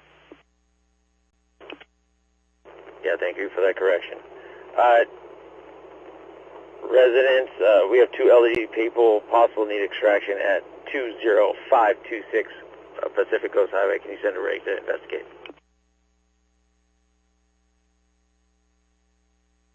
Operations Division Papa, scratchy but readable, confirming numerics of 20526 Pacific Coast Highway, and then you were broken. That is correct. Please send a rig to investigate for 2 elderly patient. All right, I'm back, guys. Extraction. Hi, copy.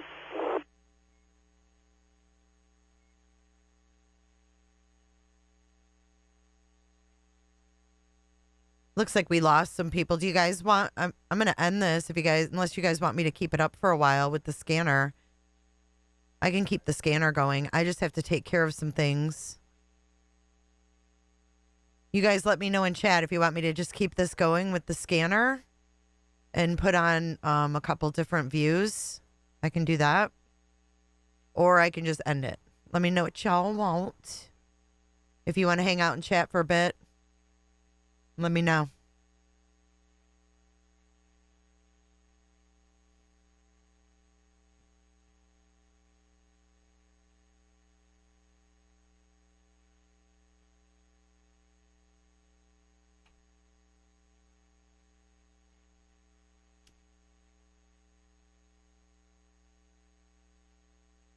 Okay. All right. If you guys want to stick around, let me get a couple different views going. Unfortunately, the flight radar is gonna continue like timing out because I don't pay for it. 1880 Charlie from 8140 on V1. So we'll keep this one up here, and then let me find another. Go 8140. Sir. I don't mind keeping it running. Check that residence on Michael Lane. It is all clear. No victims, no persons needing extrication. Copy. Ops, did you copy? No, I don't mind at all. Then that way I can come back when I'm done and chit-chat. Copy, Michael Lane, clear. Thank you.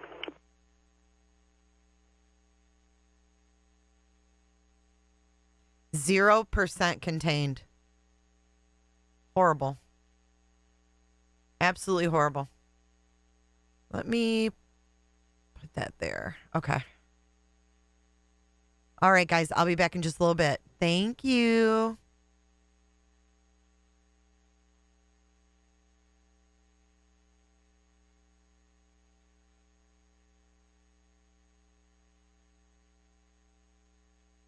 Let me get this stuff off the screen, though. I'm going to get rid of... I'm going to take these down. Just... Oops. Keep that up there. Where's the other one? I'll keep Studio J and coffee up there, okay? Thank you guys so much for any support that comes in while I'm away.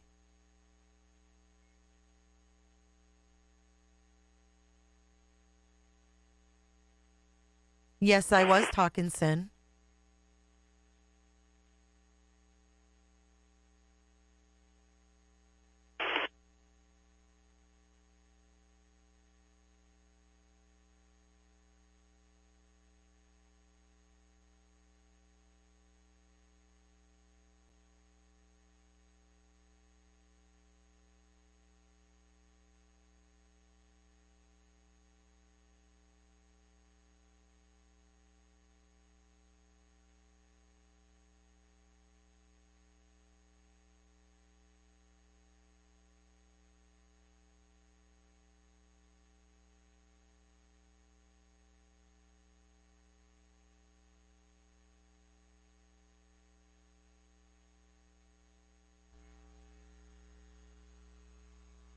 LA, Helco confirming you're going to order the relief air attack.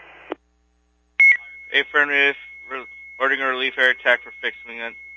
We're still working on Copter 17 to see if we can get them in the air for you.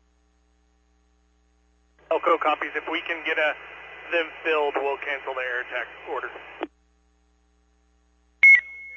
LA copy. Operation Zulu on command.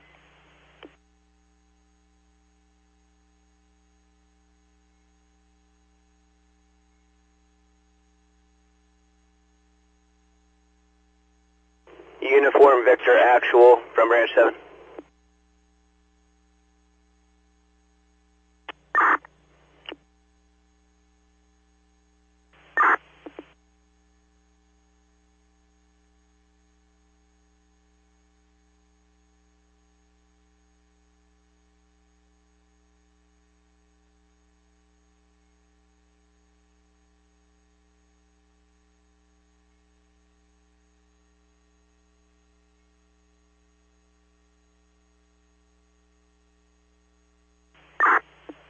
Operations Division Zulu. Officer Zulu, go ahead. That request at 252 Mountain View, Public Works. They're asking for Public Works with keys so they can move the vehicles. Can you repeat that, please? Operation Safety on command. Yeah, the Public Works building that's being threatened at Go for operations. West Mountain View. They're asking for public. Do you have a staging area manager at Will Rogers by chance? So they can move them. Copy that, and you're confirming that the building is not threatened? That's negative. The building is threatened, as well as the vehicles. They'd like to get them out of there.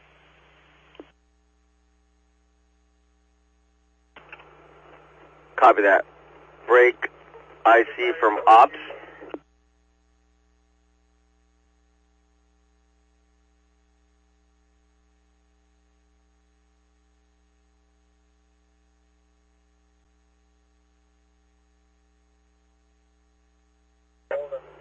IC from Ops. Ops, go for IC. Do you have a representative at the command post for Public Works? We need the keys at the location to go direct with Zulu to move those vehicles.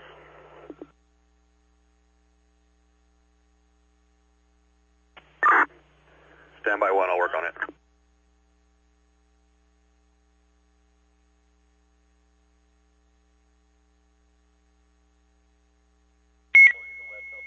Eaton Helco, LA on V3 when able.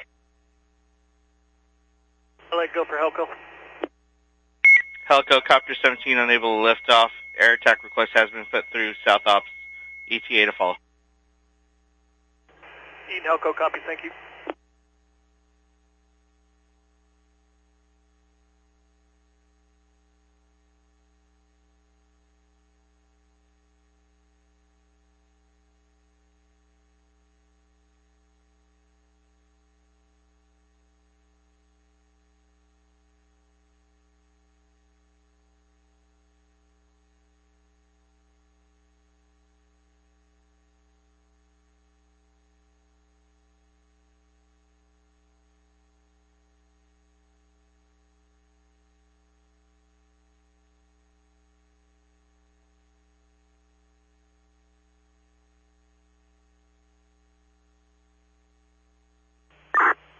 Operation Zulu, one more request for you.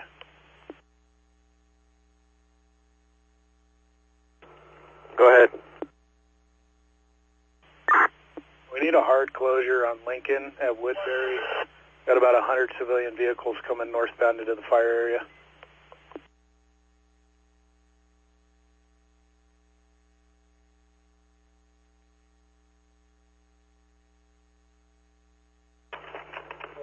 Copy that request.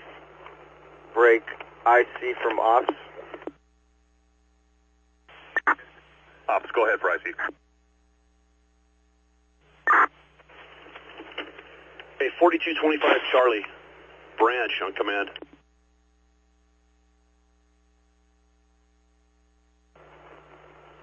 IC from Ops. I need to get law enforcement to continue those closures at Woodbury all the way to Windsor, and a closure, hard closure on Windsor, hard closure on Lincoln, hard closure on Fair Oaks, hard closure on Lake.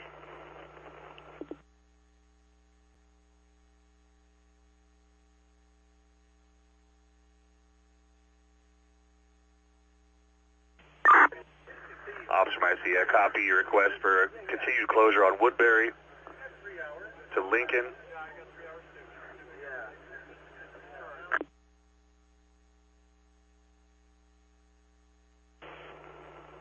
We also need to shut down the roads going north. That's on Windsor Avenue, Lincoln Avenue, Fair Oaks Avenue, and Lake Avenue. It's a very heavily impacted area. We're getting a lot of traffic up in there. Ops IC copies from Woodbury through, and then continue through Lincoln, Lake, Fair Oaks, and Windsor. Correct, thank you.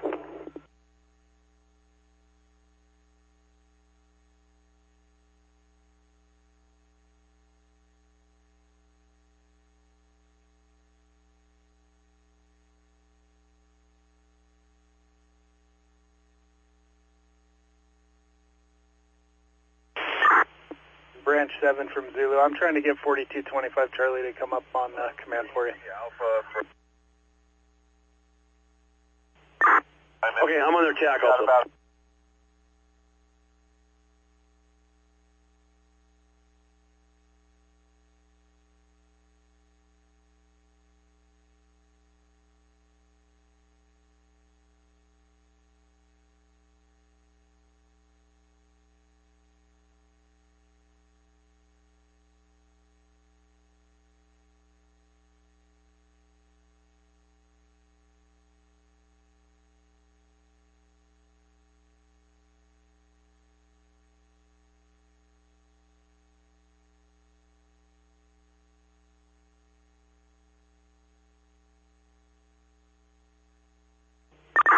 Division Zulu from Safety 20. Safety 20, Zulu, go. 1760 Alta Crest is all clear. Water request only. Zulu, copy.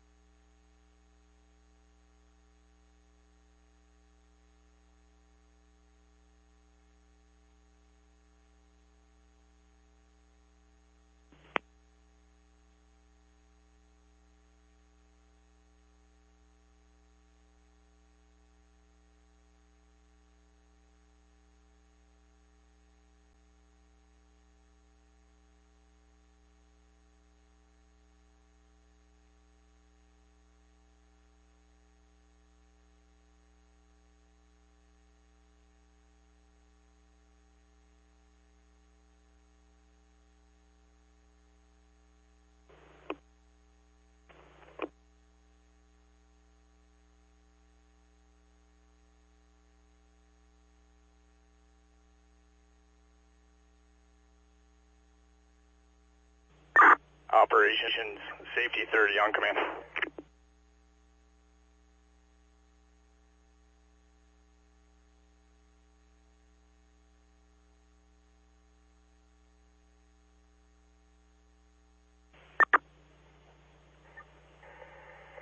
Safety 30 on command.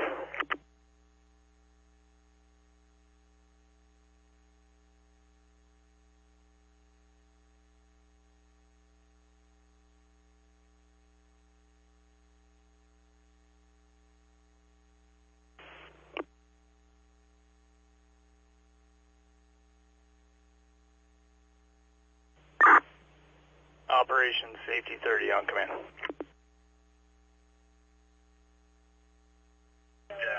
Safety 30, standby 1.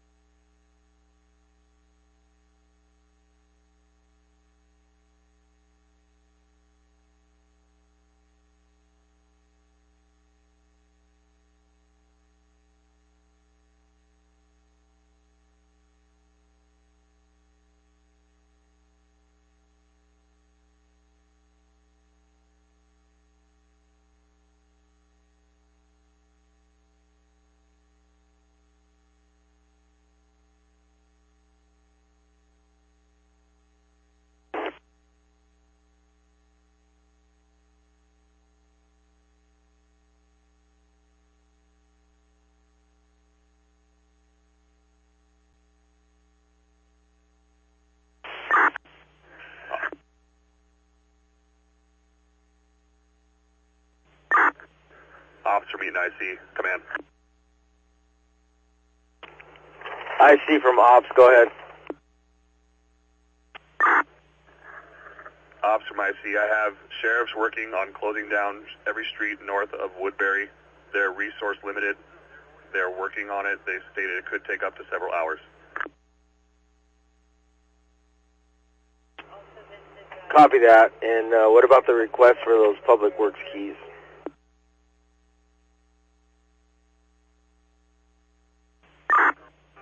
Ops from IC, do you have a location for those public works vehicles?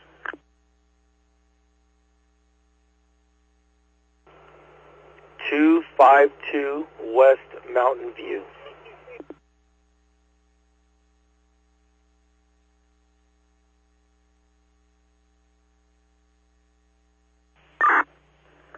Copy that. We have a public works resource working on it.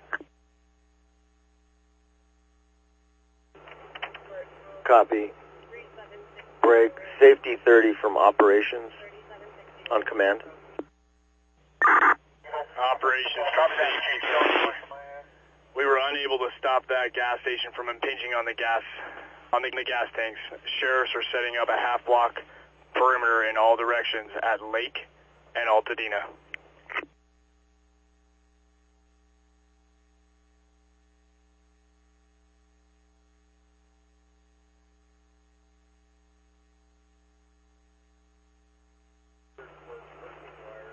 So confirm what you're saying at 252 West Mountain View, the public works.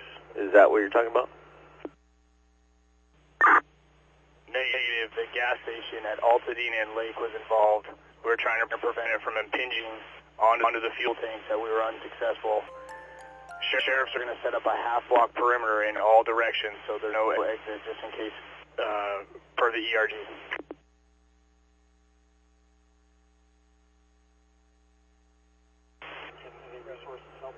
Copy that, and you have resources from Zulu in that location? That's affirmed. They're backing out to a half mile. However, I do need to confirm that law enforcement is en route to set up a half block perimeter.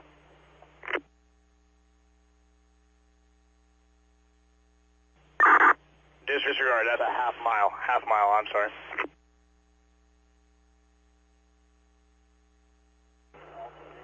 Copy that. You need law to Lake in Altadena. Do we need to start a hazmat response?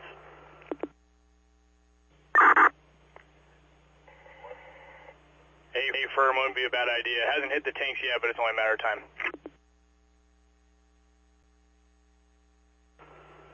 Copy that. Break IC from ops.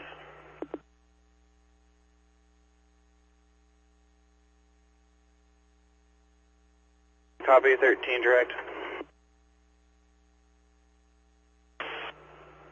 IC from operations on command.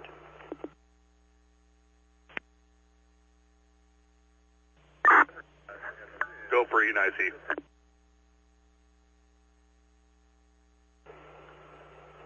IC from ops. We need law enforcement to respond to Altadena and Lake and report to Safety 30. We have a gas station that is being directly impacted by fire. We need to set up a half-mile perimeter around that location. Can you also respond health hazmat and a hazmat task force?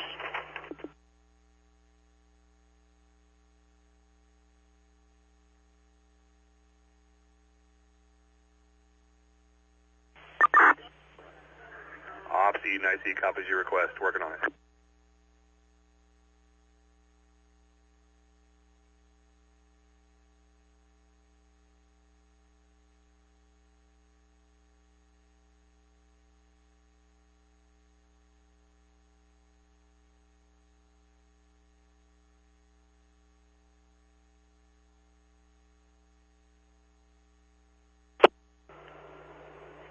IC from operations. Can you also start a foam unit?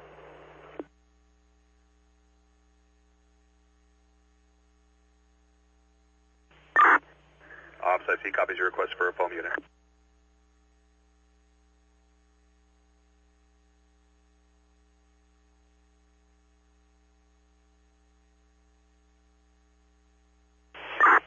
Hey, Branch 7 Zulu, those Charlies are will turn en route to you now. Hey, Safety 3, are you on command for Branch?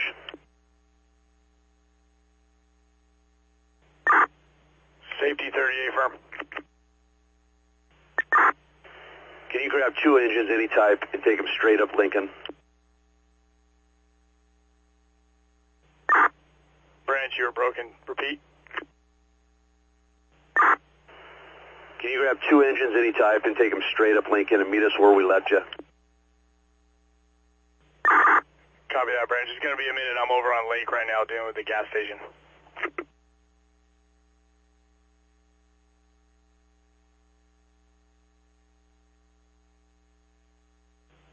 Hey, Safety 3-3, disregard.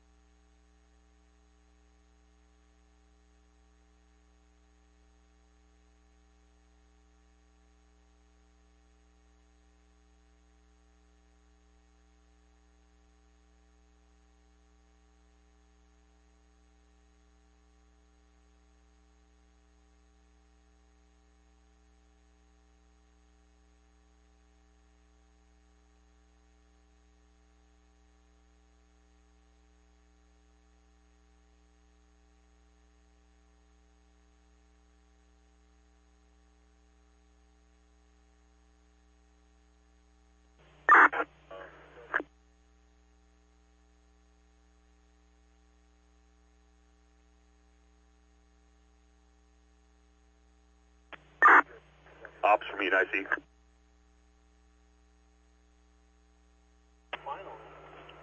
Go ahead for ops. Ops Meet IC. We have resources en route for those public works vehicles at 252 West Mountain View. Brian just called. Copy that.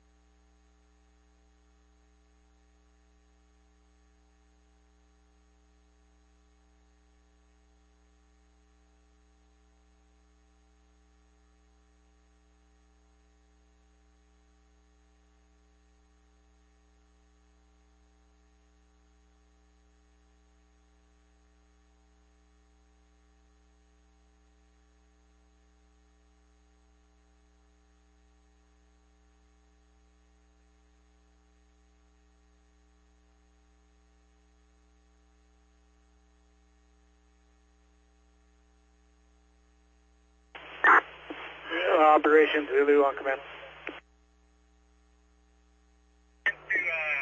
Go for operations. Any luck on the water tender request?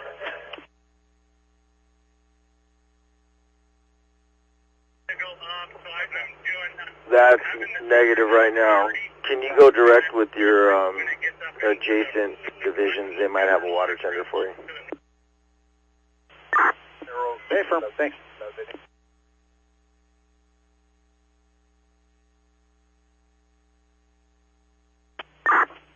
Zulu from Mike, command. I go for Zulu. You need a water tender, I can give you one. Let me know where to report to and frequency.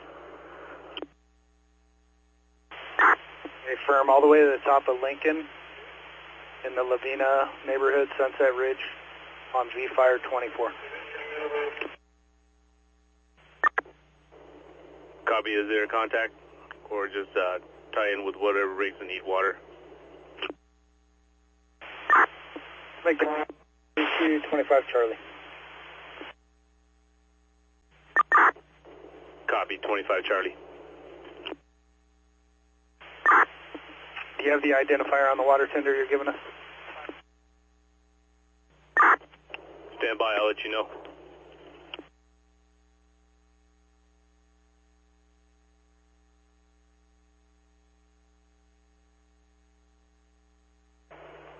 LA from operations.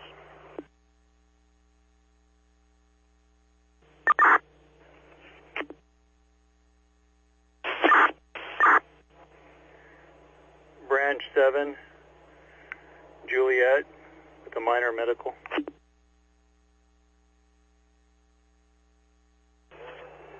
LA from operations on command.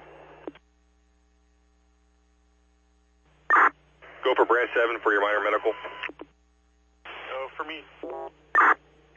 I'll need a BLS ambulance, no paramedic necessary, to North Mountain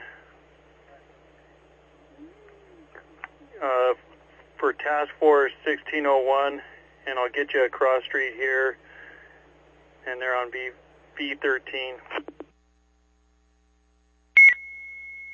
Last unit for LA on V3, go ahead. LA from operations. I want to put a request in for a Type 1 copter from LA County, Copter 19, and also a Type 1 copter from Ventura.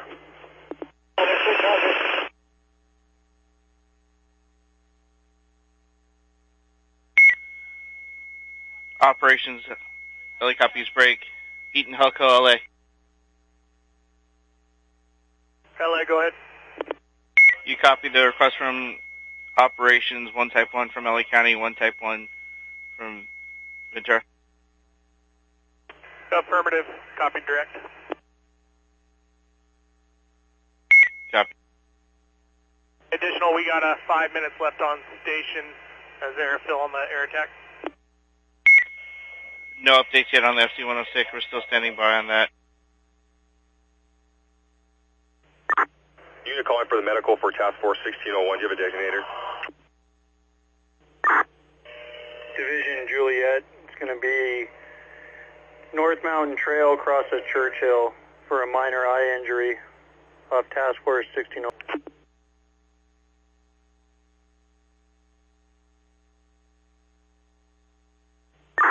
Can you repeat the cross? Churchill.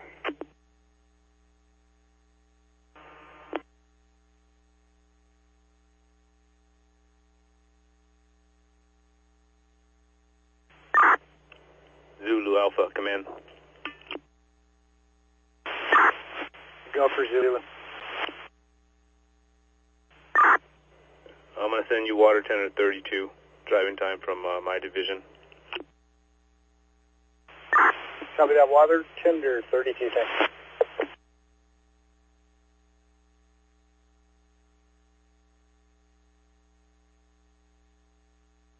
Operations, Helco. Go for operations. Yeah, we got about two minutes left on station. We're going to make our way north to the north end of the fire. I know you copied direct about the air attack order. It'll be about an hour and a half turnaround for Helco, but I believe you're getting a fill on some of them. Do you have anything you want us to look at before we depart?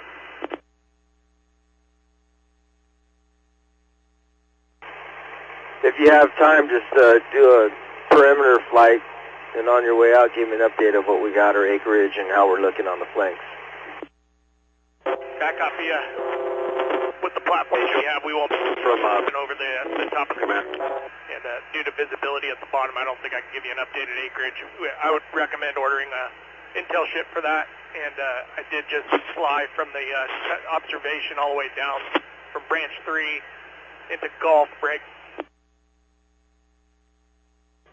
The biggest threat is the structures right there in Gulf, kind of at the mouth of the canyon there. Will be impacted by fire shortly. There's some engines spread out through along there.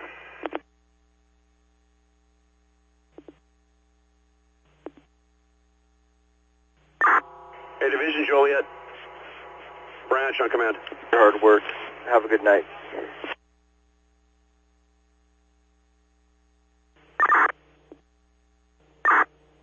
Go ahead for Juliet. Okay, I copy your minor eye injury. It's on North Mountain with a cross of Churchill, is that correct? Affirmative, North Mountain Trail, cross of Churchill.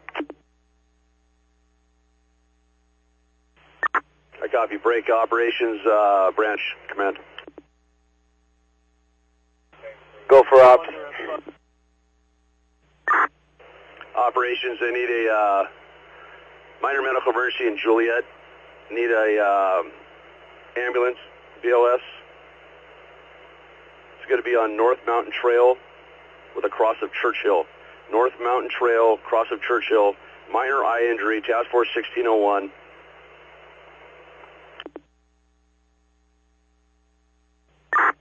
Contact there is B13, Juliet.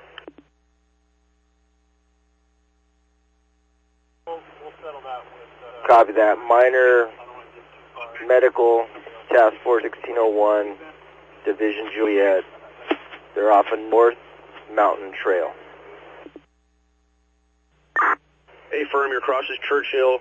You got Joliet standing by on V13. Copy. Break Med 1 for operations. For Med 1, we copy all the traffic. We're going to be dispatching a BLS ambulance to the intersection of Mountain Trail and Churchill. Task Force 1601, V13. Copy, thank you. Officer, my IC command. IC, go. Officer, my IC, you have hazmat, health hazmat 311, 312, hazmat task force 150, and foam 10 responding to the Altadena and Lake gas station fire.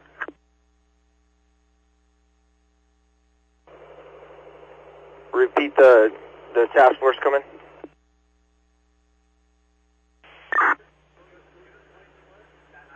Task force 150, 150. Copy that.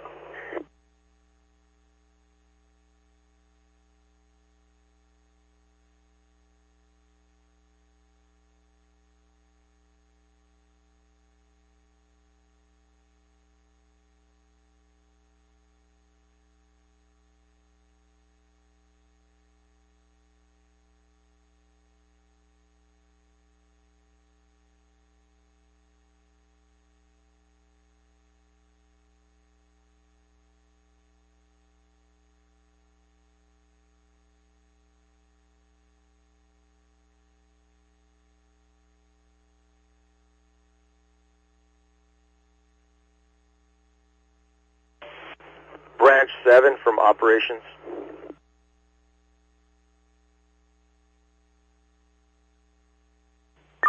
Go ahead for branch 7. Can you hit me on my cell, please?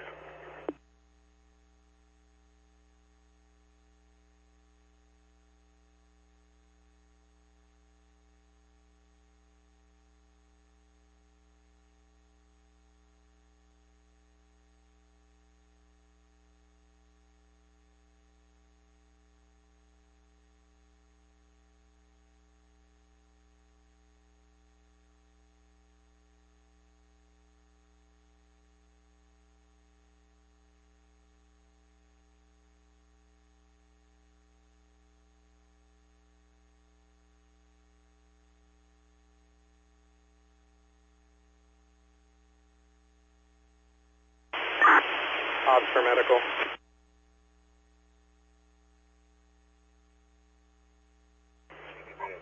Medical, go ahead.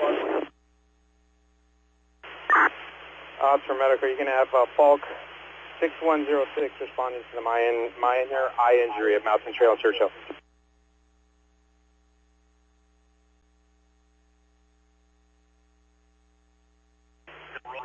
Medical, I'll hit you back. I'm busy right now.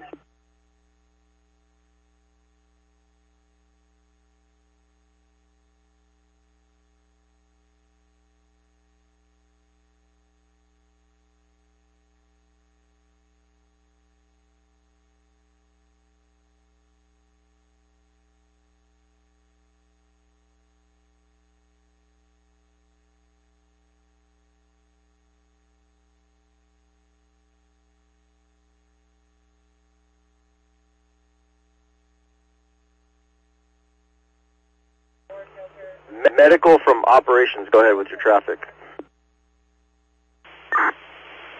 For medical, just advising you have Falk 6106 en route to the minor eye injury.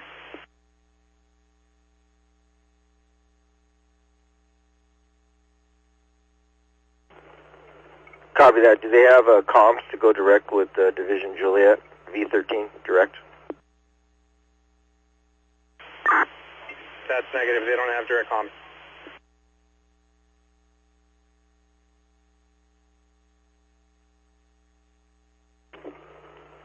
Copy. Division Juliet, did you copy that traffic? You're going to have a Falk 6106 en route to North Mountain Trail and Churchill.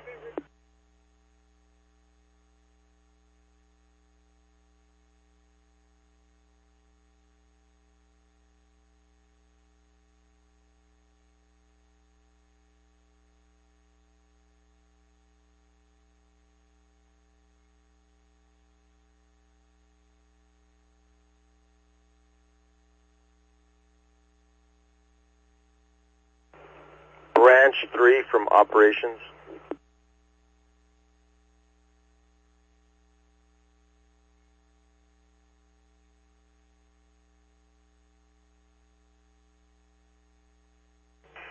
LA Dispatch, Helco, command.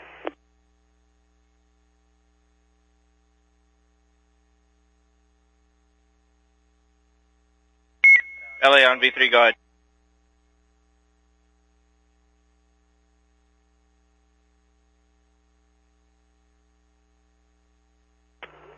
Branch 3 from operations on command.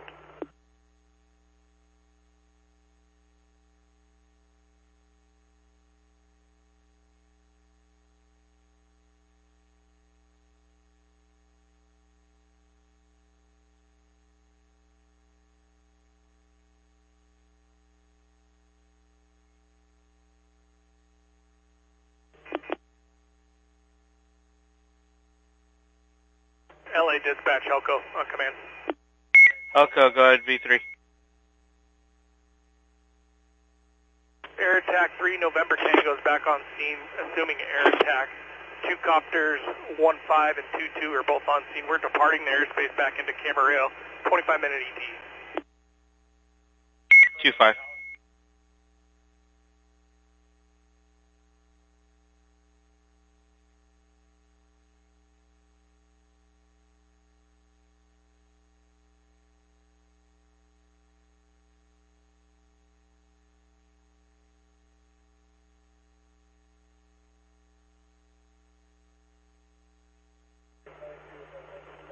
Branch 3 from operations on command.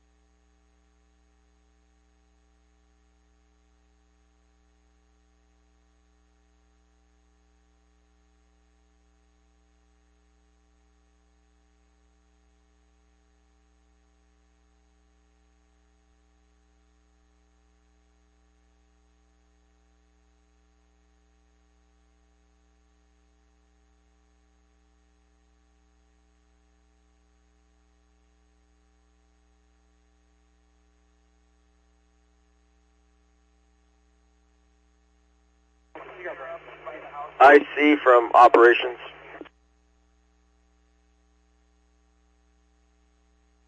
Go for IC.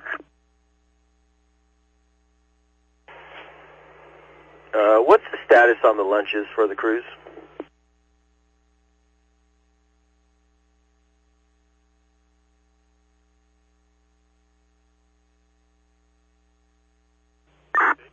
Stand by 1.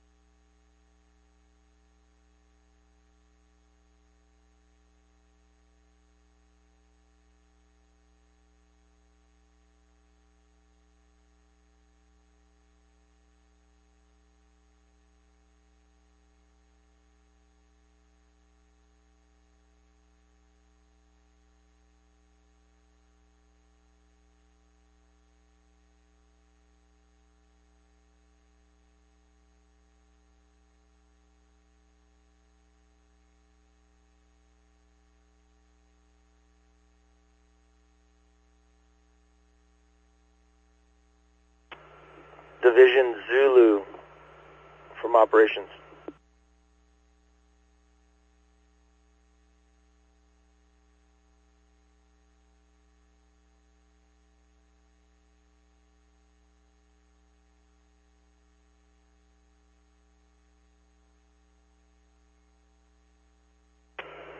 Division Zulu from operations on command. Operation Zulu.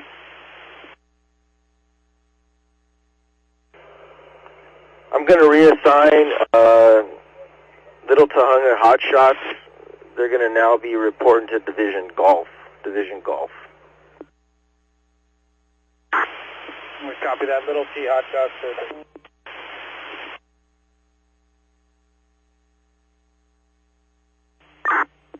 Operations Branch 3 copies.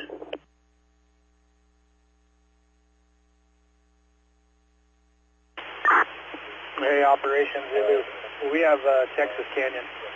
Is that what you meant?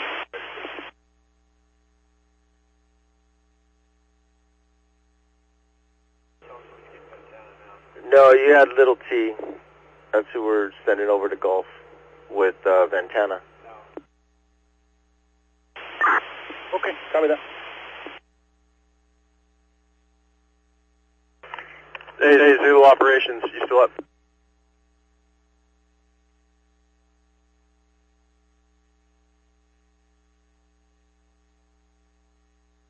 Yeah, Zulu operations. Go ahead, Op. Yeah, we're sending you, you're getting Ventana. They're going to be working with Texas Canyon up on your side.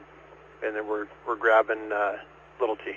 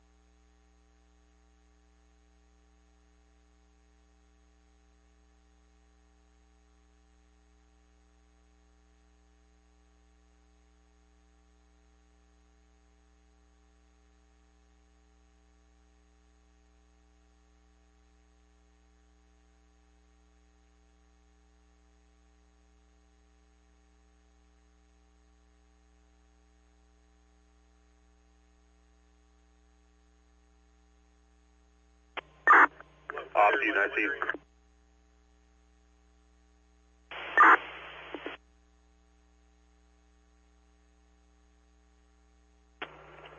Unit calling ops, go ahead. Ops, ENIC, ETA for lunch, it'll be 1320 to arrive here. Copy that, lunch is at 1320.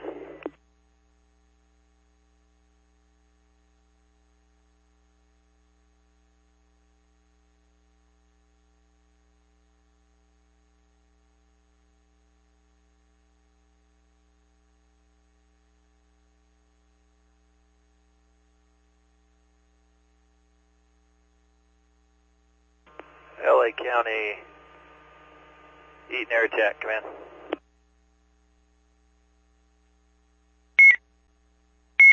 Eaton Air Attack, V3, go. I'd like to place a request, one lead plane direct to the Eaton incident, contact Air Attack. Eaton Air Attack, LA copies, one request lead.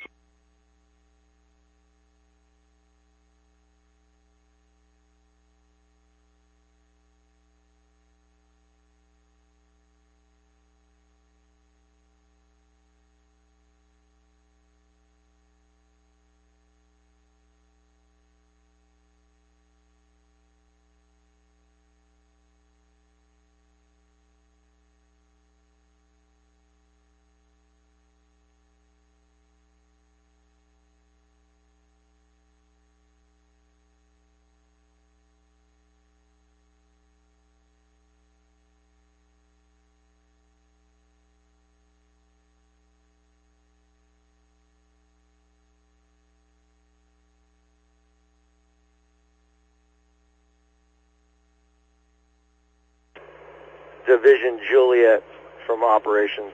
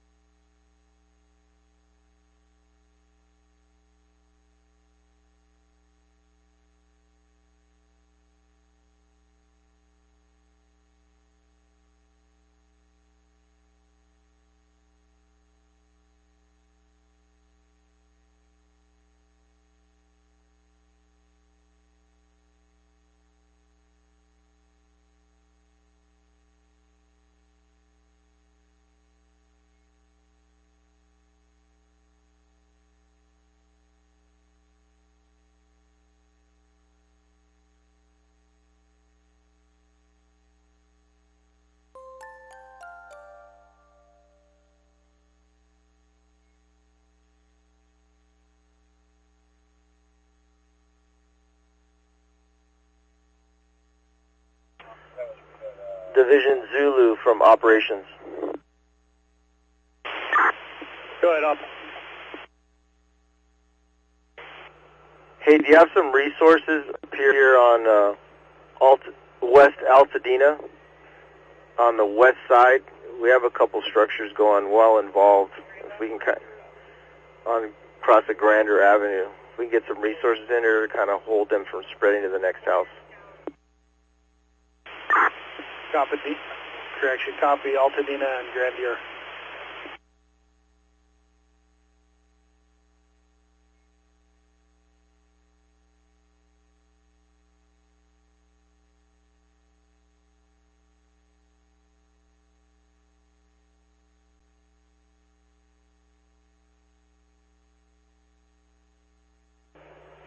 Zulu from operations, you're going to need probably at least 4 rigs over here.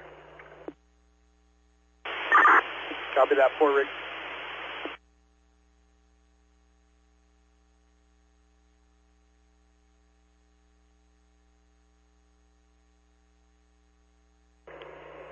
Division Zulu from operations. Go ahead, sir.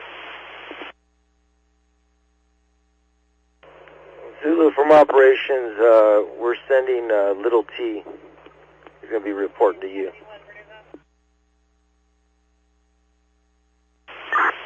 Hey, Ops Zulu, you were broken in.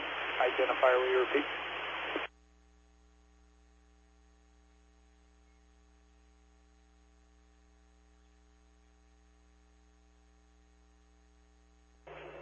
Division Juliet, did you copy that traffic? You're going to be getting little T.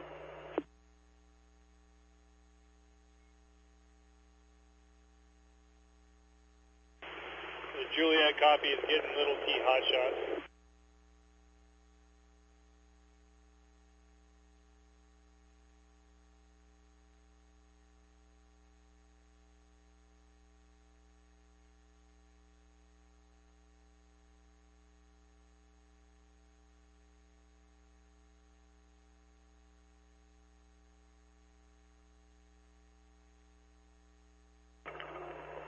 Zulu from operations.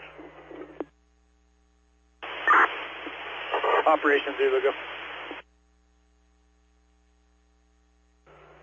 I have one more request down Altadena.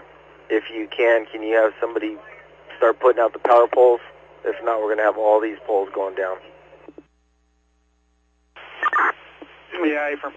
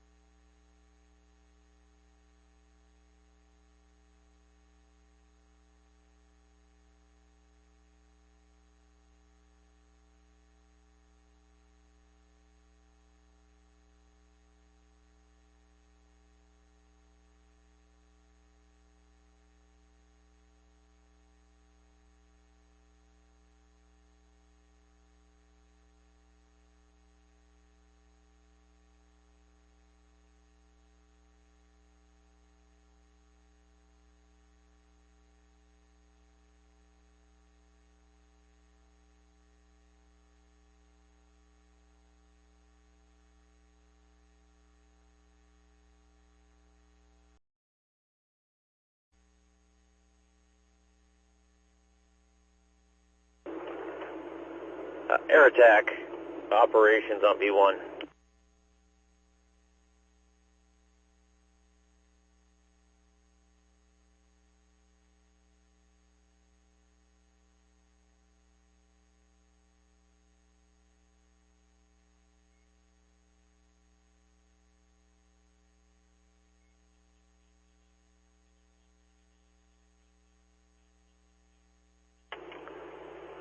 Air attack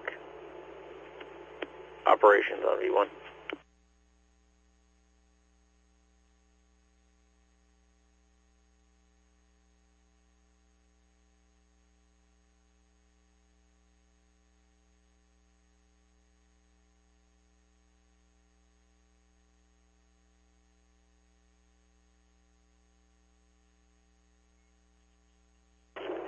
V&T Battalion 26, Palisade operations, are you up on V1?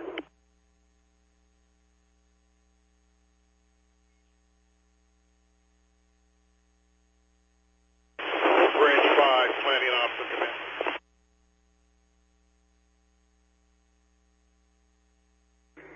Branch 5. If you haven't already done so, if you could shoot me your...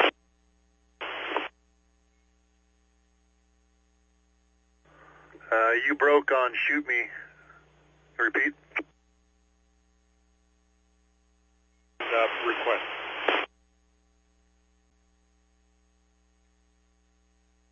Unable to copy.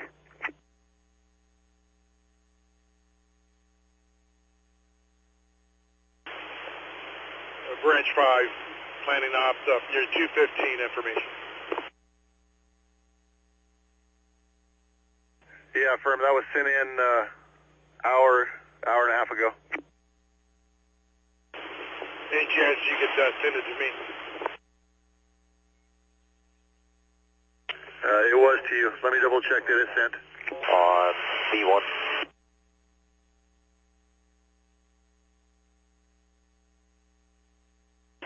Branch 10, planning ops. Branch 10. You can shoot me your 215 information. Can I get a contact number? I didn't get it this morning. Palisades Air Attack LA on V11 able.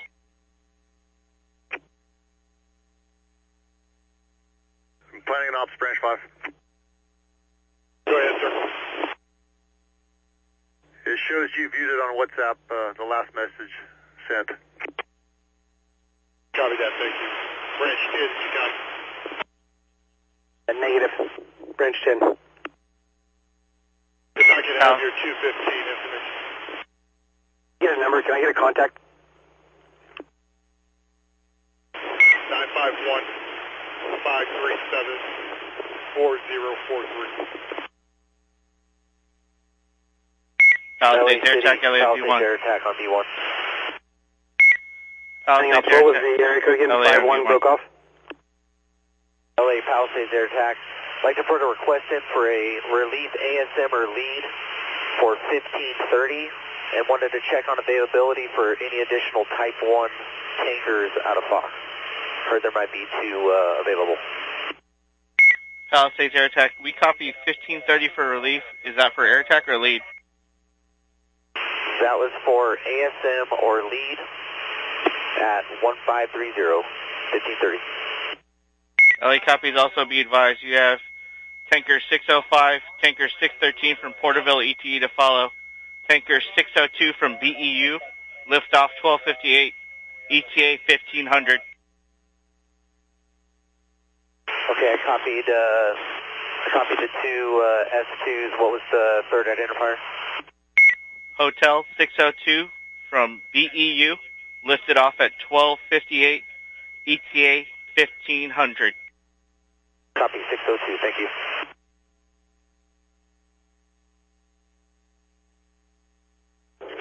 Air Attack, Operations V1. Operations Air Attack on V1. Yeah, I hear that report of a new start over called the Freddy Fire. Closer to PCH and Mulholland to the a little bit farther up to the north on PCH. Do you think we need to divert aircraft there? I'd rather help keep that thing small. Let me come around and take a look, sir, and see if I have eyes on it. Confirming they have resources at scene. They do have it. They said the last report was 2 acres burning uphill, moderate to spread. We did send one V&C helicopter over there. I was notified that happened, but I just want to know this thing is established. It would be nice to maybe help them out with some aircraft if we need to and keep that small. Okay, I believe I have eyes on the smoke now. Just want to confirm, did they start an additional air resource response over to that? Because if so, it's going to have to be deconflicted. Yeah, I believe that's just a complete new start. That is not tied to this incident.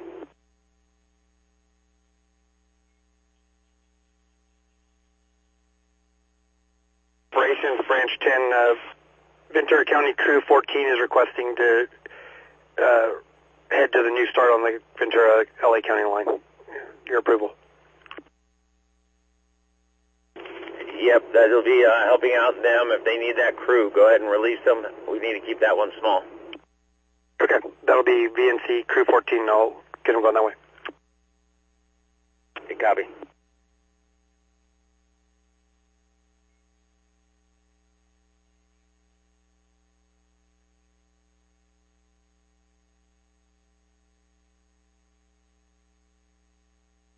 Planning Ops, Branch 10.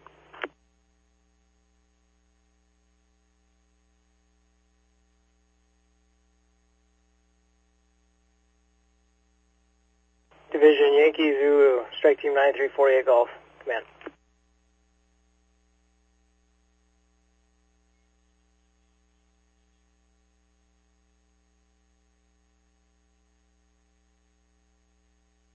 Planning Ops, Branch 10, on command. Branch 10, planning ops, go ahead. With all the traffic, I missed the area code on the cell number, please. 951-537-4043. Branch 10, good copy.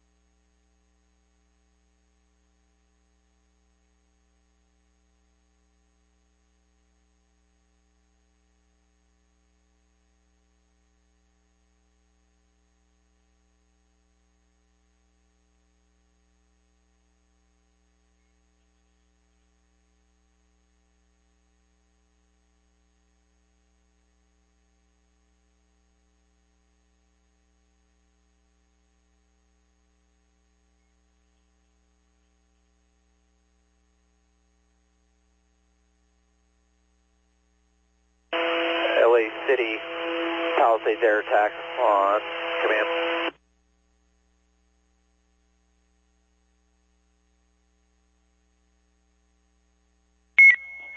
Palisades, air attack, go for LA on V1.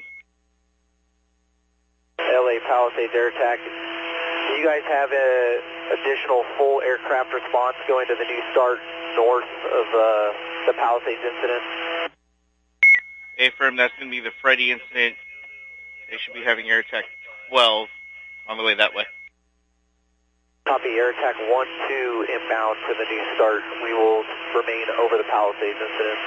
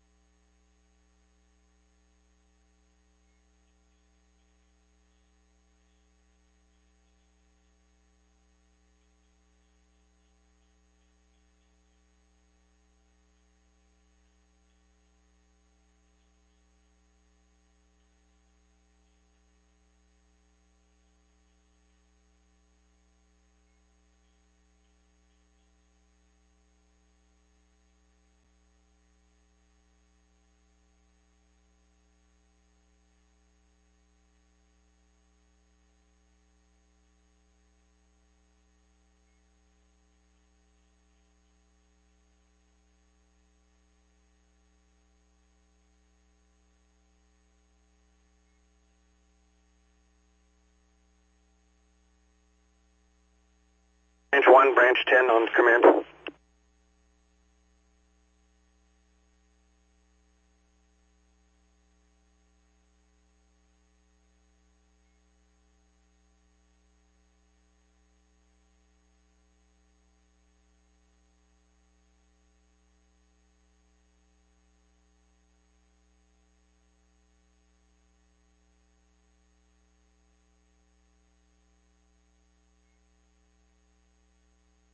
Branch 1, Branch 10 on command.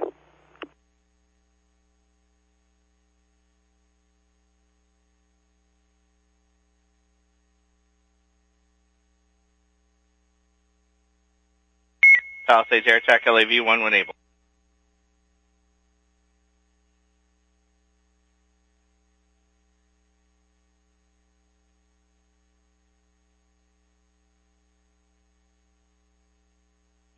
Operations Air Attack on B1.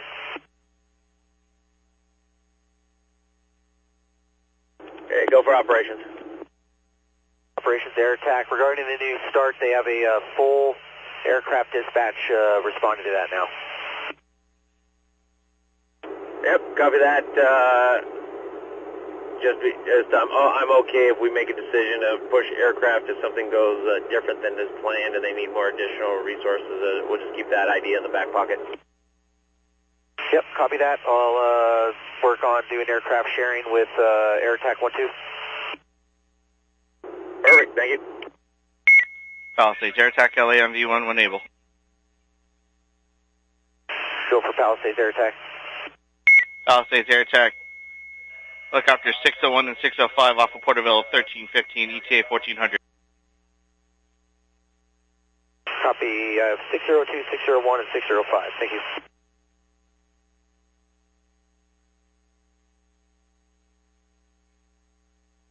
Division Papa, 94-6 Charlie, command.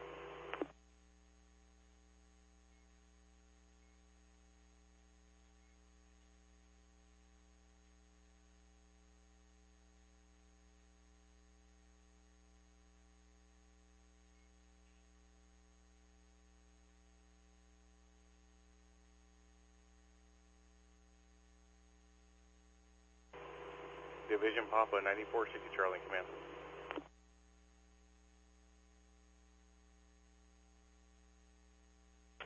Unit calling Division Papa on command, go ahead. Division Papa, 94-6 Charlie, need for ground support, let me know you're ready to copy.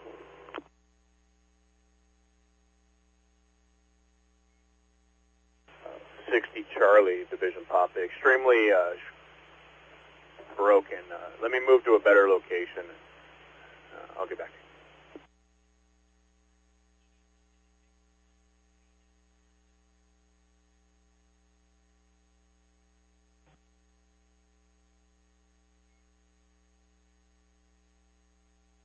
Branch 1, Branch 10 on command.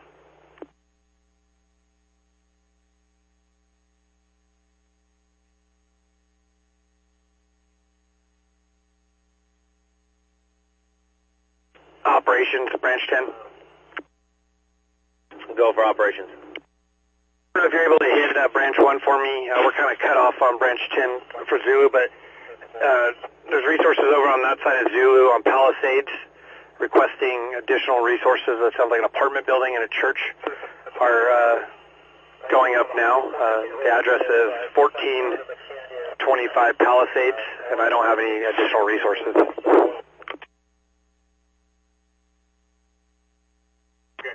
1421 Palisades, apartment house, needing resources on the North Palisades area. Affirmative, 1425 Palisades Drive, apartment complex and a church going up. Additional resources needed over there. I don't have any to send from Branch 10. I was trying to get a hold of Branch 1 and see if you had anything available. We'll probably need a structure group to set up over there. So we'll talk about... copy that. Break, Branch 1 operations, V1.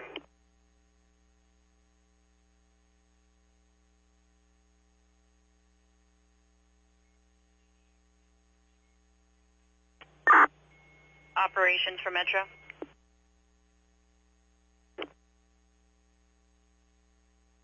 But we can go for operations. operations. We're getting reports of an individual who needs assistance with evacuations. Let me know when you're ready for the address. Go. Operations, the address is going to be 17520 West Camino de Yatasto. That's Camino de Yatasto. Y-A-T-A-S-T-O.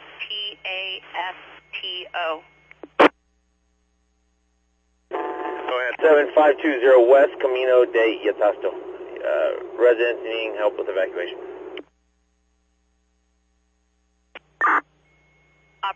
Operations, you were cut off. Just confirming the numbers 17520. Correct, 17520.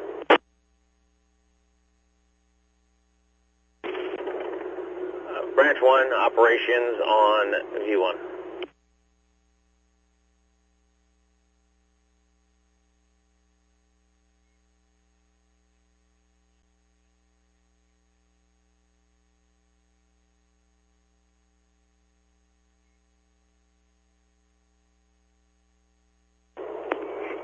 Branch 1, operations V1.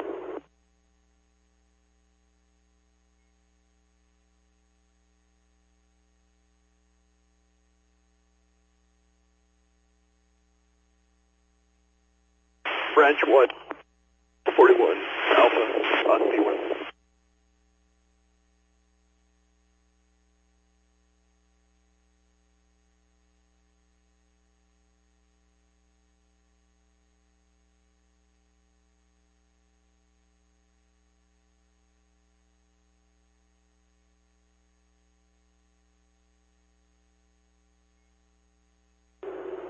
Branch 5, operations V1.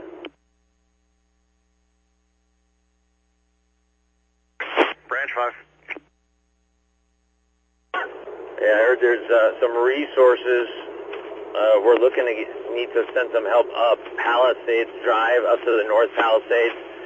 Even though it's a distance from Branch 10, he can't send any resources. We can send a couple up there. Reported of a church in another building starting to catch fire up there. Stand by for address.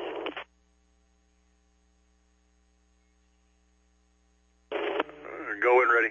25 Palisades Drive. If you could send resources up there to investigate, it'd be great.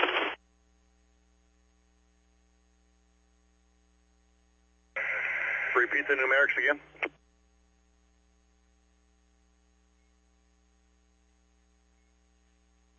Address of 1425 Palisades Drive.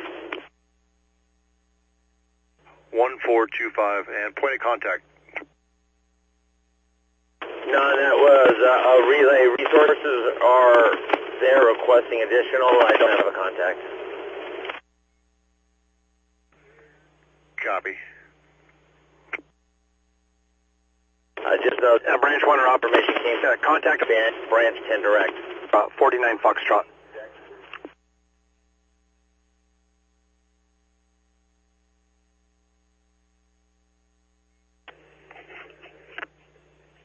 Operations from Division Mike with a line emergency.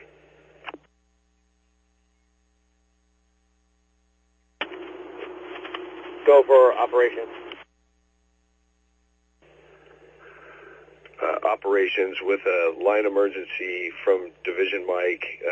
We have two separate patients, both minor in nature. One, flu-like symptoms, nausea, vomiting. That would be patient 1.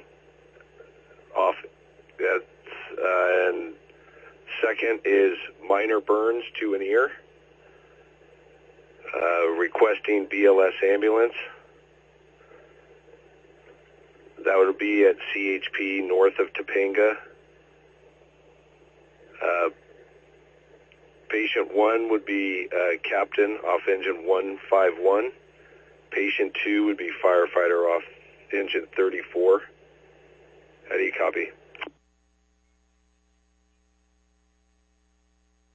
I got two patients, one with flu-like symptoms, captain, off of engine 151, and a minor burn to the ear off a firefighter off of engine 34.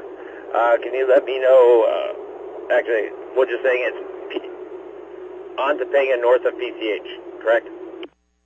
Correct. There's a CHP outpost north of Topanga. I'll work on that address and provide that. Point of contact for this would be 1551 Alpha. Copy, 1551 Alpha, the contact at CHP on Topanga, north of PCH, is that correct? That would be on PCH, north of Topanga. Copy that. Safety operations on V1.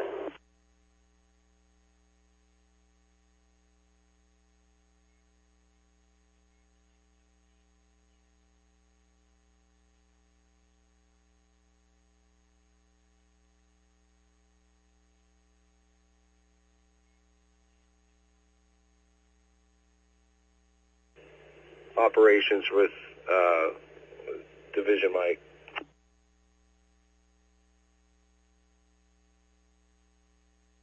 Is that traffic for operations? Operations from Division Mike. Correct address for BLS ambulance location 18850 Pacific Coast Highway. Yeah, copy, and we can do one transport, correct? That's affirmative. Yeah, copy. Break Palisades safety from operations on V1.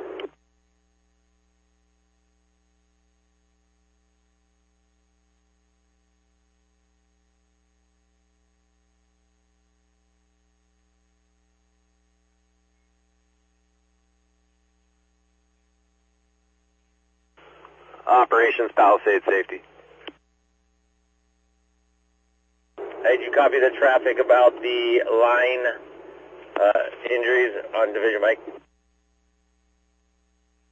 Affirmative. Repeat the needs. Just to repeat really quick, we have two patients. One flu-like symptoms, captain from engine 151. Second patient, minor burn to ear, a firefighter off of engine 34. They're requesting just a single RA, single ambulance for transport to 18850 PCH.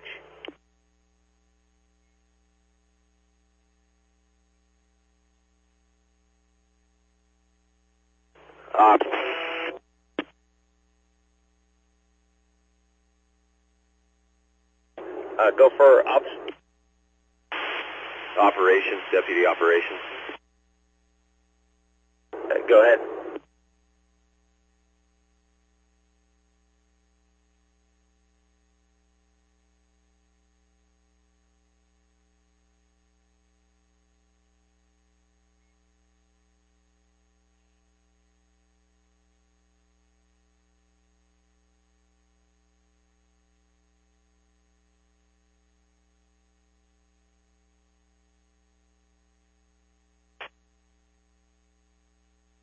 Operations, deputy operations.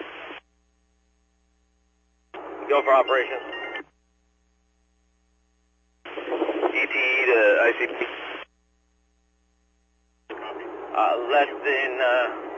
Less than 15.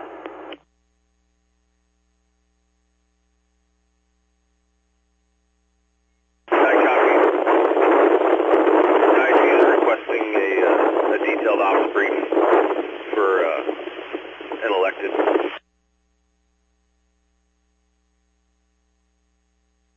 Hey, the last transmission was unreadable due to wind. Repeat, please. IC is requesting a detailed ops brief for elected.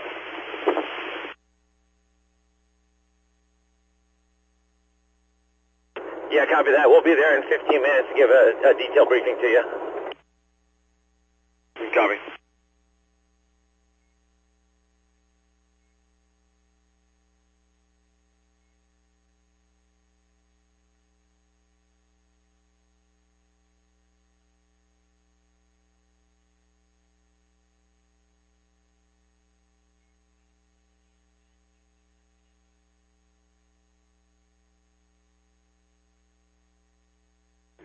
Division Juliet, Branch 5 of Command.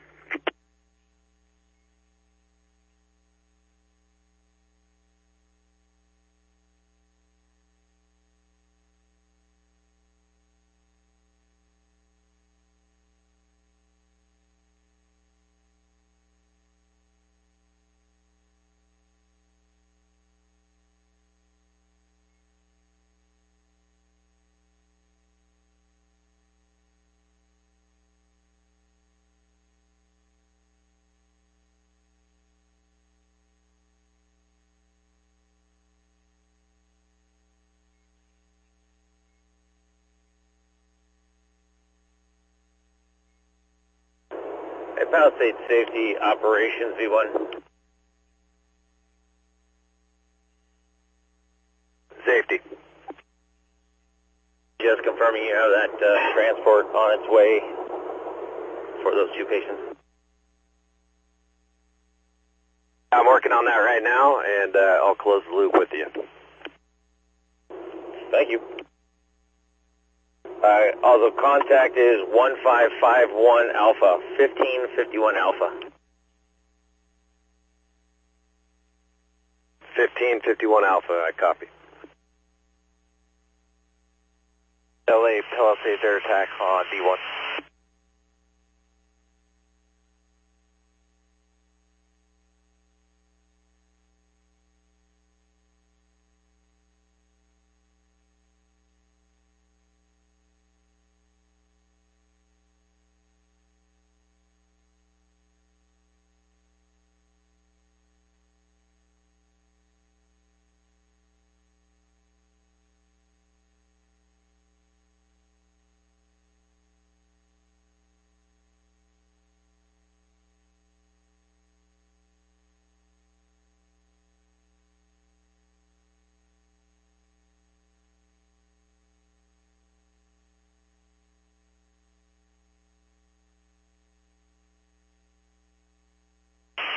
LA City Palisades air attack on B1.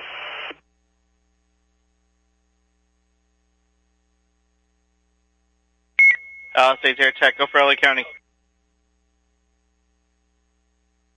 LA Palisades air attack. Just looking on if you were able to get availability for any additional laps. 49 Foxtrot, Branch 5, command. Negative at this time. Most aircraft requests are currently sitting at the NAT. Okay, copy that.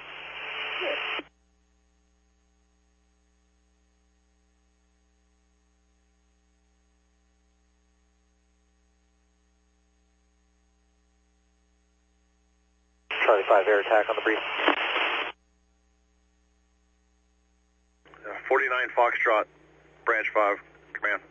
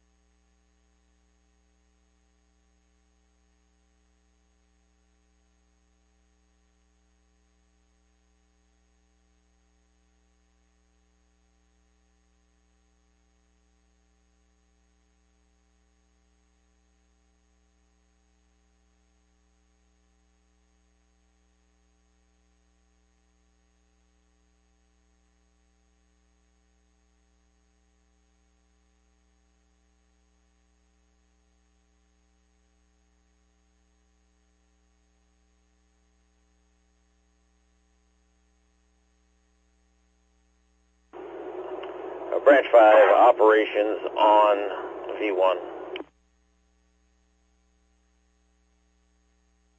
Branch 5.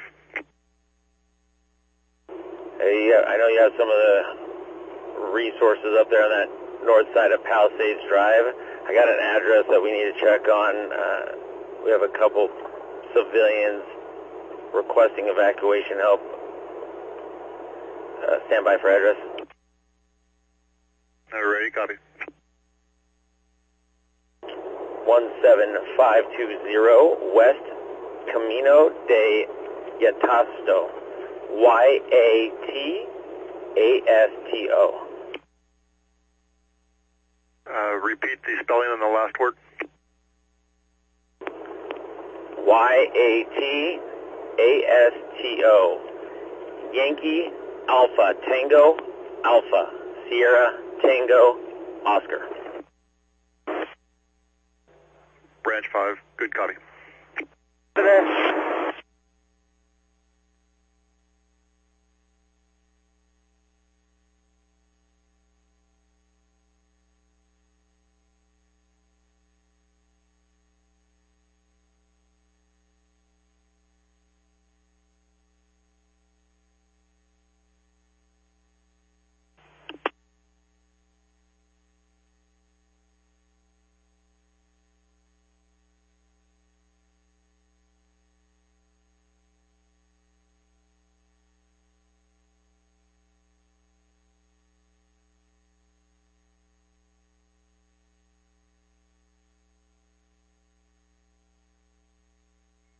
Branch 1.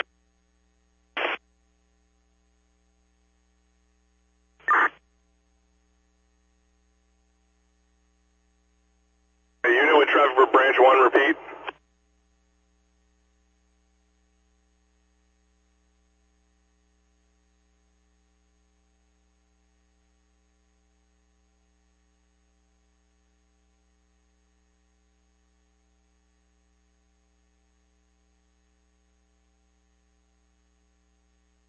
Operations, Palisades safety. Go for operations. One rescue ambulance has been requested to 18850 PCH through dispatch. No ETA, and I passed on all the information. Copy that. Thank you. Break, Division Mike, operations V1.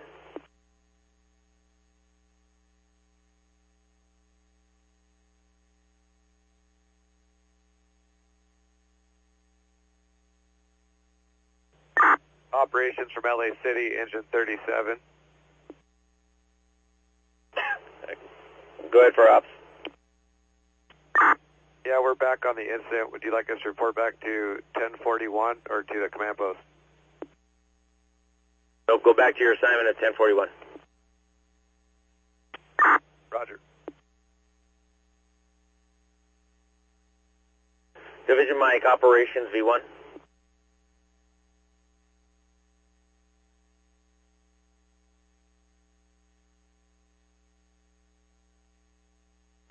Uh, 1551 Alpha, operations on V1 command. Go for 1551 Alpha. Did you copy that traffic from safety? Rescue ambulance has been requested from LA, and they are responding to that 188 PCH to you for that 2 patients. It's just unknown ETA. 1551 Alpha copies traffic, unknown ETA. We'll continue to stand by and wait for their arrival. Copy, thank you. Operations for Metro.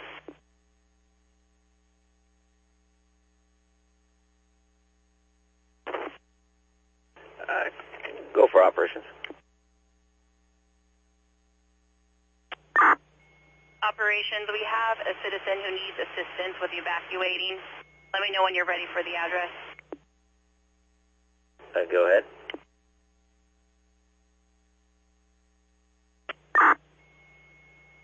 Operations, the address is 465 North Mesa Road. That's 465 North Mesa Road. Copy, 465 North Mesa Road, assistance with evacuation.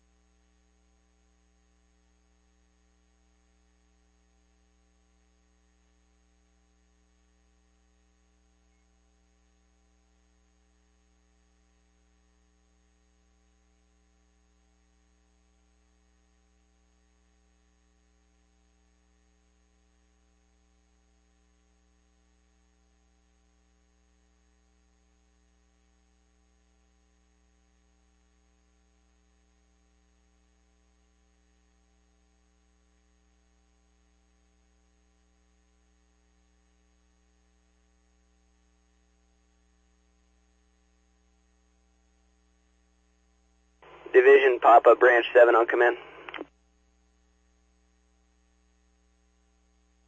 Branch 7, Division Papa, go ahead. Hey, can you place a call? I'm going to need you to escort some water agency folks.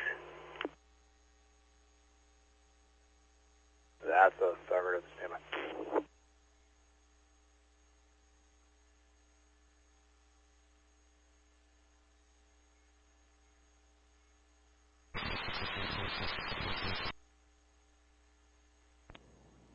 PE, Battalion 6, what frequency are they switching to for the Atlantic call?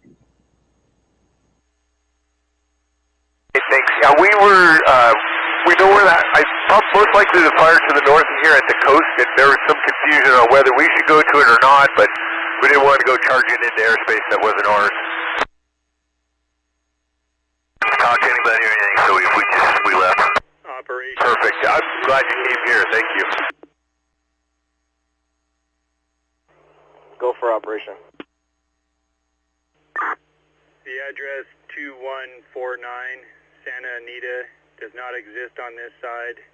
Was informed that's about 12 miles away.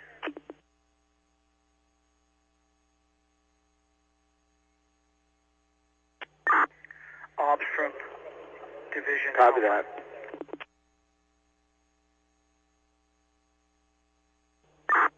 Ops from Safety 20. Ops identifier and traffic.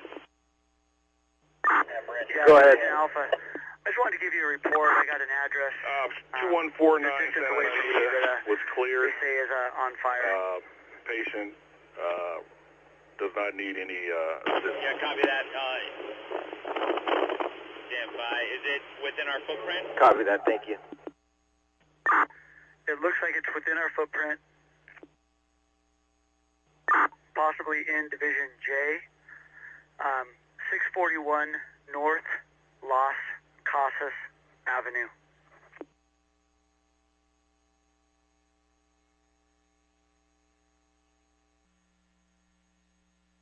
LA County, Palisades air attack on command. Palisades air attack, go ahead. LA County, Palisades air attack. Air attack 310 is just transitioned with air attack 52. Air attack 52 will be assuming the Palisades. Air attack 310 is returning to Hemet ETA of 1415. 1415 ET for air attack 310. Air attack 52, now Palisades, ICLA copies all. Alpha operation D1.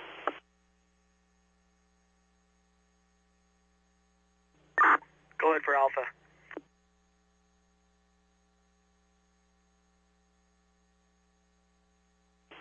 Alpha operations D1.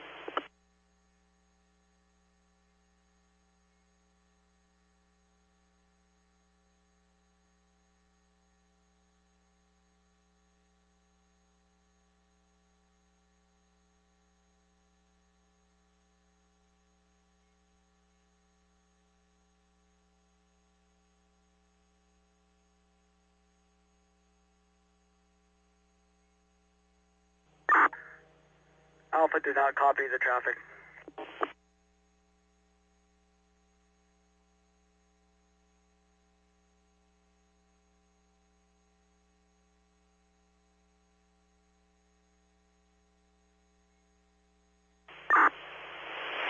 Ops from Brush Patrol 19.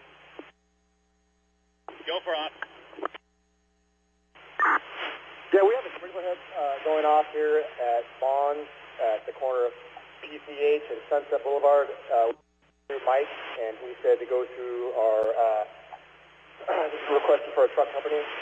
We're thinking that Bonds might be getting flooded out, and we didn't want to shut down the TIV because of the fire. But I was hoping we could get a truck company over here to replace the sprinkler head, maybe keep Bonds from getting flooded out. Just confirming where that is, the crossroads station. Roger, Pacific Coast Highway and Sunset Boulevard. Copy, Pacific Coast Highway, Sunset Boulevard. Bonds has a sprinkler that is going out requesting truck company. Roger, it's on the Bravo side. It's exterior. It's by their loading dock. There's about 5 feet of water. Yeah, copy that. Break Metro Palisades ops on G1. Palisade ops go for Metro. Did you copy that last traffic? We have a Vaughn Supermarket on PCH and Sunset requesting if we could send one truck company from LA City just to go over there to handle the sprinkler. We don't want to shut down the water, so they need to just make sure Vaughn doesn't get let it out.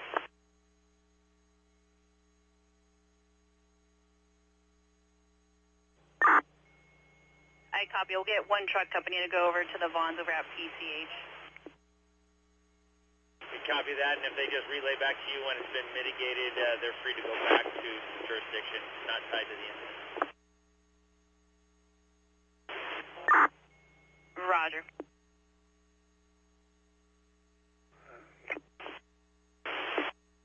Division Juliet, Branch 5, command.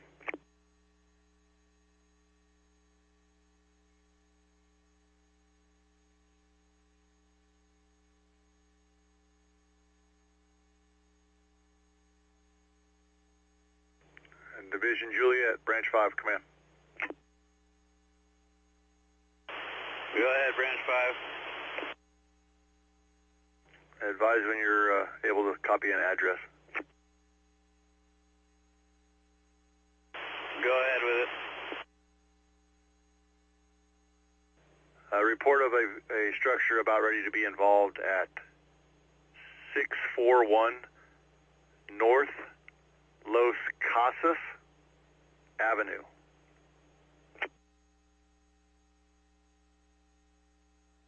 I copy 641 North Los Casas. Affirmative.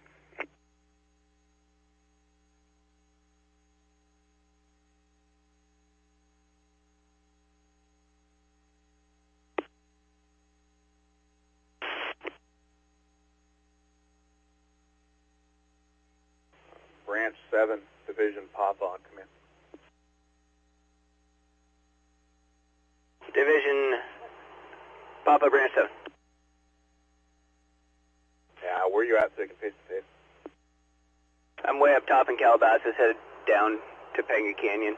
What I need from you is to rendezvous with the water agencies at Station 70 at 14:30 hours and escort them into 2 locations along the PCH.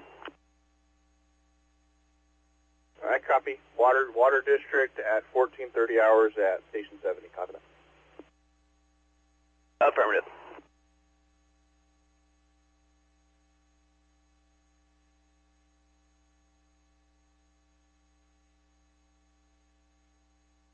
Palisades air ops, air attack on V1.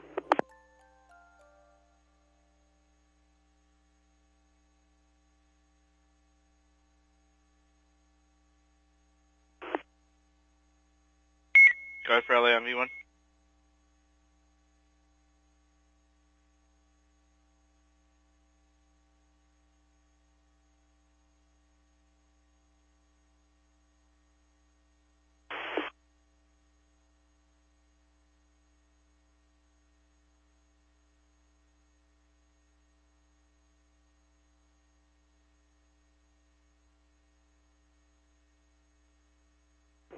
Palisades air ops, Palisades air attack on V1.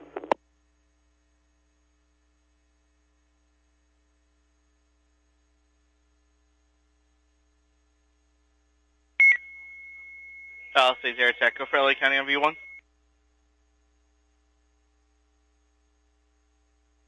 Just passing along information. There's a drone that's been spotted in the Mountain Gate area, the northwest area of the fire. Had a close call with the Helco. Palisades operations LA V1. You copy all traffic?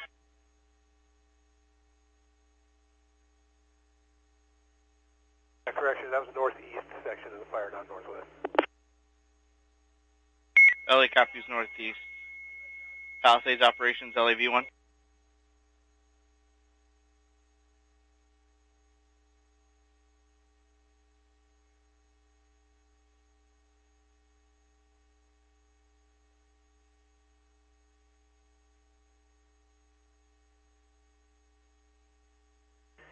Yeah, operations from LA City Battalion 9 on command.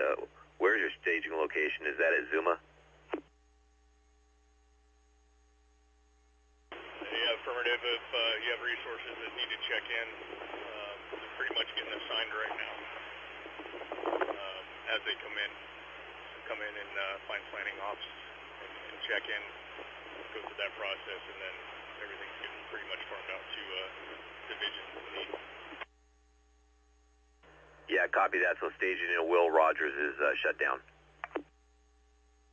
It's still being utilized by, I think, the branches and divisions, but we don't have a active staging area.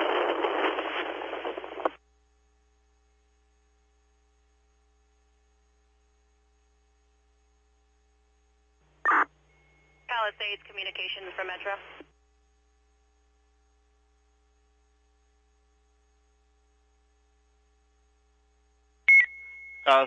Metro, go ahead for LA County.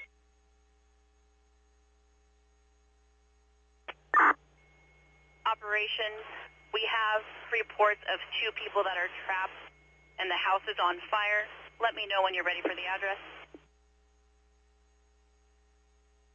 Go ahead for operations for the address.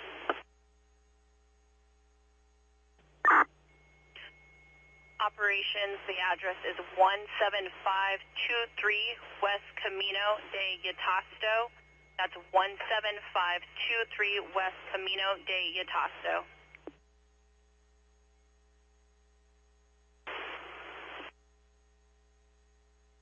I copy 2 trapped, house on fire, 17523 West Camino de Yatasto.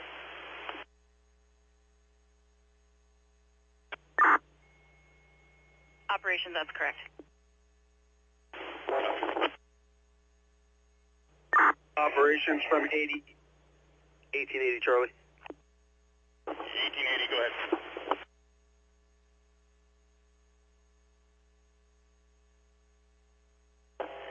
Operations from 80 Charlie. 1880 Charlie, go ahead. That address they just gave is in Division Zulu, and right now it's a wall of fire wrapping all the way through that community. We're going to do fire front following. We're going to get it back in there as soon as we can. I copy. Once you can get in there and assess that, let us know. Copy. Can you give me the physical numbers again? 17523 West Camino. Box copy. 1423. We'll go back in and evaluate. Engine 7593 to hit that vegetation.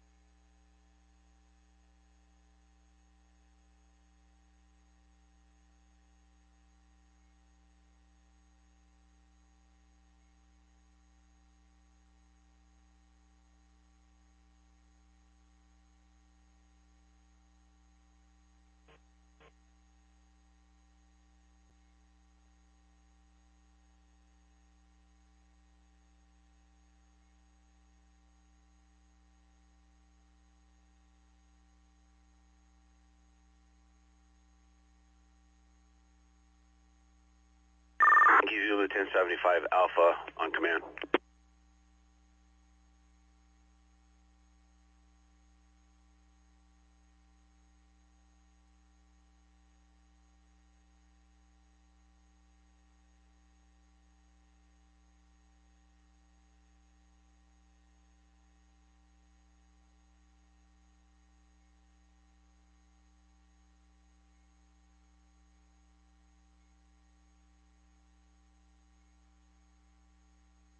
Yankee Zulu 1075 Alpha on command.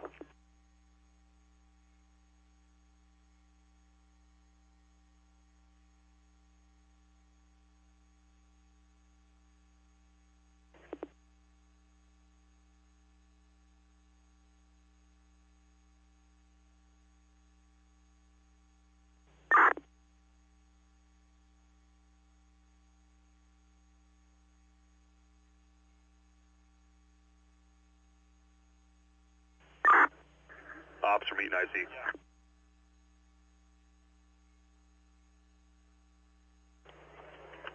Go ahead for Ops.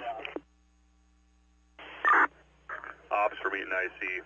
We were notified by the water department that anything north of Woodbury is going to be inserviceable to get you guys water back. So we may need to order additional resources if you guys are continuing to fight fire in that area. Water tenders, just let me know.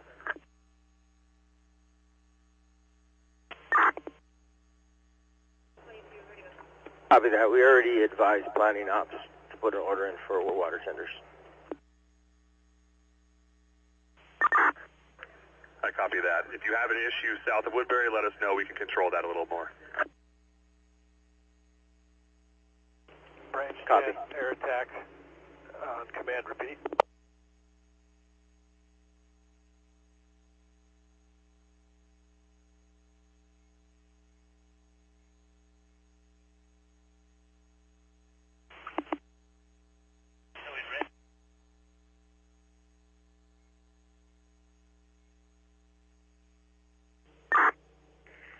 Branch 7, Juliet on command.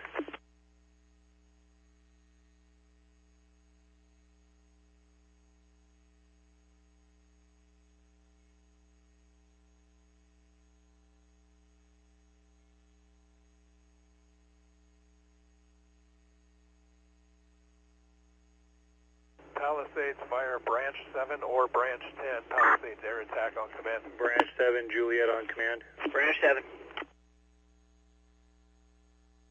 Good afternoon, Air Attack 5-2 coming in as relief air attack. Is air to ground working for you guys today? I haven't been hearing much.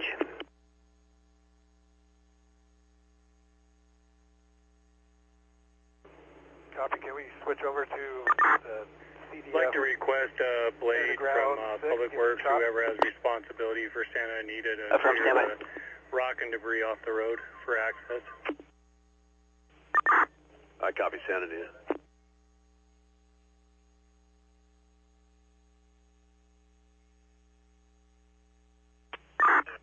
Ops from IC.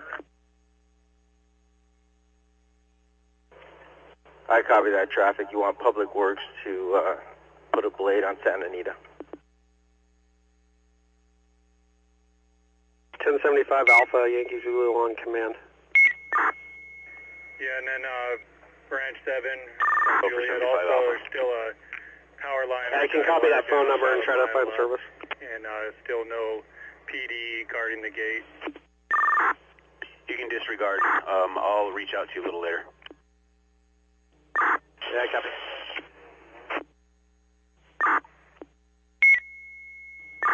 Okay, firm, that's all the way up Santa Anita, right? Yeah, affirmative.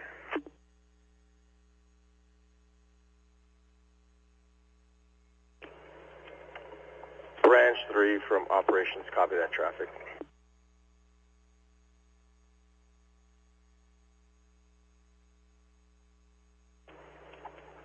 IC from ops. Eaton Air Attack LAV-318. Ops, go for IC.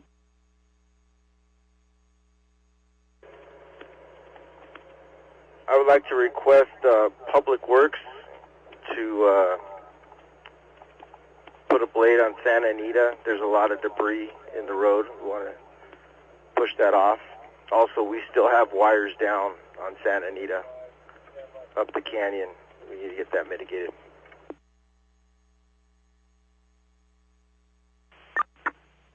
Ops, IC copies. We'll work on it. Eaton Air Attack LA on V31 Able. LA County, Eaton Air Attack, go. Eaton Air Attack, you now have Bravo 78 as your lead plane and ETE to follow. Also be advised, all tankers that were on order were diverted to a priority fire. Do you want to switch it to any type tanker or continue to hold the Type 1s? I'd like to keep the request for the Type 1, and I'll take 2 any type. Copy. Just to confirm, we're keeping 1 Type 1 and transferring 2 out of 3 to any type. That'll work. Copy. Changing the order.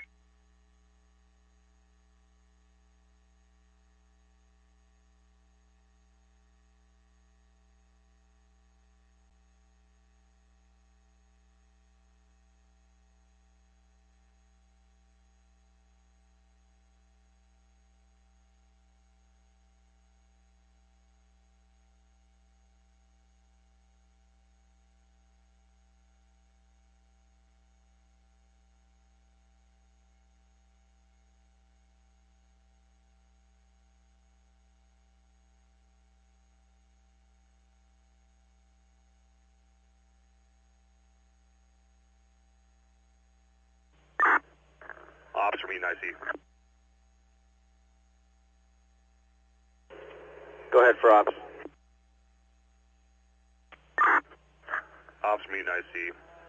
Edison still does not have an ETA. We're still awaiting. The request for a blade on Santa Anita, do you have a cross street where we can start?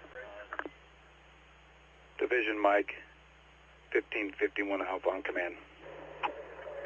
Yeah, give me a minute. I'll get you that cross street. I'm heading up Santa Anita right now. Copy.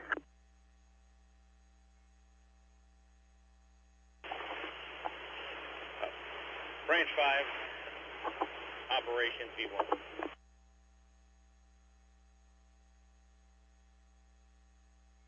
Branch 5.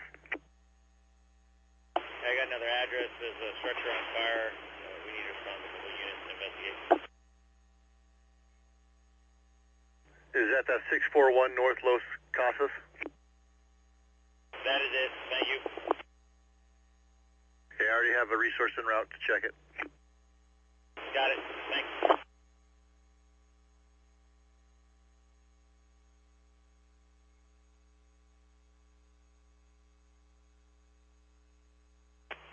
Foxtrot.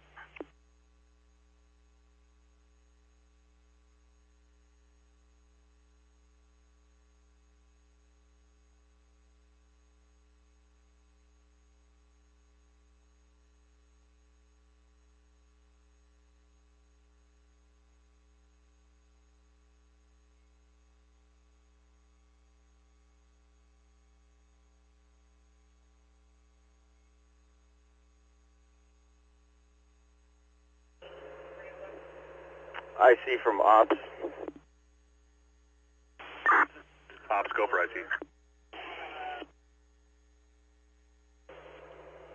So we want them to start at the mouth of the canyon all the way north on Santa Anita, and their first cross street they're going to come across is Granite. Ops from IC, I copy your traffic. Start at the bottom from the mouth of the canyon, work their way all the way up to Granite.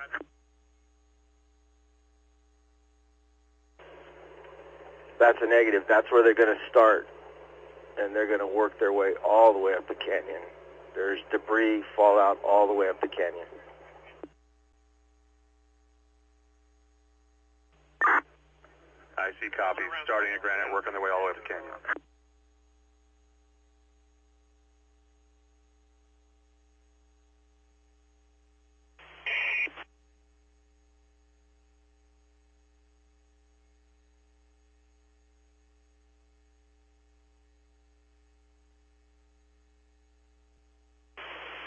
Operations, Division Juliet, on command.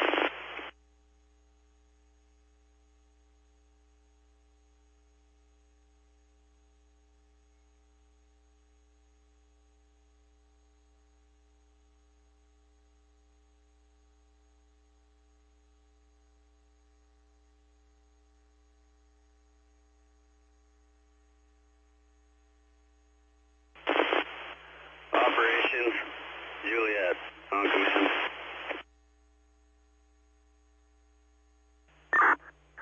Ops from IC, did we ever get Helco established? 418 from 40 Alpha. That's a negative. We don't have Halco, we have air attack.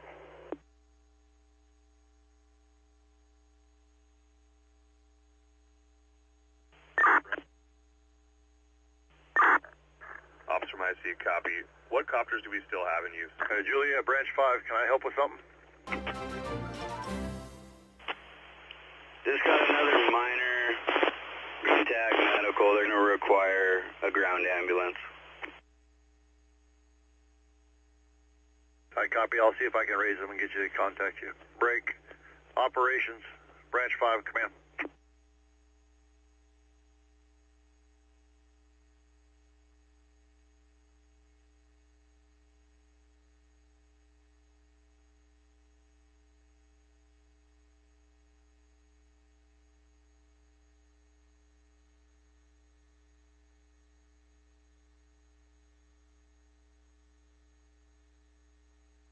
Operations, Branch 5, on command.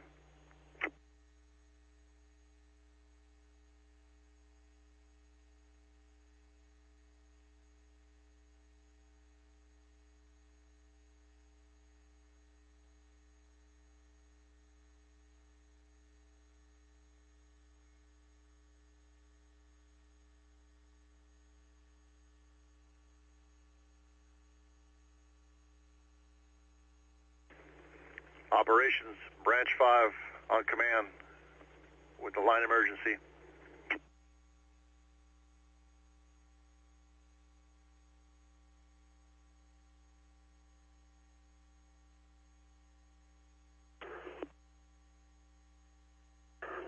Branch 5, Safety McNamara on command. Anything I can help you with? Yeah, Division Juliet's trying to report a line emergency. Copy, stand by, let me try the raise. Operations back, Safety McNamara.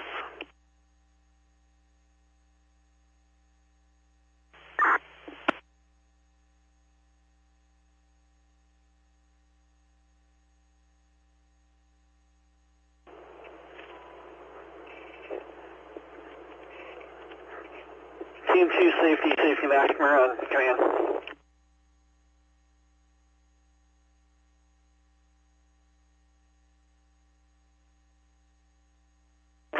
Trap 5, Palisades Safety. Over, getting the information from you, I'll forward it.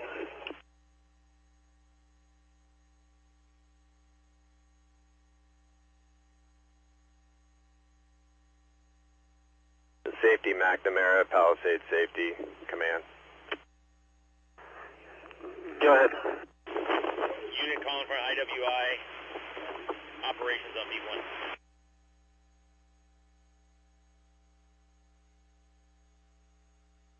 Operation Safety McNamara is coming from Branch 5.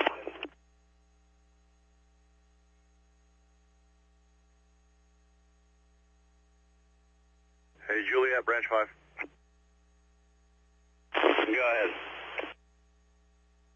Hey, operations is up. Go direct operations now. Operations, Juliet, ready to copy line information. Traffic broken, repeat.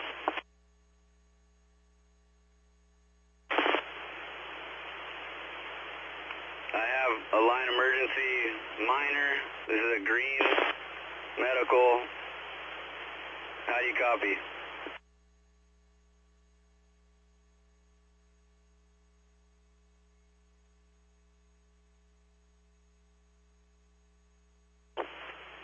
Unit with line emergency, you are extremely broken. Repeat, please.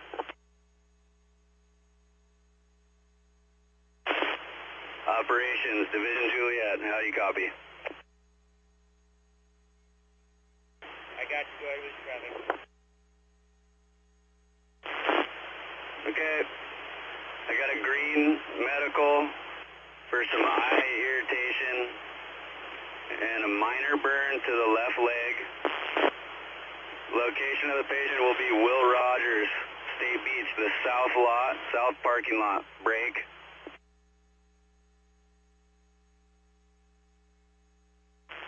Patient is 46-year-old male, is a fire captain with Los Angeles City Fire Department. Point of contact will be Task Force 1041. I just need an ALS ground ambulance to Will Rogers, State Beach, the south end.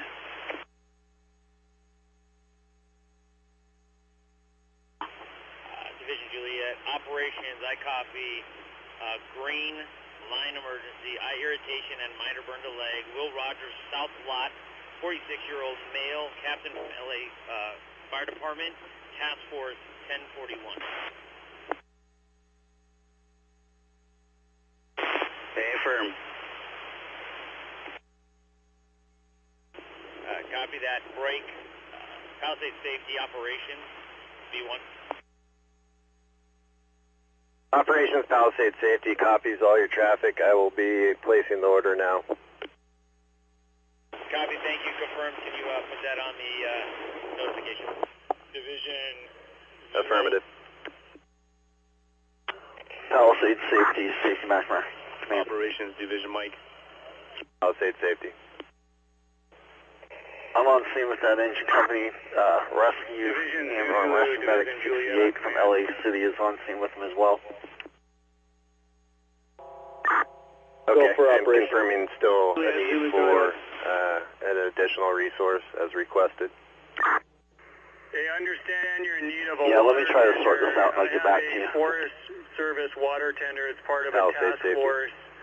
He's willing to give him up if he can get him back to complete his task force later this evening. Have him for a few hours. Copy that. We'll take him. Identifier. Division Charlie, 2801 Alpha in command. It's going to be water tender 6992, and I just need a reporting location and then a tech. 6992. Reporting location is going to be Lake and Altadena, V-Fire 24.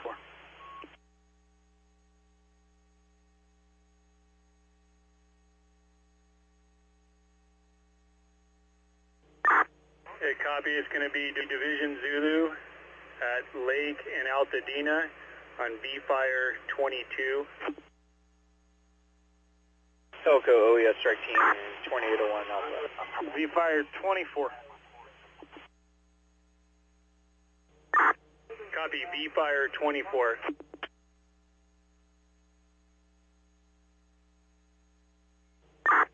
Okay, he'll be en route drive time. Copy that. Thanks, Juliet.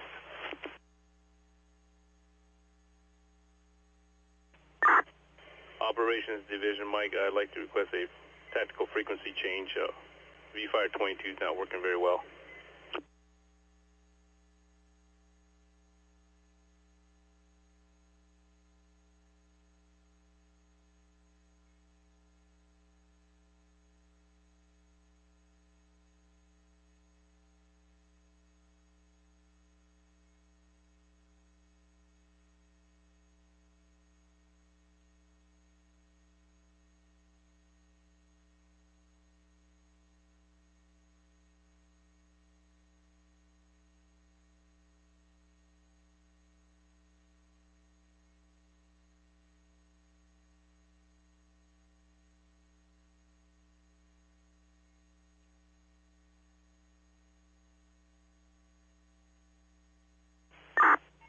Ops for Metro Fire Communications.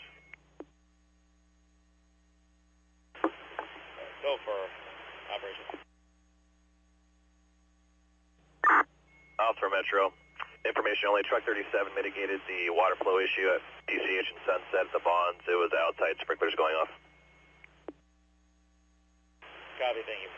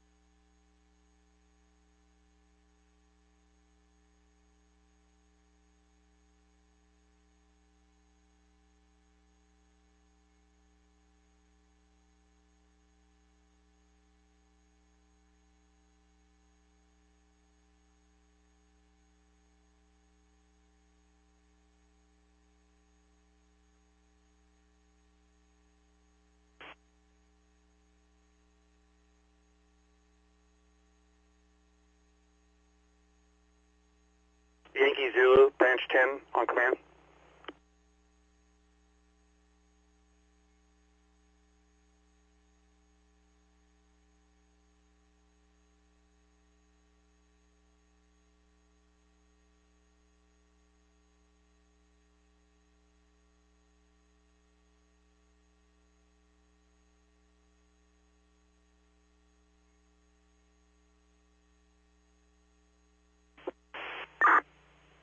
IC from Ops.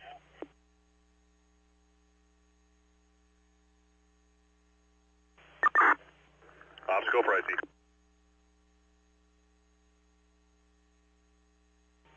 Vision Yankee Zulu, branch Just 10 getting on back command. with you with your request. Currently, we have no copters flying over.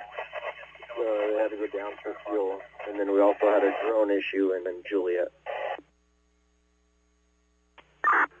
Ops, I copy your traffic. We handled. Thank you so much.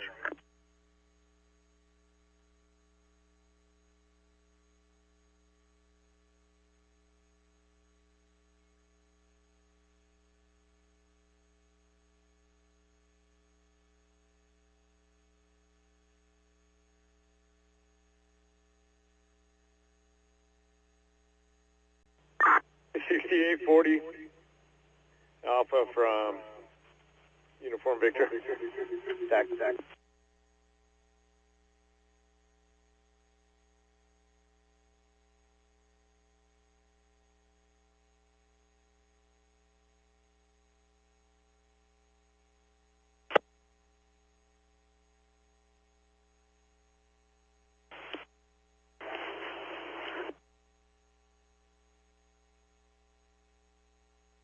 Operations Palisades Safety.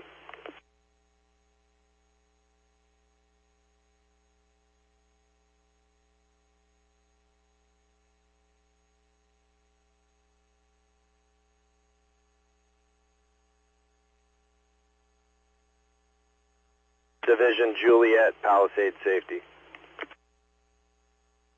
Go ahead, safety.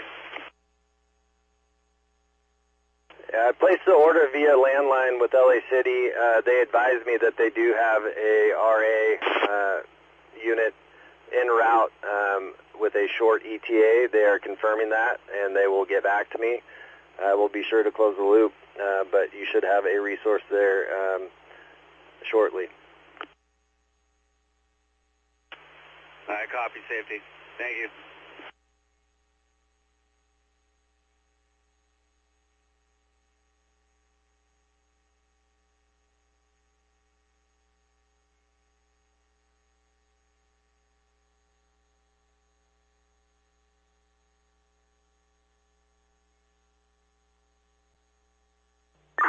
Branch 1, heavy equipment 1. Heavy Equipment 1, branch 1, go ahead. Yes, LA sir. County, air attack on command. Currently, Giuseppe Camp is being impacted by a large fireball. The dozer line is currently holding. We do have a couple spots All this is that are LA starting County, to which air back attack is over requesting just LA. the Sullivan LA Fire County, Road. air attack, looking So for working with full Hilco right information now on to the try to three keep that tankers thing ordered. buttoned up, but I'll keep you posted. In air attack, LA copies your traffic. The Type 1 is still unfilled at this time. You still have Branch 1 copies all.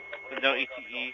We just have Tanker 95 and Tanker 74 that was assigned off Porterville 1418 ETA 1503. Copy all.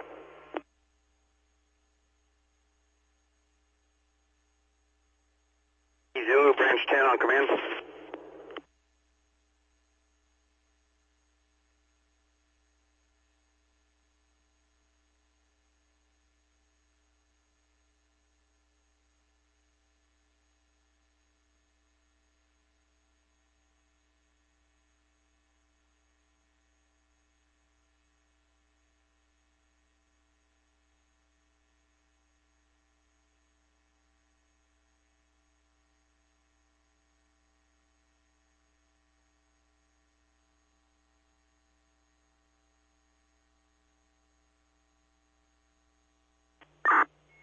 Ops for Metro Fire Communications.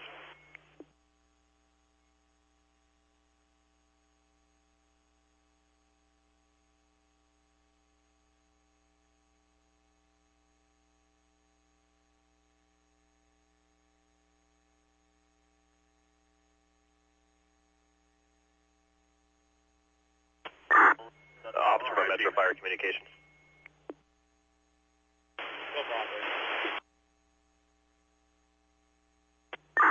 Officer from MFC, we're getting a report at 539 Rustic Road of a possible person trapped with the home on fire. 539 Rustic Road. Yeah, copy that. 539 Rustic Road. Thank you.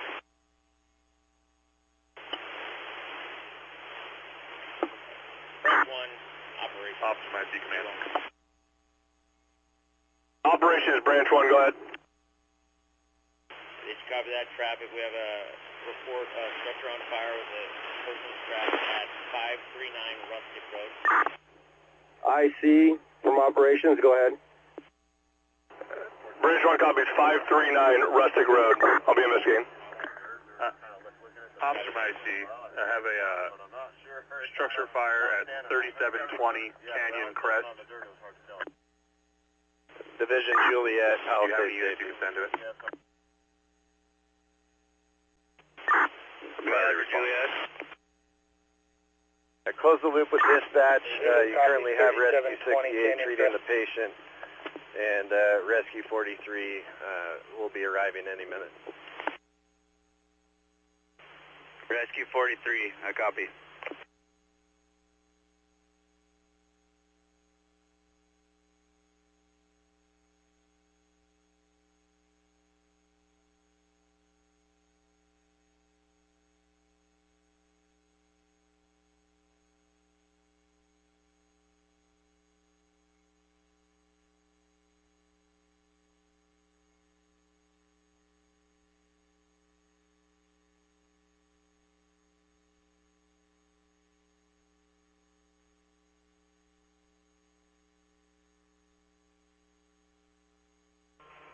LA County, Eaton air attack.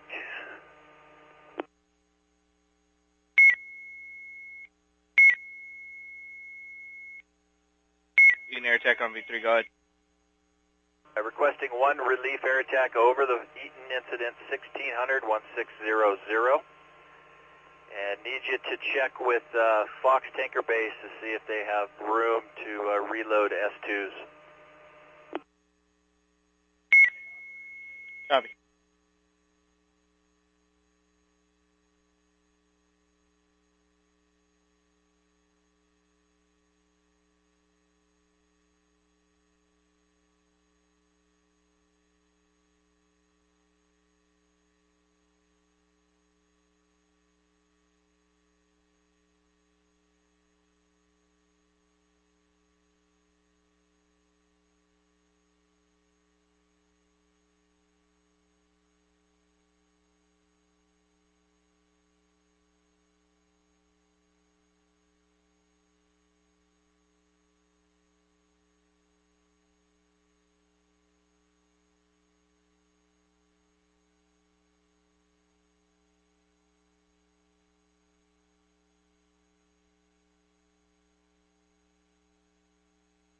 Division Yankee Zulu, Branch 10 on TAC for correction on command.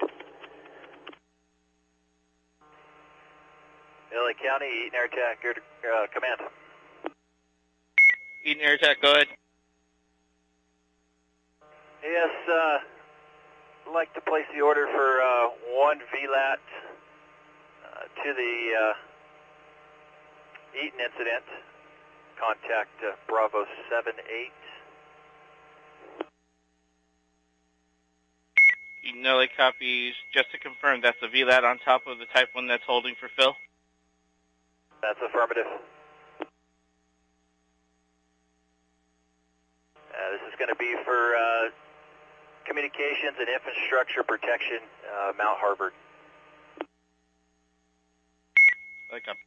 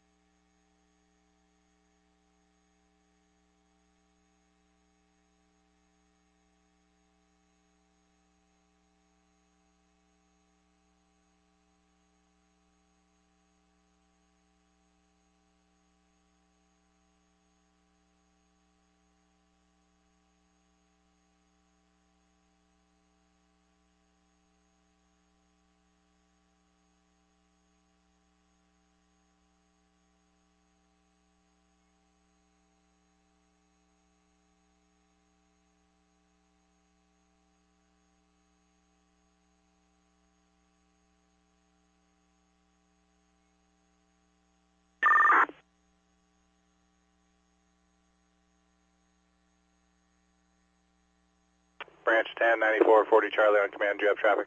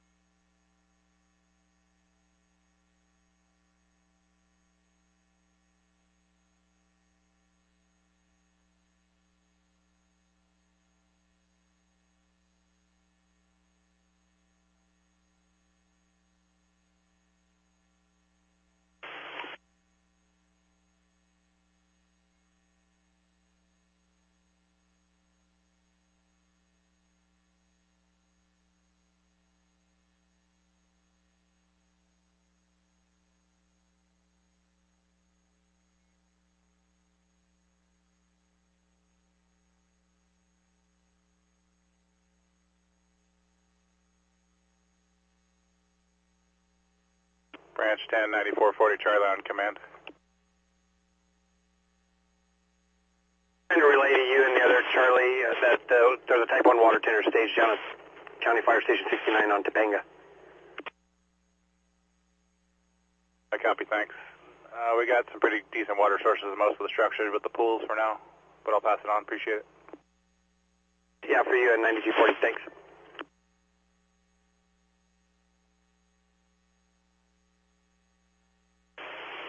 Branch 7 operations on V1. Branch 7. I got something for you to check out on evacuations when you're ready to copy the zone. And do you have the ability to pull Genesis up? Negative, I'm down in Topanga. Let me gain some elevation, I'll hit you back.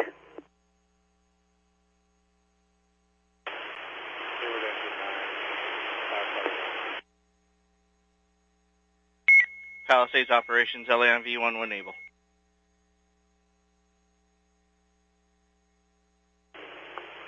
Branch 7 operations. Branch 7.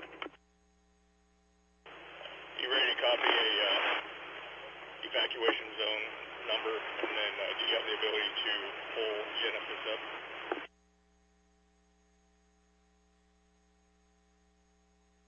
I'm only catching every third word. Genesis in an evacuation zone. Can you give me an area? Do you have cell coverage? Negative. Palisades operations, LA on V1.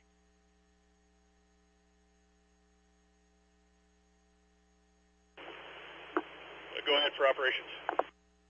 Palisades operations, just situational awareness. Brush fire reported 68th District near 4210 Prado de los Pajeros. They're going to be running the incident on V4.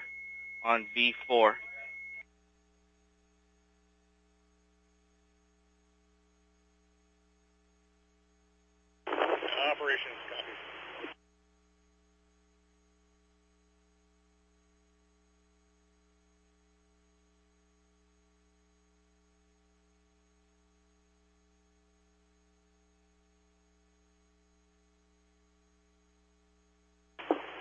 Branch 7 operations. Disregard for now. Place a call to my cell when you get a chance. Copy, 10 minutes.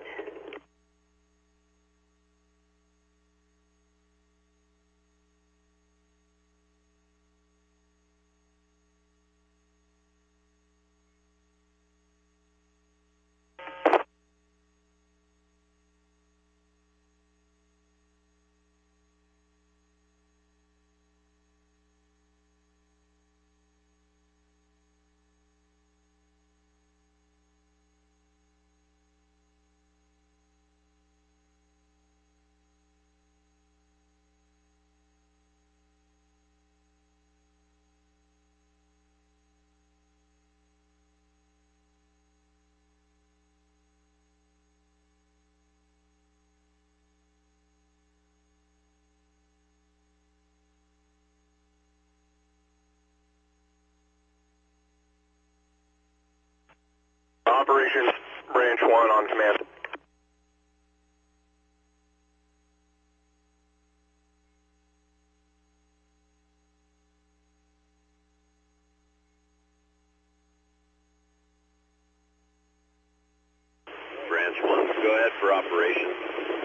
random.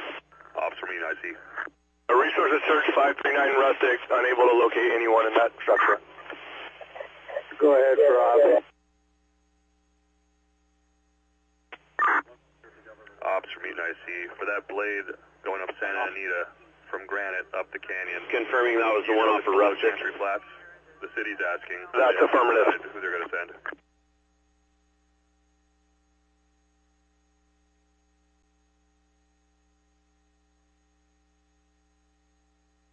I copy.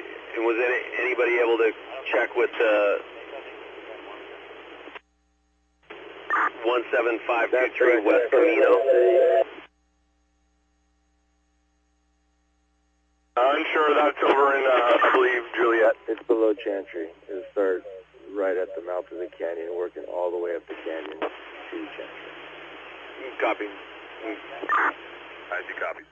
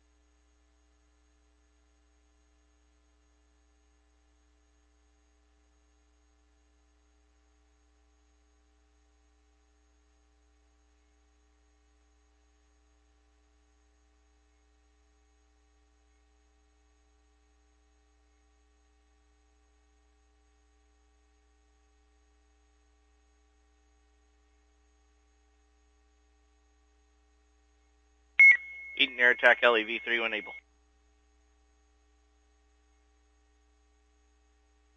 LA, go for Eaton Air Attack. Eaton Air Attack, just be advised, there's no VLAT within the AO. All current orders are sitting at NAT with no ETA on fill. LA County, Eaton Air Attack.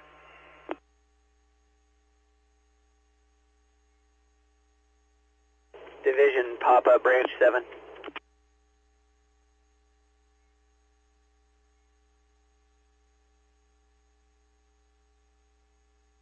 Eaton Operations, LAV-3 when able.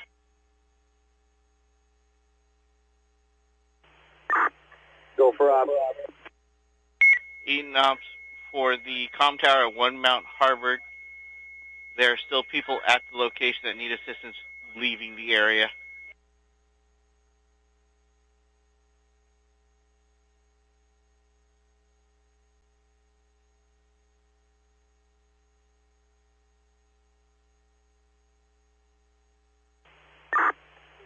Can you repeat that traffic? The communications tower at 1 Mount Harvard still has occupants inside that need assistance to evacuate the area. V1.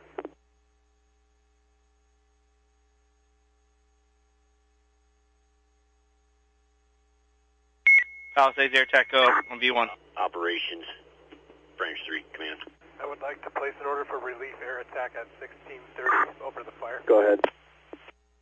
Copy, 1630 over the fire.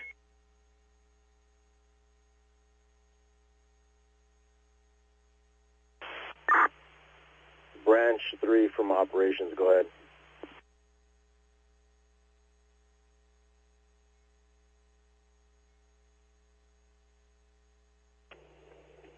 operations from Division Mike on command.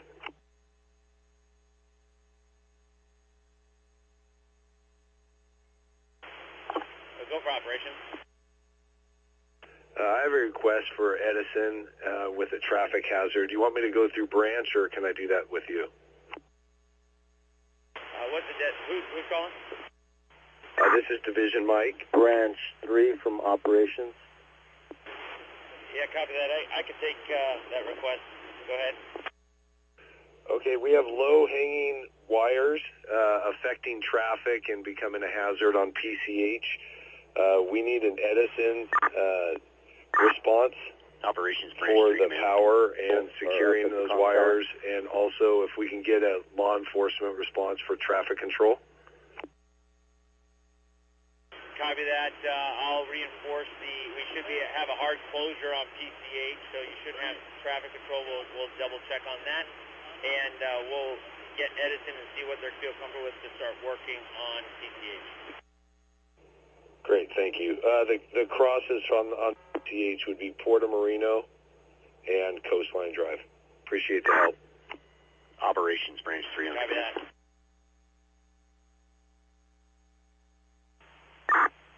Go ahead for ops.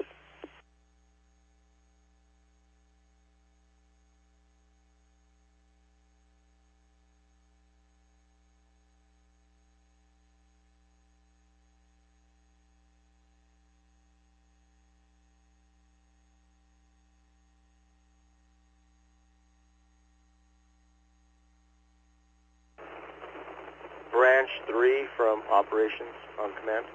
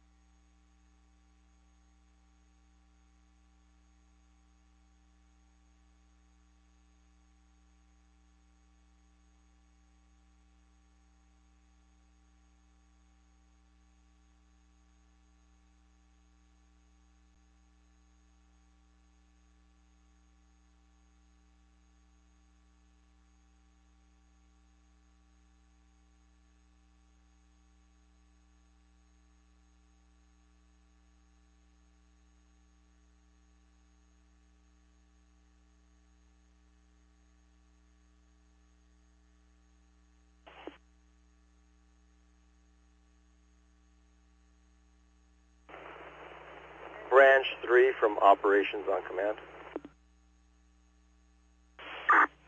Okay, operations Branch 3, Heidi, copy now. Planning ops from contingency, LA City Heavy Equipment 1 on Copy command. loud and clear.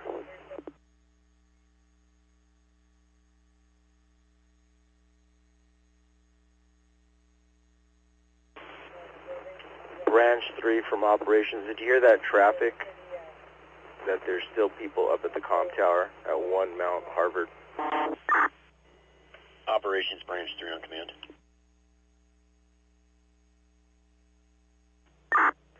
Branch 1 from Branch 3 from operations. Do you copy?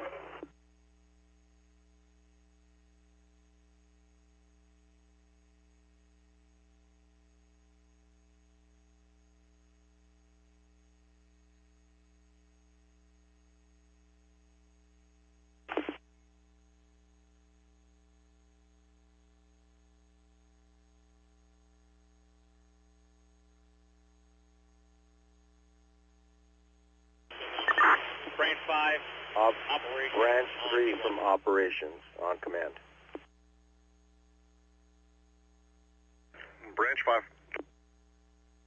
Hey, do me a favor, find a place where you got good cell coverage and give me a phone call, please.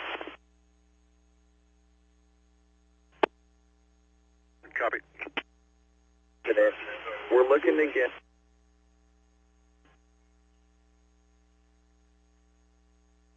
see the engine down the road about a quarter, half mile.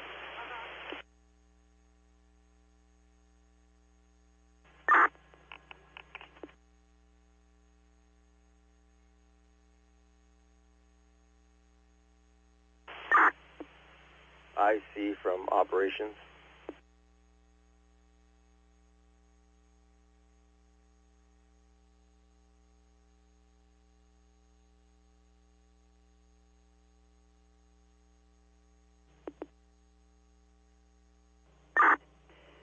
Operations Branch 3 on command.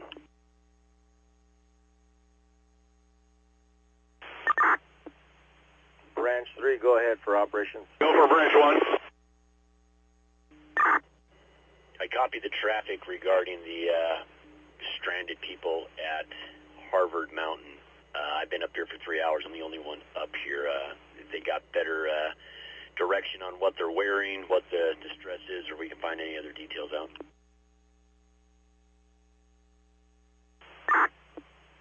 Copy that. Break IC from operations. I see from Opsco. I copy that traffic, and we're working with the TRO at LA to try to get some better information.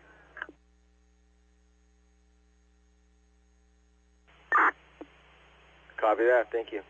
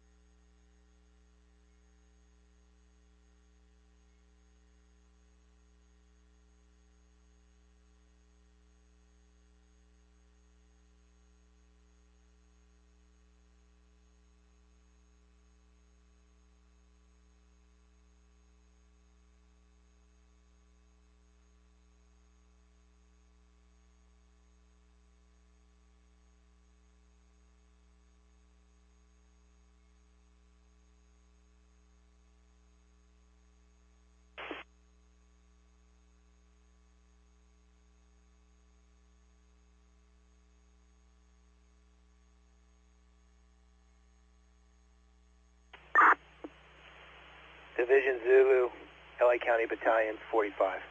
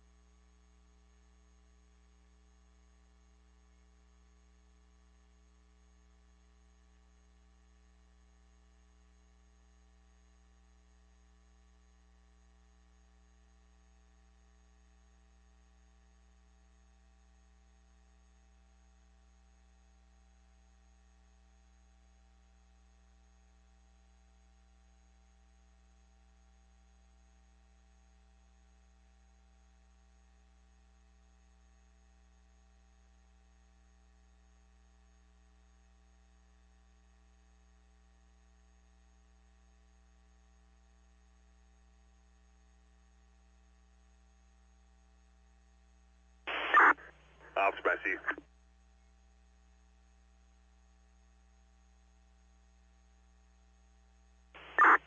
Go for ops. Ops from IC, we've confirmed the stranded hikers up on the ridge top are actually our personnel that they're identifying through a video camera, so there's no emergency. We can forget the rest of the call.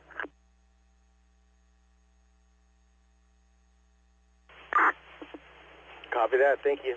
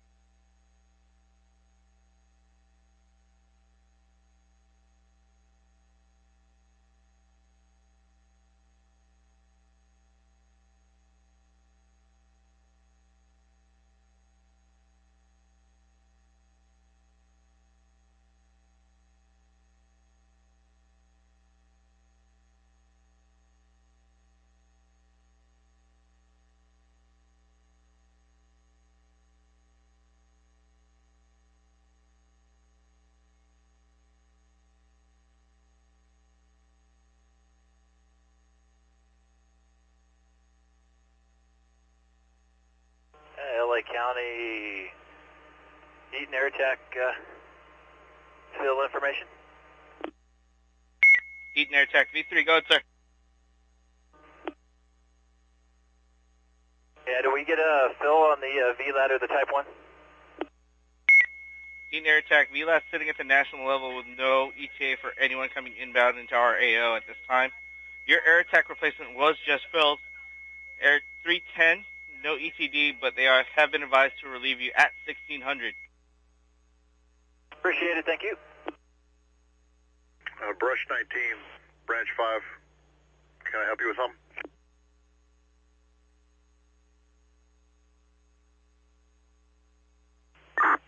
Ops from Brush Patrol 19 on V1.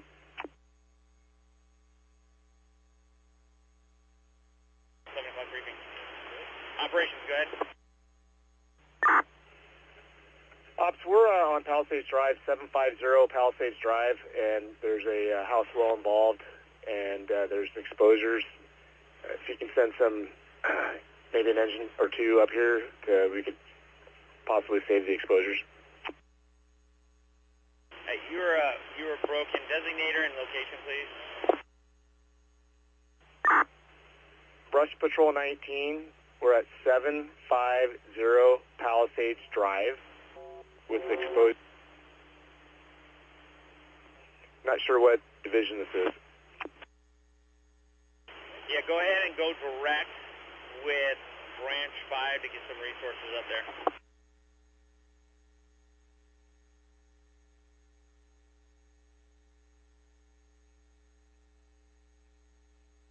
Brush Patrol operations, you copy that, go direct with branch 5 on V1. Copy, branch 5 direct.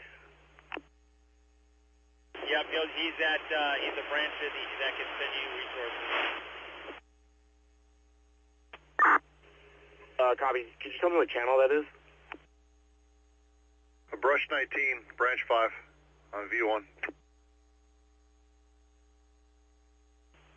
Branch 5, we can send an engine company up to 750 Palisades Drive. There is a house well involved, exposing another row.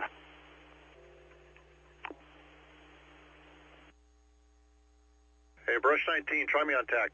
TAC 25, V-Fire 25. Copy, V25.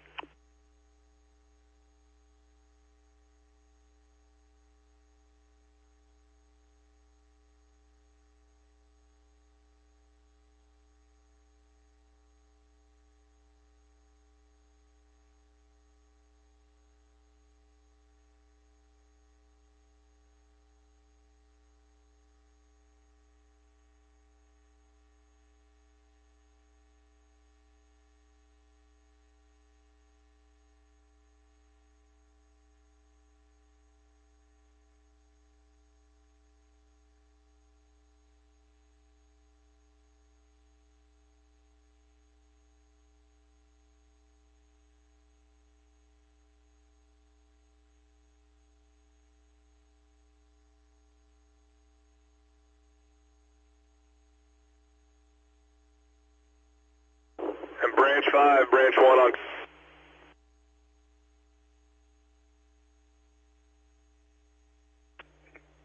Branch 5. Could you meet me?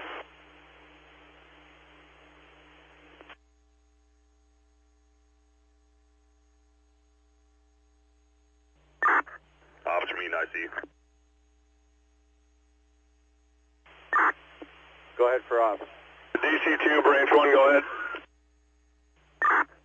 Officer Mean, I see. Information only. We have UAS 1 and JHAT 2 doing a drone reconnaissance mission. They're flying with fire prevention and arson to investigate the origin of the fire. They're going to remain 400 AGL. Make your Eaton. Will Roger. I'm going to contact air attack to confirm with them as well. Copy that, thank you. Branch 1, branch 5, you are covered. I repeat. In 20 minutes. Hey.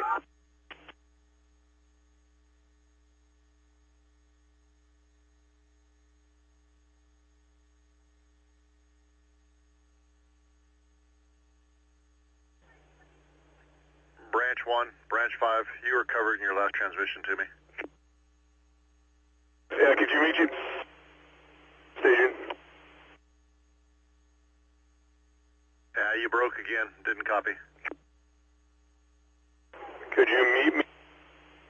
Staging area.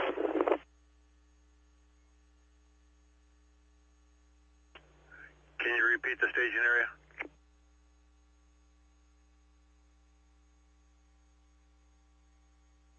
It's the Baywatch.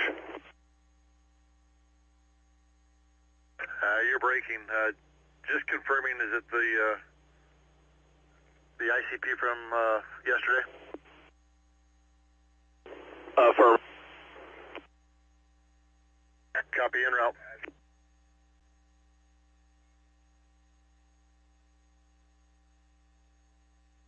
DC2 branch. So traffic for operations on V1.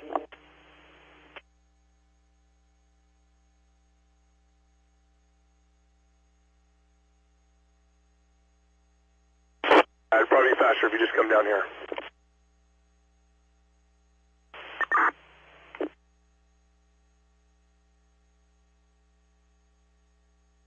Palisades operations, air attack on command.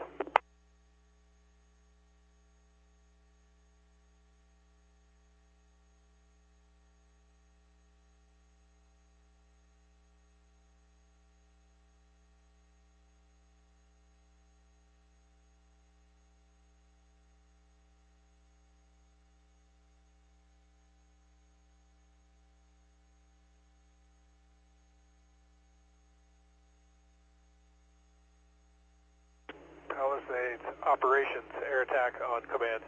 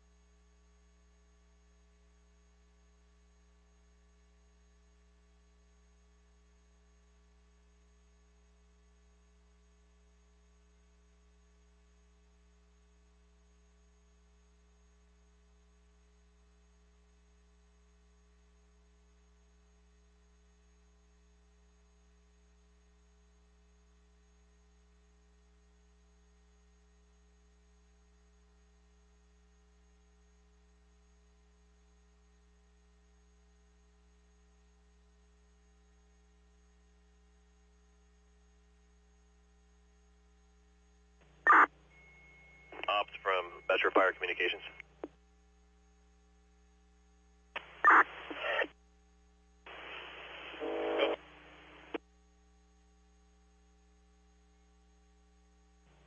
Ops from Metro Fire Communications. Branch 7 from operations. Trigger activation from engine 8140 hydrant member with no response.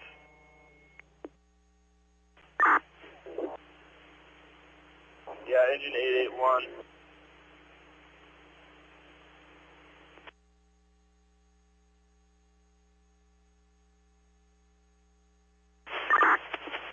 Branch 7 from operations. Good operations for Branch 7.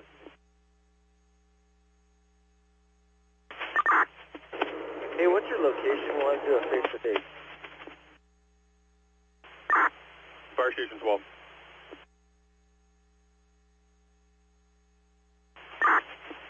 Copy. Branch 10, branch 7. Branch 10. Confirming you're hearing air attack on air to ground 6.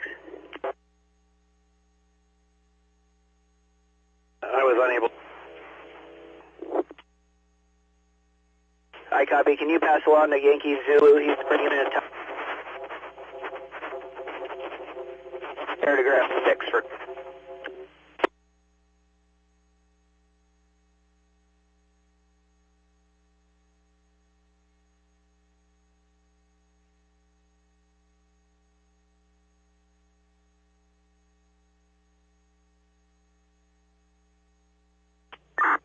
Operations 1880 Charlie. Go for operations. Operations 80 Charlie. If you are made aware of it, 8140 had an emergency trigger activation. It's a false.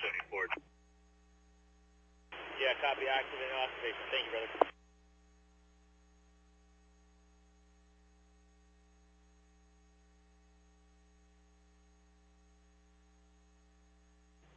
Fours, yeah, it's one room in the back. If we could get a water in the vent, we'd probably stop it.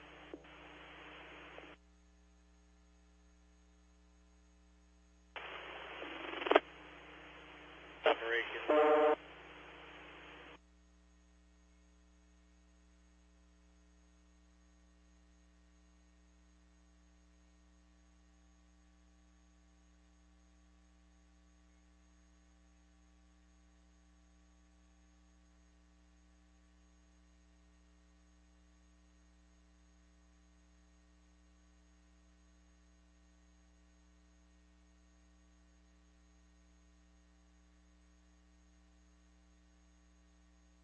Metro Palisades operation.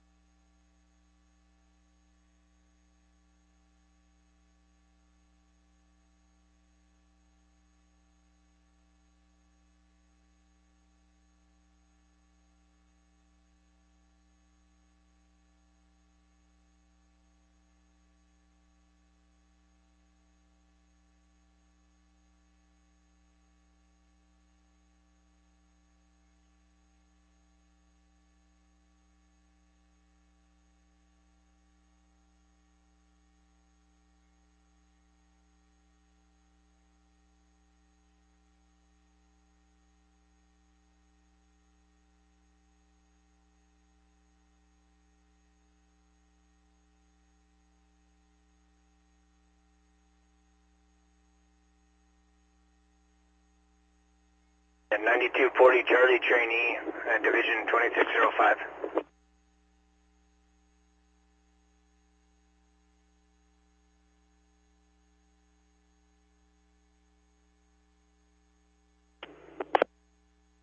Palisades operations, air attack. On command.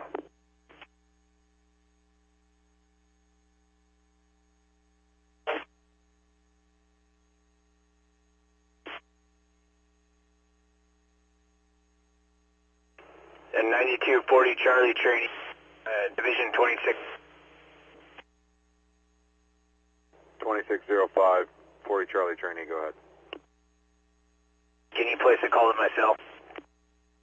Affirmative.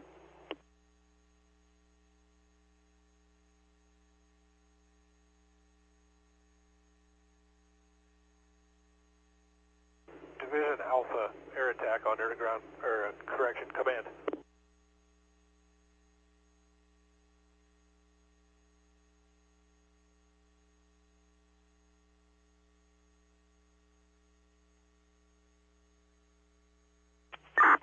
Was somebody trying to reach Division Alpha? Yeah, Alpha, this is air attack. Do you have the air to ground frequency? Yes, we have it up. You can switch to air to ground.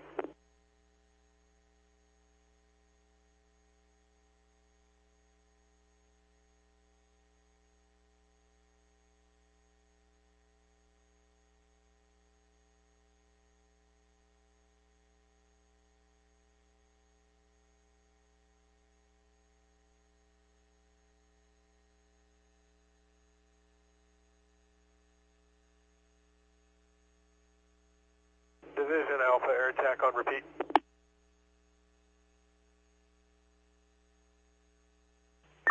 Go ahead for Division Alpha.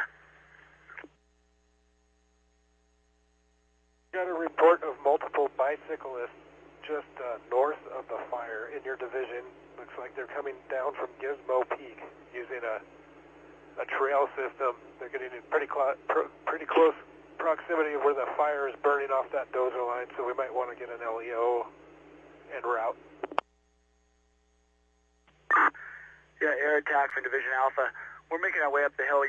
Half of your transmission was cut off. Where do you need a resource, and what's the issue? Report of multiple bicyclists at the north end of that hill area of the fire. They've accessed the dozer line from Gizmo Peak trail system, so looking to possibly get an LEO in there to get them out.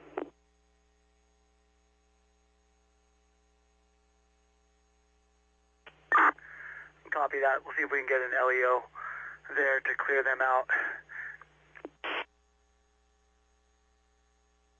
Additionally, Division Alpha, I'm not able to get a hold of operations, so you might want to pass that on to them if you can. Yeah, I got that air attack. Can you just confirm for me which trail it is where that dozer line is? It looks like it goes to Gizmo Peak.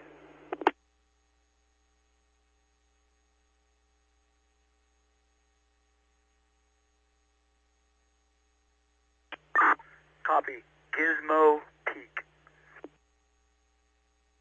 Good copy. Ops from Division Alpha on command. Alpha, operations, copy. Broken. Sounds like you have civilian. Is that around Rustic Canyon over there? We're trying to find it on the map just to confirm it's over by Rustic Canyon. We're down heading up the hill, so your communications are broken, but the dozer trail or dozer line up there is where we have multiple sites that we need an LEO to remove. Yeah, copy that. Are they on foot? Is it foot traffic or vehicle traffic? It sounds like they're bicyclists. Yeah, copy that. Go ahead and see if you can find me a better location. Other than that, the LEOs are not going to be able to find them, but we have law enforcement in the area, and I'll reinforce that we need to keep them off. Copy. We'll look and see if we can figure out the exact location. Copy, thank you.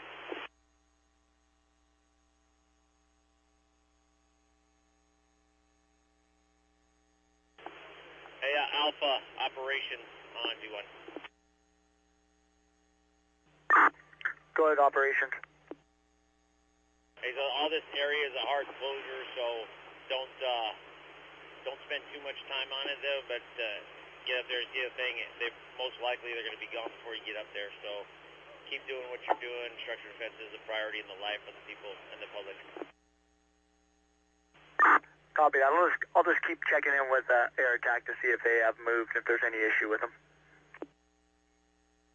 Yeah, copy that. Thank you.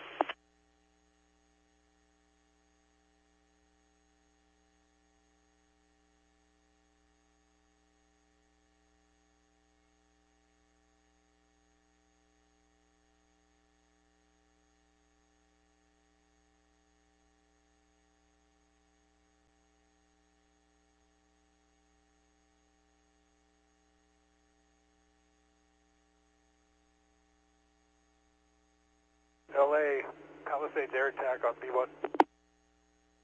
Palisades air attack V1, go ahead, sir. Can you read to me the tail numbers of the air tankers that are still committed to this fire?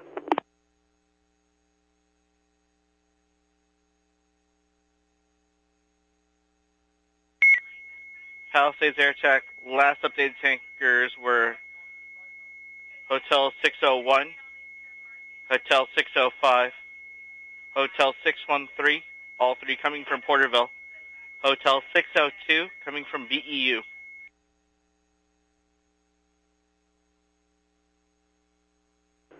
Copy, thanks for that. I'm looking for the fixed-wing large air tanker tail numbers if you got those as well. Tanker 79, Tanker 83, Tanker 914. Copy, thank you for that.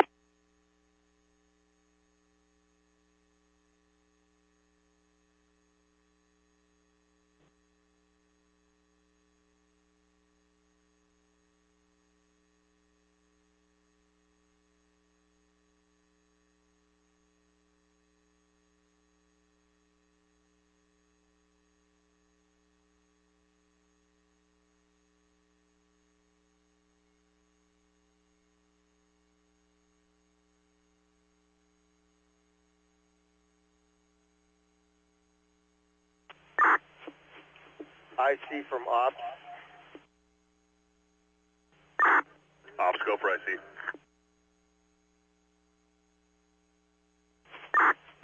Did you ever get an ETA on the gas company?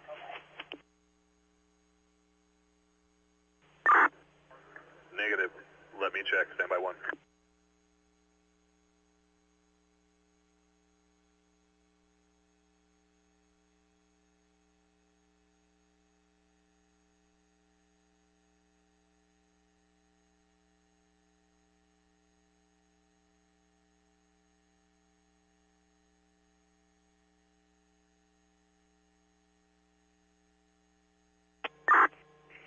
Division Charlie, 5210 Charlie, on command.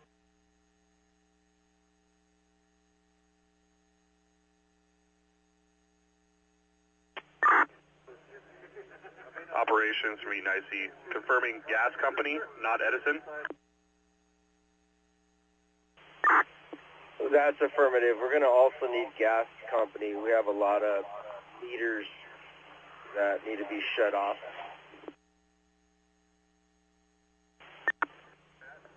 I copy your traffic operations. Do you have any locations that are a priority, or do you want me to just send them out on a specific Palisades street? air attack on B1.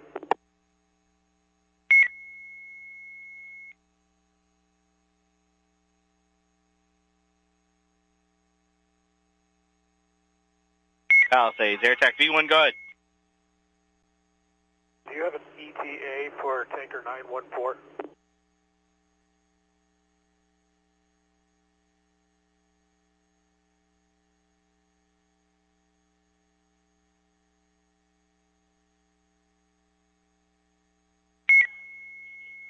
Palisades air attack just updated on the FC-106, advising mob 1510, ETA 1524. Copy, thank you.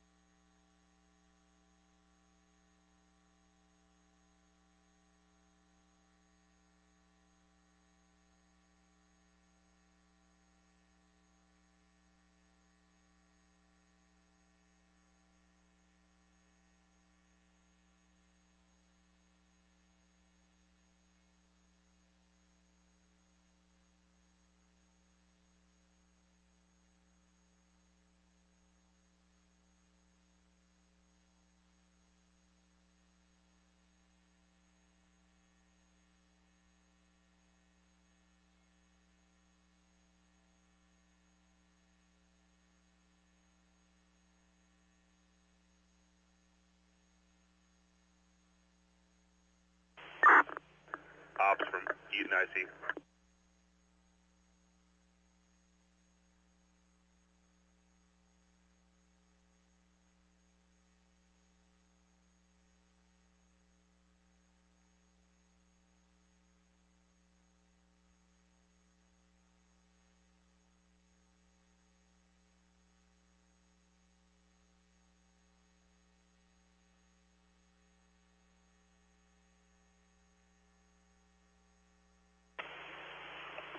Operations, Division Juliet, with a line emergency.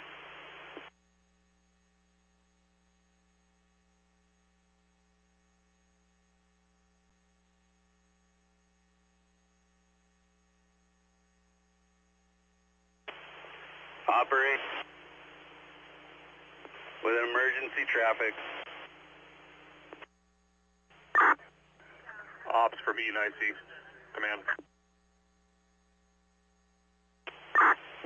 IC, go ahead. Operations, Heavy Equipment 1, you got an emergency traffic. They're trying to get Ops you. from Easton IC. We have the gas company out here right now on Hastings Ranch Road. That's their primary objective. If you have anywhere you'd like me to redirect them, please let me know. They only have a crew of 5. Juliet, with So emergency we're working traffic. to get this accomplished over on Hastings Ranch Road first. As far as the power company, can you relay one more time your priorities for the lines you need shut down? Palisades Ops, LA on V1, you've got branch 5 with emergency traffic.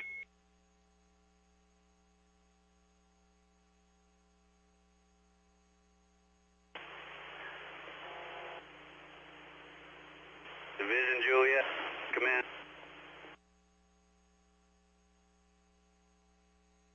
Branch 5, Operation C1. I'll get that information to you. I'm gathering it. Give me a couple minutes. I see copies. Operation, Division Juliet on command. Go for operation. I'd like to 7-5 for an intoxicated individual. Traffic collision. He's being restrained.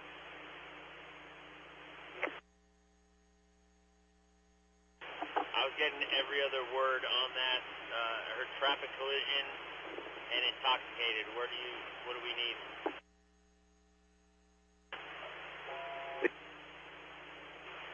And in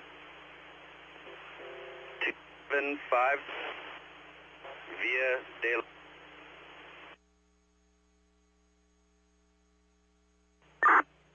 Dash 469. Foxtrot.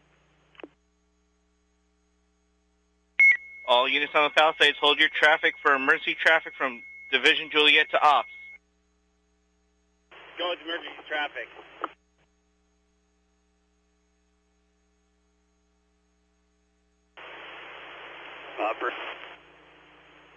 We have visual firefighters, enforcement, and AM 275.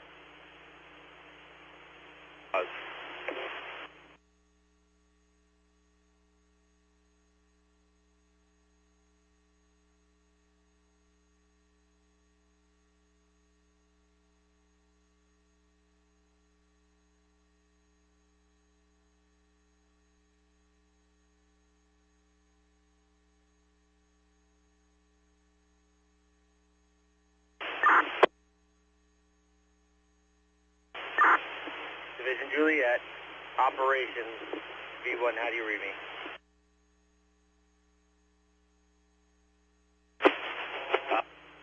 You're real broken. See if I can get you.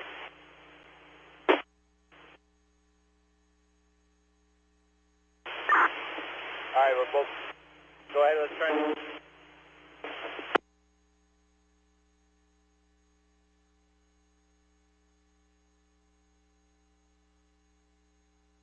Operation Juliet, how do you copy? Better, go ahead.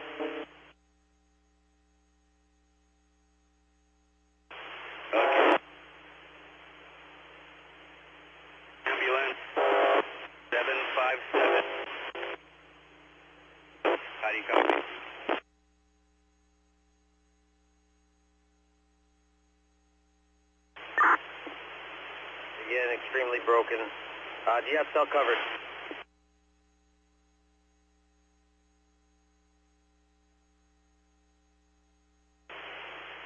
Affirmative. Ready to copy number?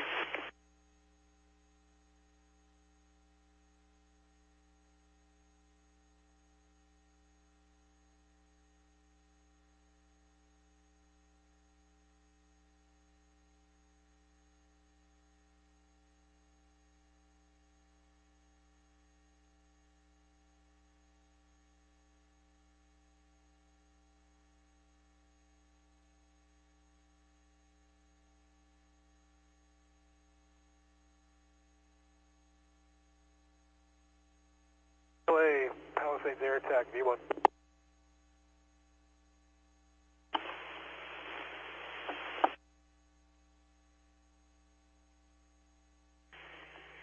Operations Division Juliet on command. How do you copy?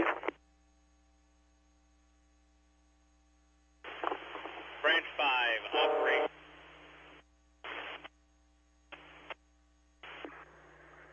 Branch 5. 1.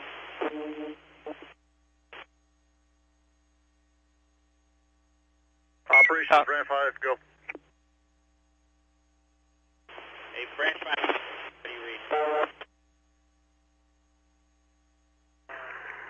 Operations Branch 5, I'm unable to read. I did copy that it had cell coverage, so I forwarded your number. Juliet from staging on B1.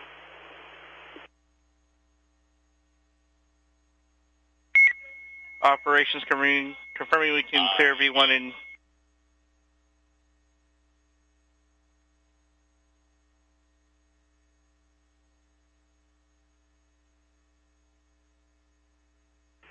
Operation Juliet. Man.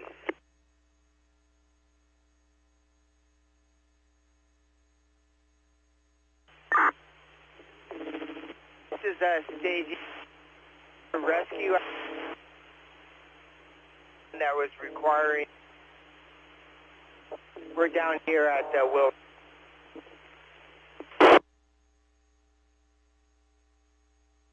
All units on the Palisades incident, hold your traffic for operations trying to get a hold of an IWI on V1. Palisades air attack, standby 1. Juliet operations on V1, how do you read? I got you loud and clear now. You copy me? I got you. Go ahead with your traffic. Okay. Need ambulance and law enforcement for an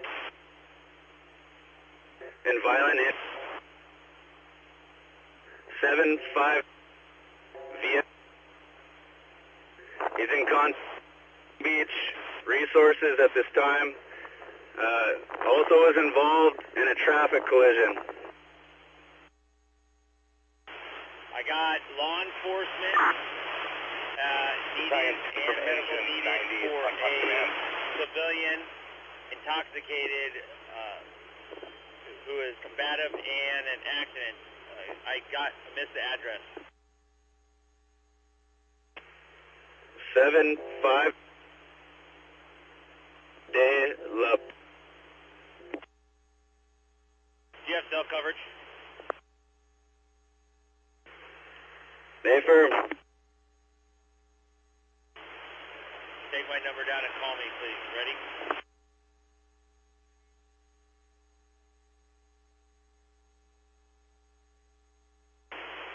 Eight 1-8-4-7-4-0.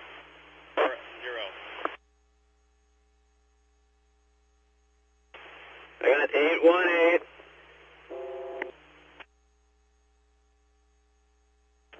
One Alpha. You're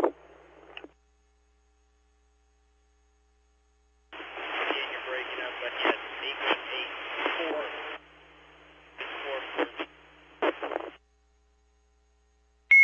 All units on the Palisade incident, please clear the air. Ops is trying to get information over. Go ahead. 381.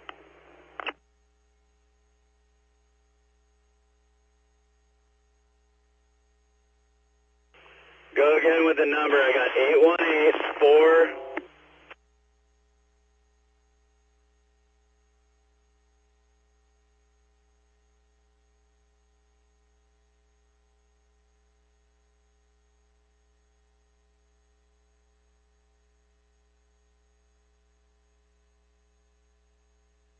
Palisades operations, LAV1, I can relay.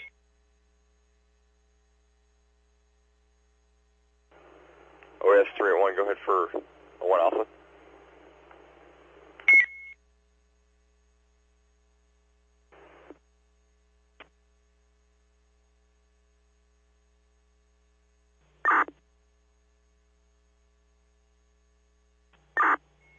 Operations from Metro Communications. I believe we have an address for you. 57 Via de la Paz. Is that 57 De La Paz?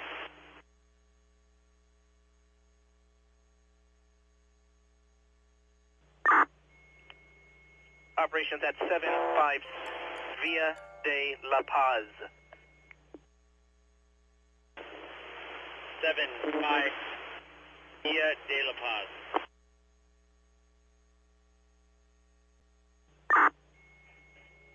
Roger, 757 Via de la Paz. Yeah, copy that. Just a little reiteration, I don't know if you heard the traffic. He's asking for law enforcement and medical to that address for an intoxicated civilian with a TC and combative, correct?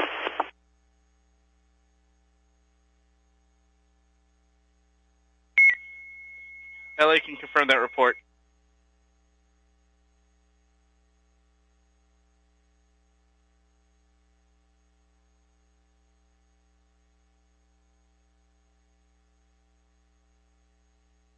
Ops confirming you can resume normal operations on V1.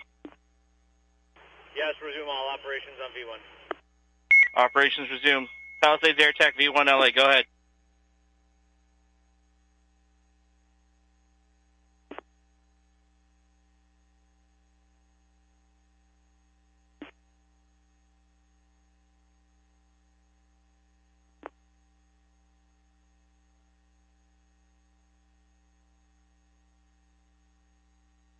Palisades Air Attack on V1, did you have traffic?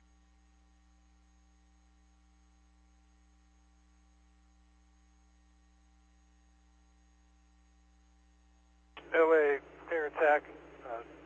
Tanker 107 and Tanker 914 are released. Engine 90 ready. Back to San Bernardino with an ETA of 1545. LA copies. Did Tanker 914 make it on scene and check in with you? Can you repeat? Did Tanker 914 check in with you? They already made their drop and they're outbound. Copy. Thank you. Division Foxtrot, Task Force 69, command. 69,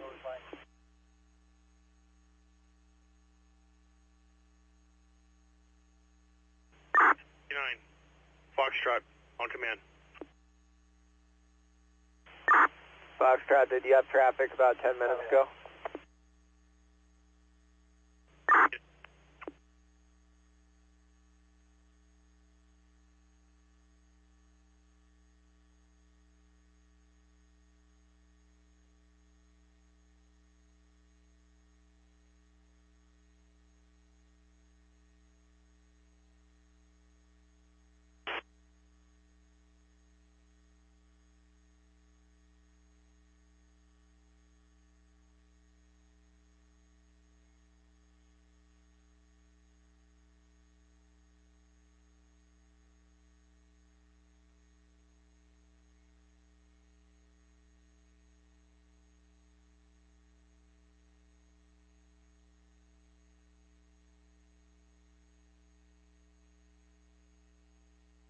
LA Palisades air attack V1.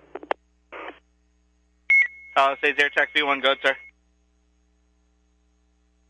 5 is also released. They've got a 10-minute ETE back to Fox where they're going to refuel and then reposition back to Hemet. LA City RA 43, operations on V1.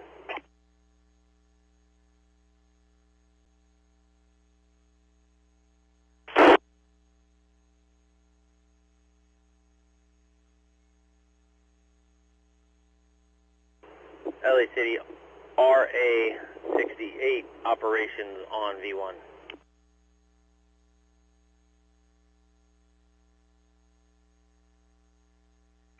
Palisades Operations V1, you have an RA hailing you.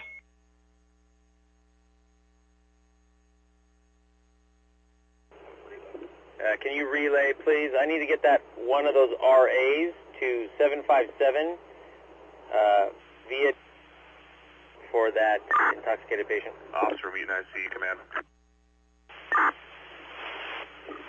Yeah, ops on staging. I have rescue 43 here. Yeah, perfect. Go ahead. Go ahead and send rescue 43 to 757 via De La Paz for that Division Juliet. Officer Meeting IC, command. 757 via De La Paz. Go ahead, Rob. Division Juliet. No, rescue 68 is set. I'm working on getting that dozer out there to the bottom of Foothill to clear the canyon. We're having a little bit of trouble getting an actual dozer. We have a smaller front loader. You were broken traffic. Just tell me which rescue that you're sending. They have a smaller front loader, or do you need a large tractor?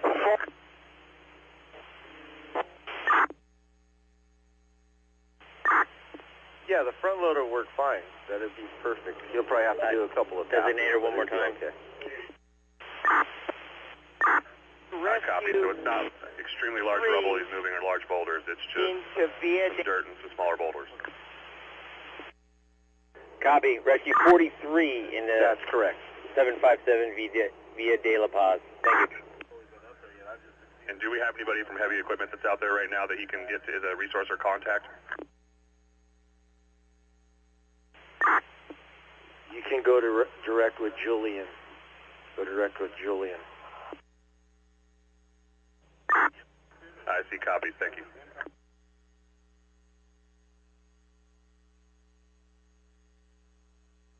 LA, Palisades Air Attack V1.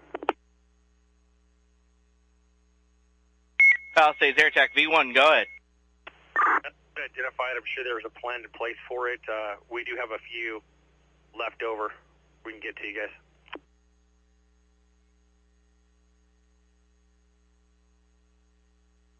Air Attack, repeat your last. Palisades Air Attack, I would like to cancel any other air tankers that were on a return to the fire. Cancel them, please.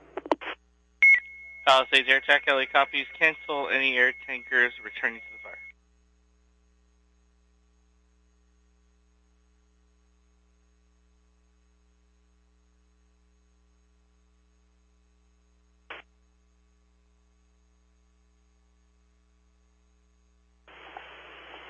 Branch 5, Operations V1. Branch 5. Hey, we got a report of a structure at Palisades High School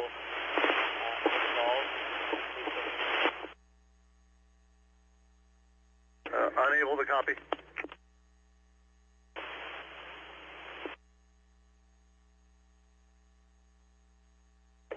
Branch 5 Operations, how do you copy? Loud and clear. Yeah, we got reports of involved structures at Palisades High School. Please send units.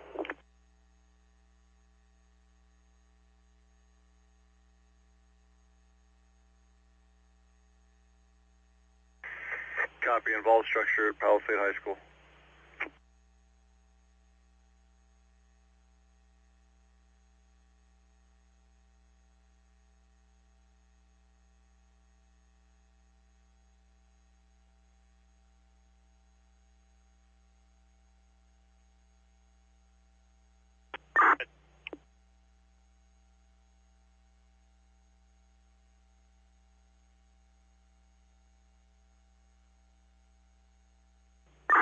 Foxtrot.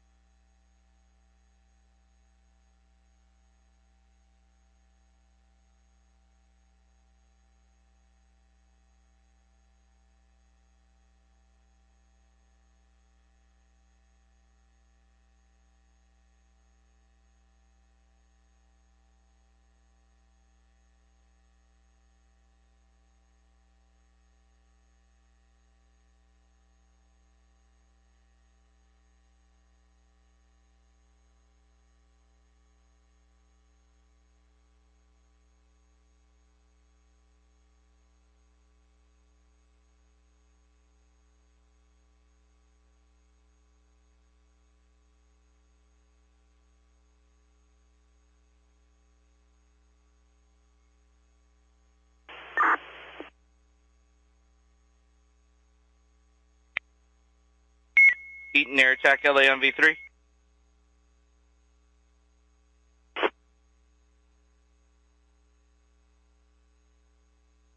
Unit calling Air Attack. Go ahead. Eaton Air Attack LA on V3. Do you still need the VLAT? That's affirmative. Copy. We'll try to redirect.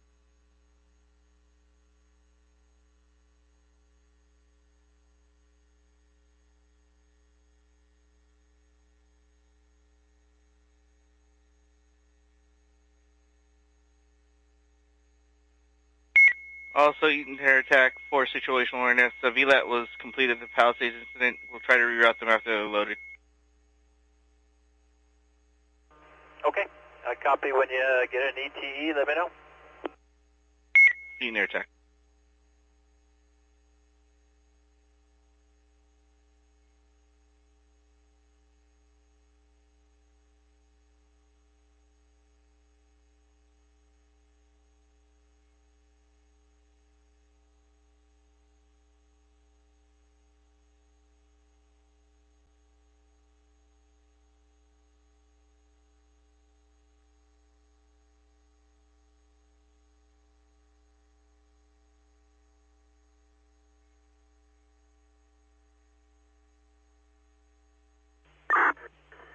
Division Juliet from Eaton IC.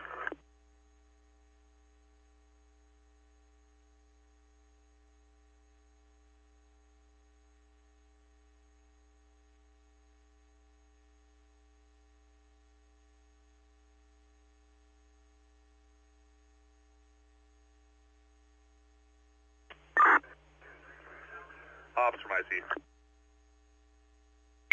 Palisades Air Attack LAV 1-1 able. IC from Ops, standby 1.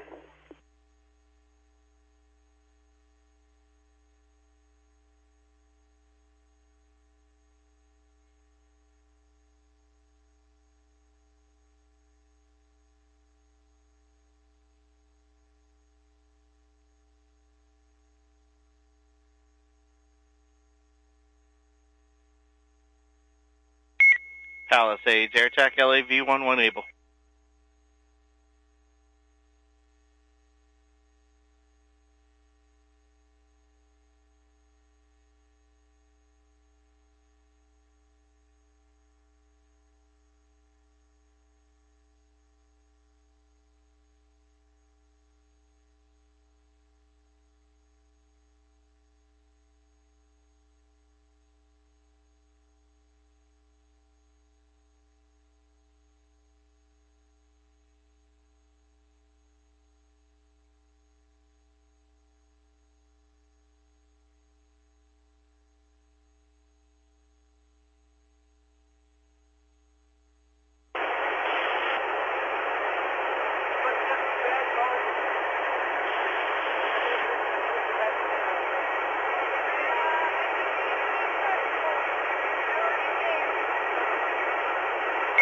Open mic on LA County V1 at the Palisade incident. Open mic on LA County V1 at the Palisade incident.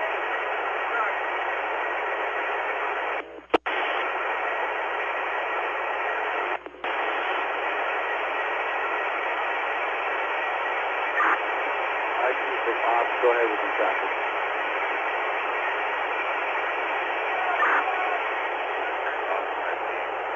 What's Juliet designator? Trying to find him on the EAP here.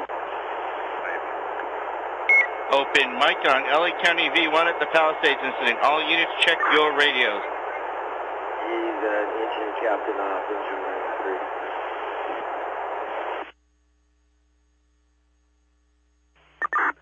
Copy that, thank you.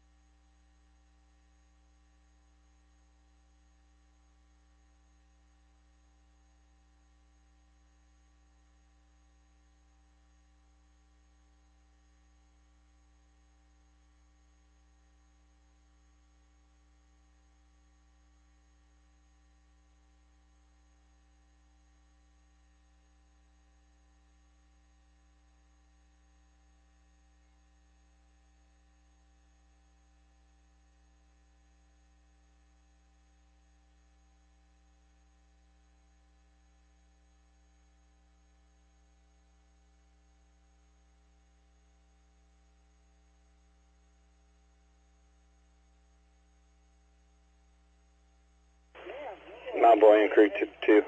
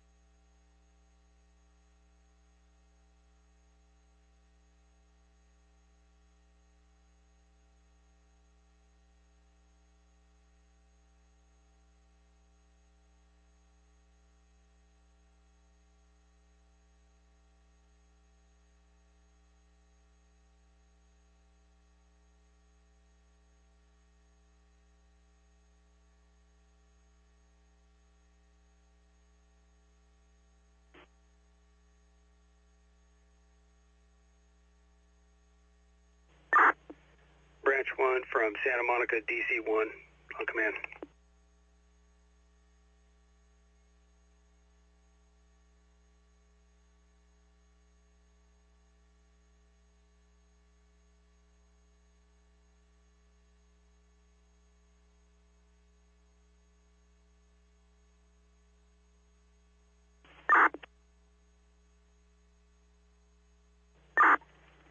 Santa Monica, BC1 from Division Alpha. He may be in a bad spot and I may not get your comms. You want me to relay? Yeah, affirmative. Can you give me a location so I can do a face-to-face with Branch 1?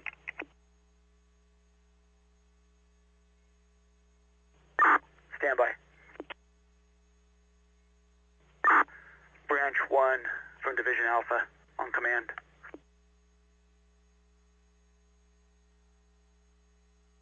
Division Alpha, Branch 1, go ahead. Yeah, Santa Battalion 1. Just look.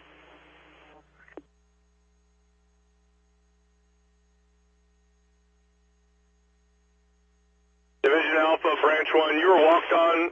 Repeat.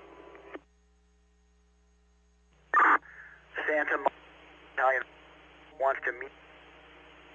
I just need your location. Yeah, is he up where you're at? Alpha? Negative. I'm down at ground support. We had a flat tire. Just changing it out. We're going to head back that direction right now. Copy. I'll turn around and, is ground... fuel tender is? Yeah, we're heading back up to West Ridge.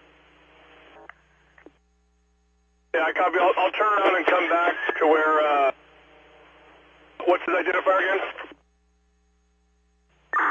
It's DC-1. He's the one looking to get... I'm just relaying.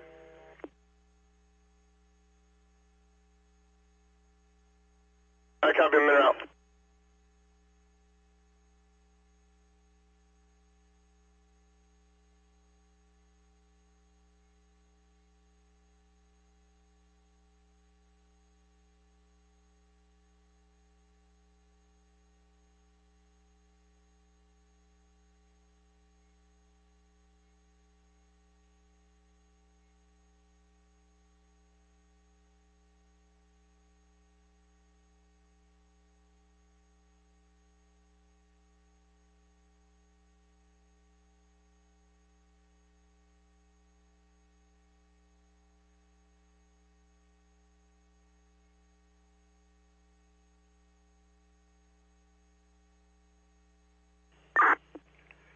Branch 1 from Santa Monica, DC 1.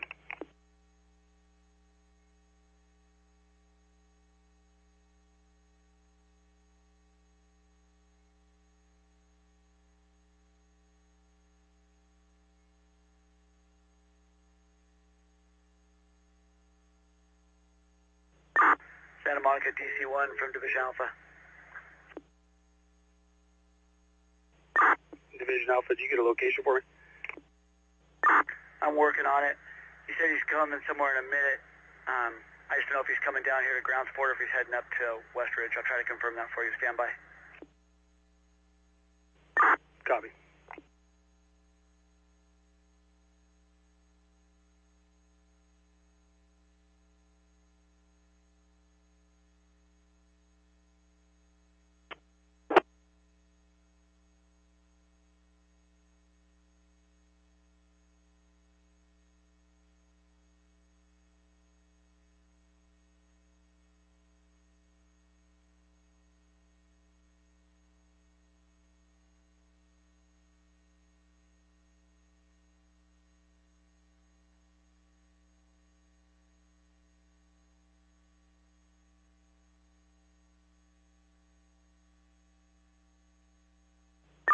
Santa Monica, DC-1 from Division Alpha. Meet Branch 1 at ground support. That's PCH and Entrada. You copy? Copy, thanks.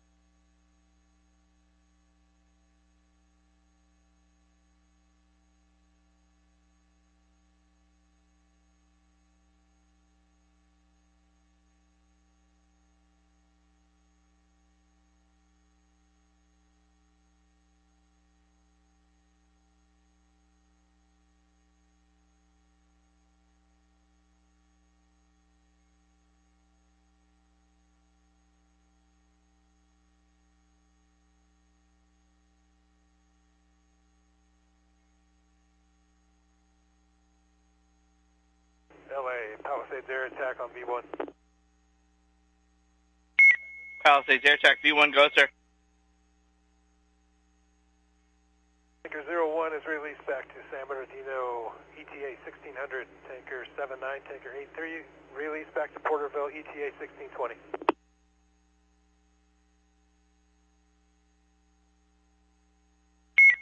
Palisades air attack.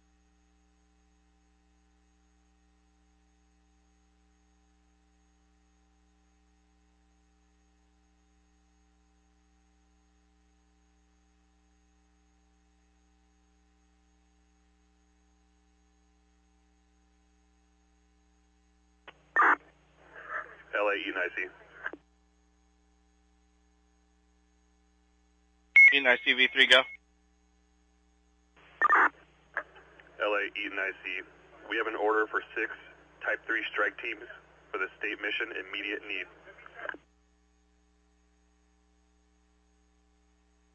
E9C, LA copies. 6 Type 3 strike teams immediate need. LA, that's a firm for the state mission.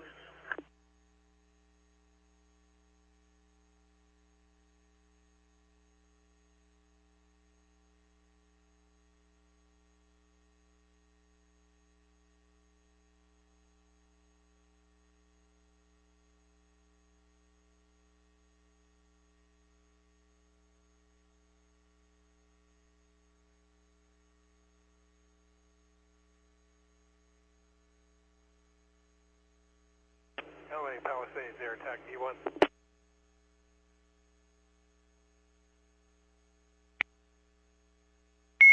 Palisades air attack, V1, go.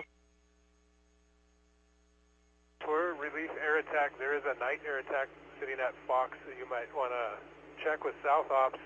Might make more sense to have them come in as relief. Just a suggestion.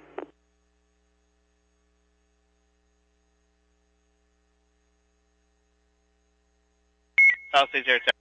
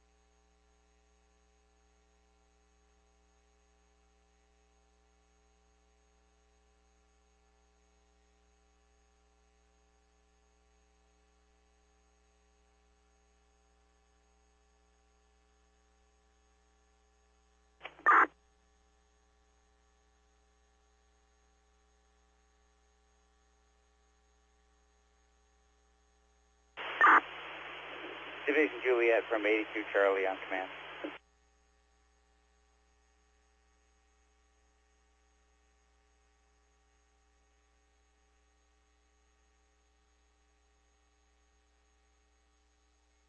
Branch 5, planning on.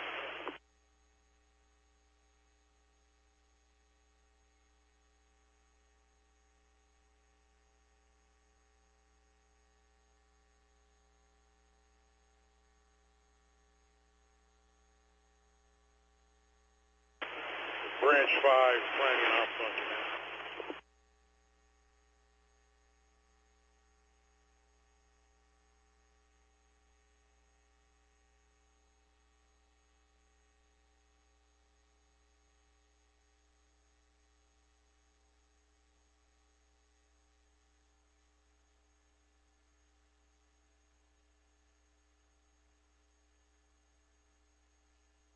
Palisades, air attack, Branch 7 on command.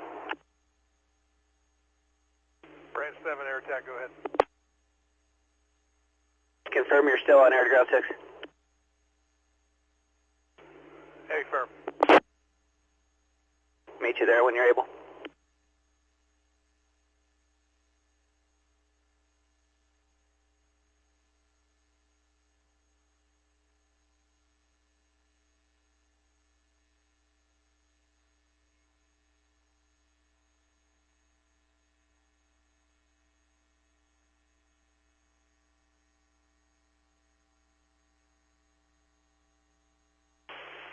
Branch 5, planning ops on command.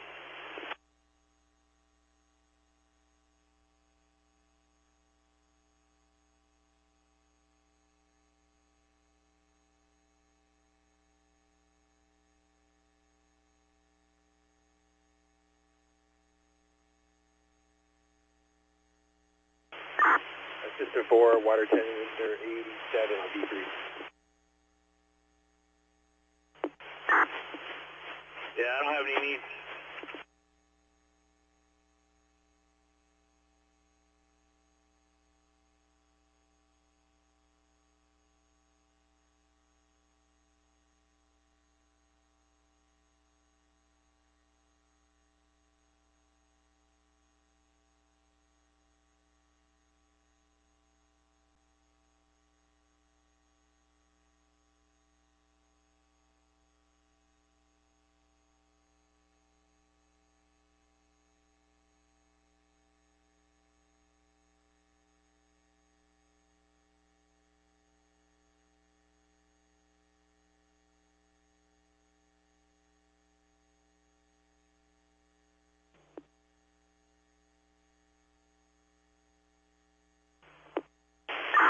AC4, water tender 87 on D3.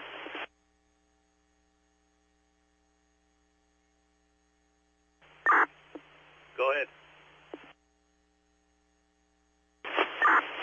Hey, Chief, we just finished our cruise off. We're going to have some water, top off, and come back and re-engage.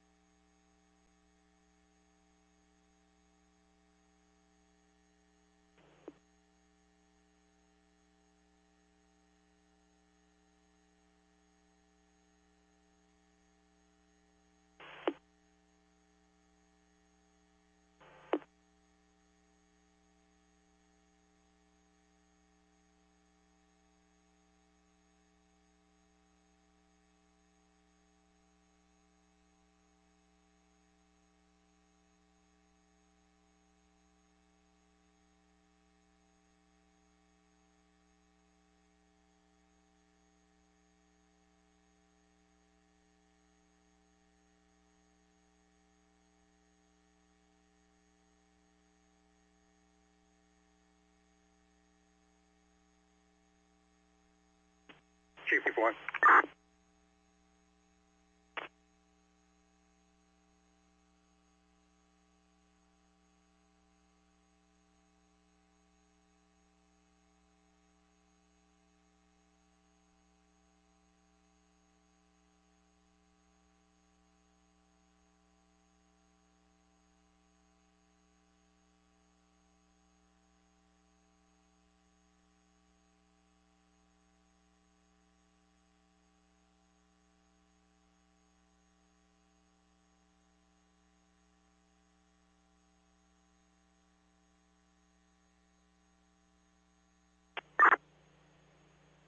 Division Alpha, engine 89, V1. Go ahead for Division Alpha. Hey, we just crew swapped here, engine 89 down at Will Rogers. Is there someone we can meet up and touch base?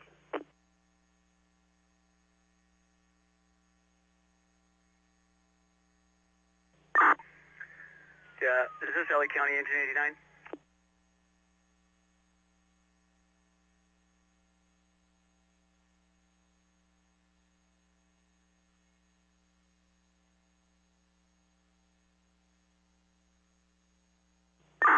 Yeah, engine 89 from Division Alpha. We're going to be heading back up to West Ridge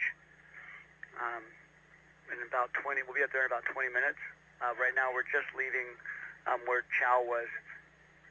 You copy that?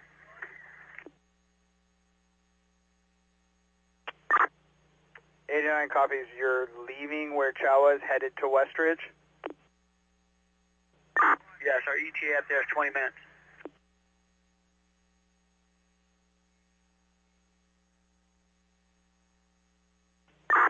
Copy, 20 minutes West Ridge. 2255 West Ridge Road.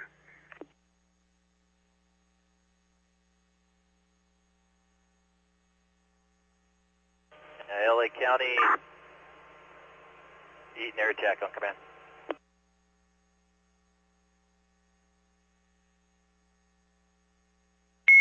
Eaton Air Attack on command, go ahead. Evac from LA County, Eaton Air Attack just did a transition with Air Attack 310. 310 is now Eaton Air Attack. Air Attack 3 November Tango, off the Eaton incident, returning to Fox, 1 5-minute ETE. 1 5-minute ETA.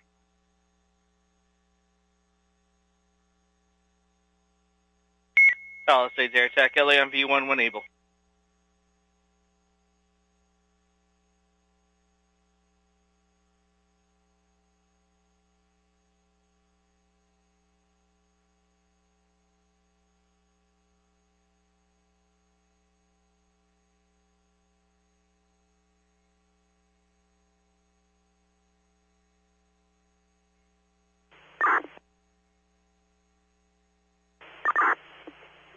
Branch 7, Zulu on command.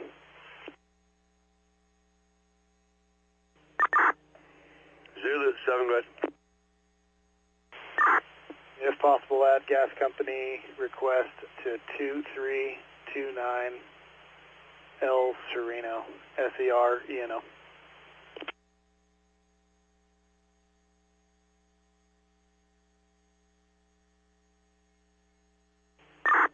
I copy gas to 2329 El Sereno.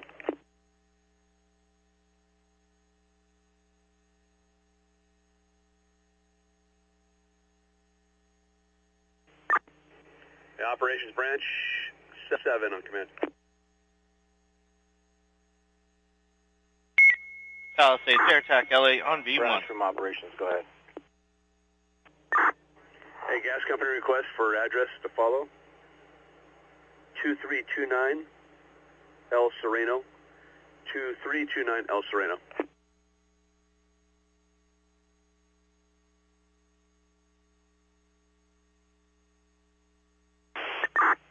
Copy.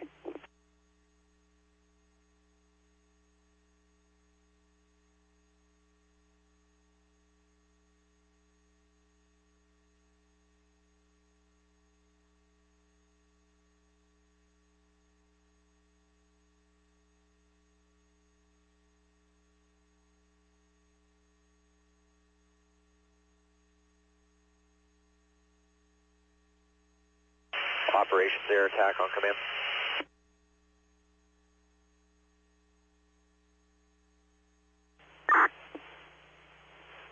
Go for operations. Eaton operations, Eaton air attack on command. Air attack 310 is just transitioned as the Eaton air attack. Got priorities as Division Golf, working down in Santa Ana drainage, and then up on the west side is where we're working the tankers. Just confirming that with you. That's affirmative. I support the plan. That's the same priorities. Copy that. You'll have air attack 310 overhead till 1700, and then we'll be outbound to Hemet. Division Alpha, Battalion 2418, can you come up on attack? Copy, thank you. LA County, Eaton air attack on command. Eaton air attack, V3, go ahead. LA County, Eaton air attack, looking for availability on 2 additional tankers. Anytime. 2014 from Division Alpha. I can't get through on V523. You got me on command.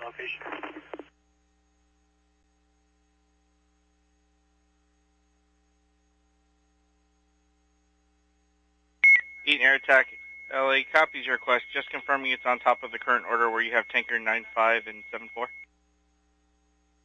That's affirmative. 2 additional for a total of 4. Copy. 2 additional, total of 4. Branch 1, heavy equipment 1 on command.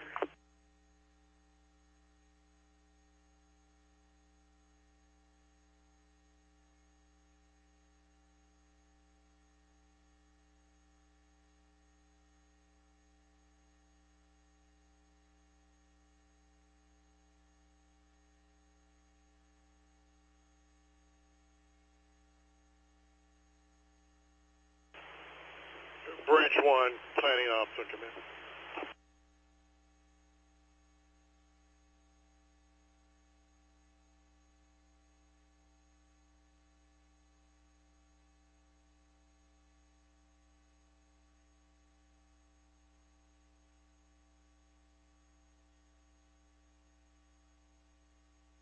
Palisades air attack, LA, V1.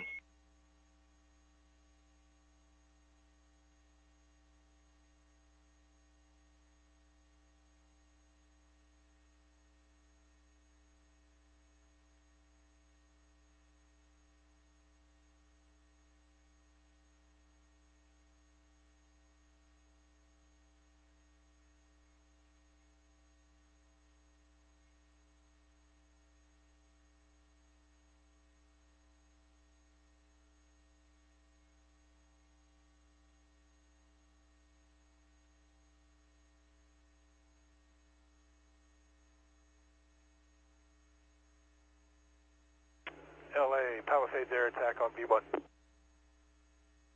Palisades air attack, go ahead. Tanker 122 is released from the Palisades fire. 10 minutes ETE back to Fox, 1620 ETA. Palisades air attack, LA copies, and just to confirm, you no longer have any fixed wing in the AO, just copters at this time. With Copy, thanks. Box 1 November Charlie on command.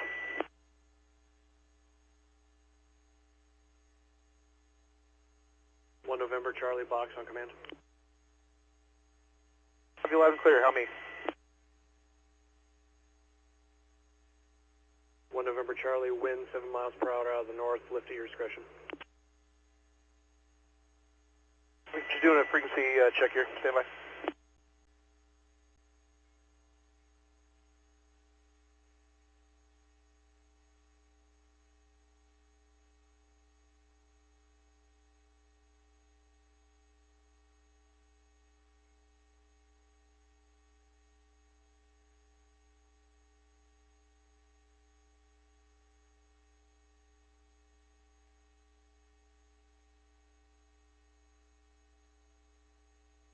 LA, Palisades air attack, V1.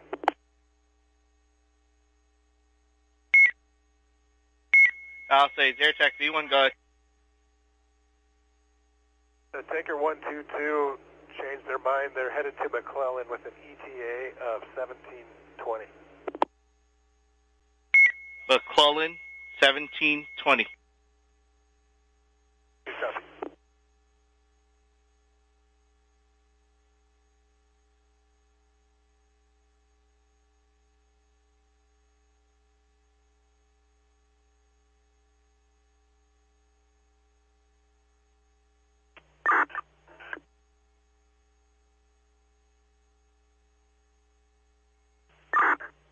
Officer, my C command.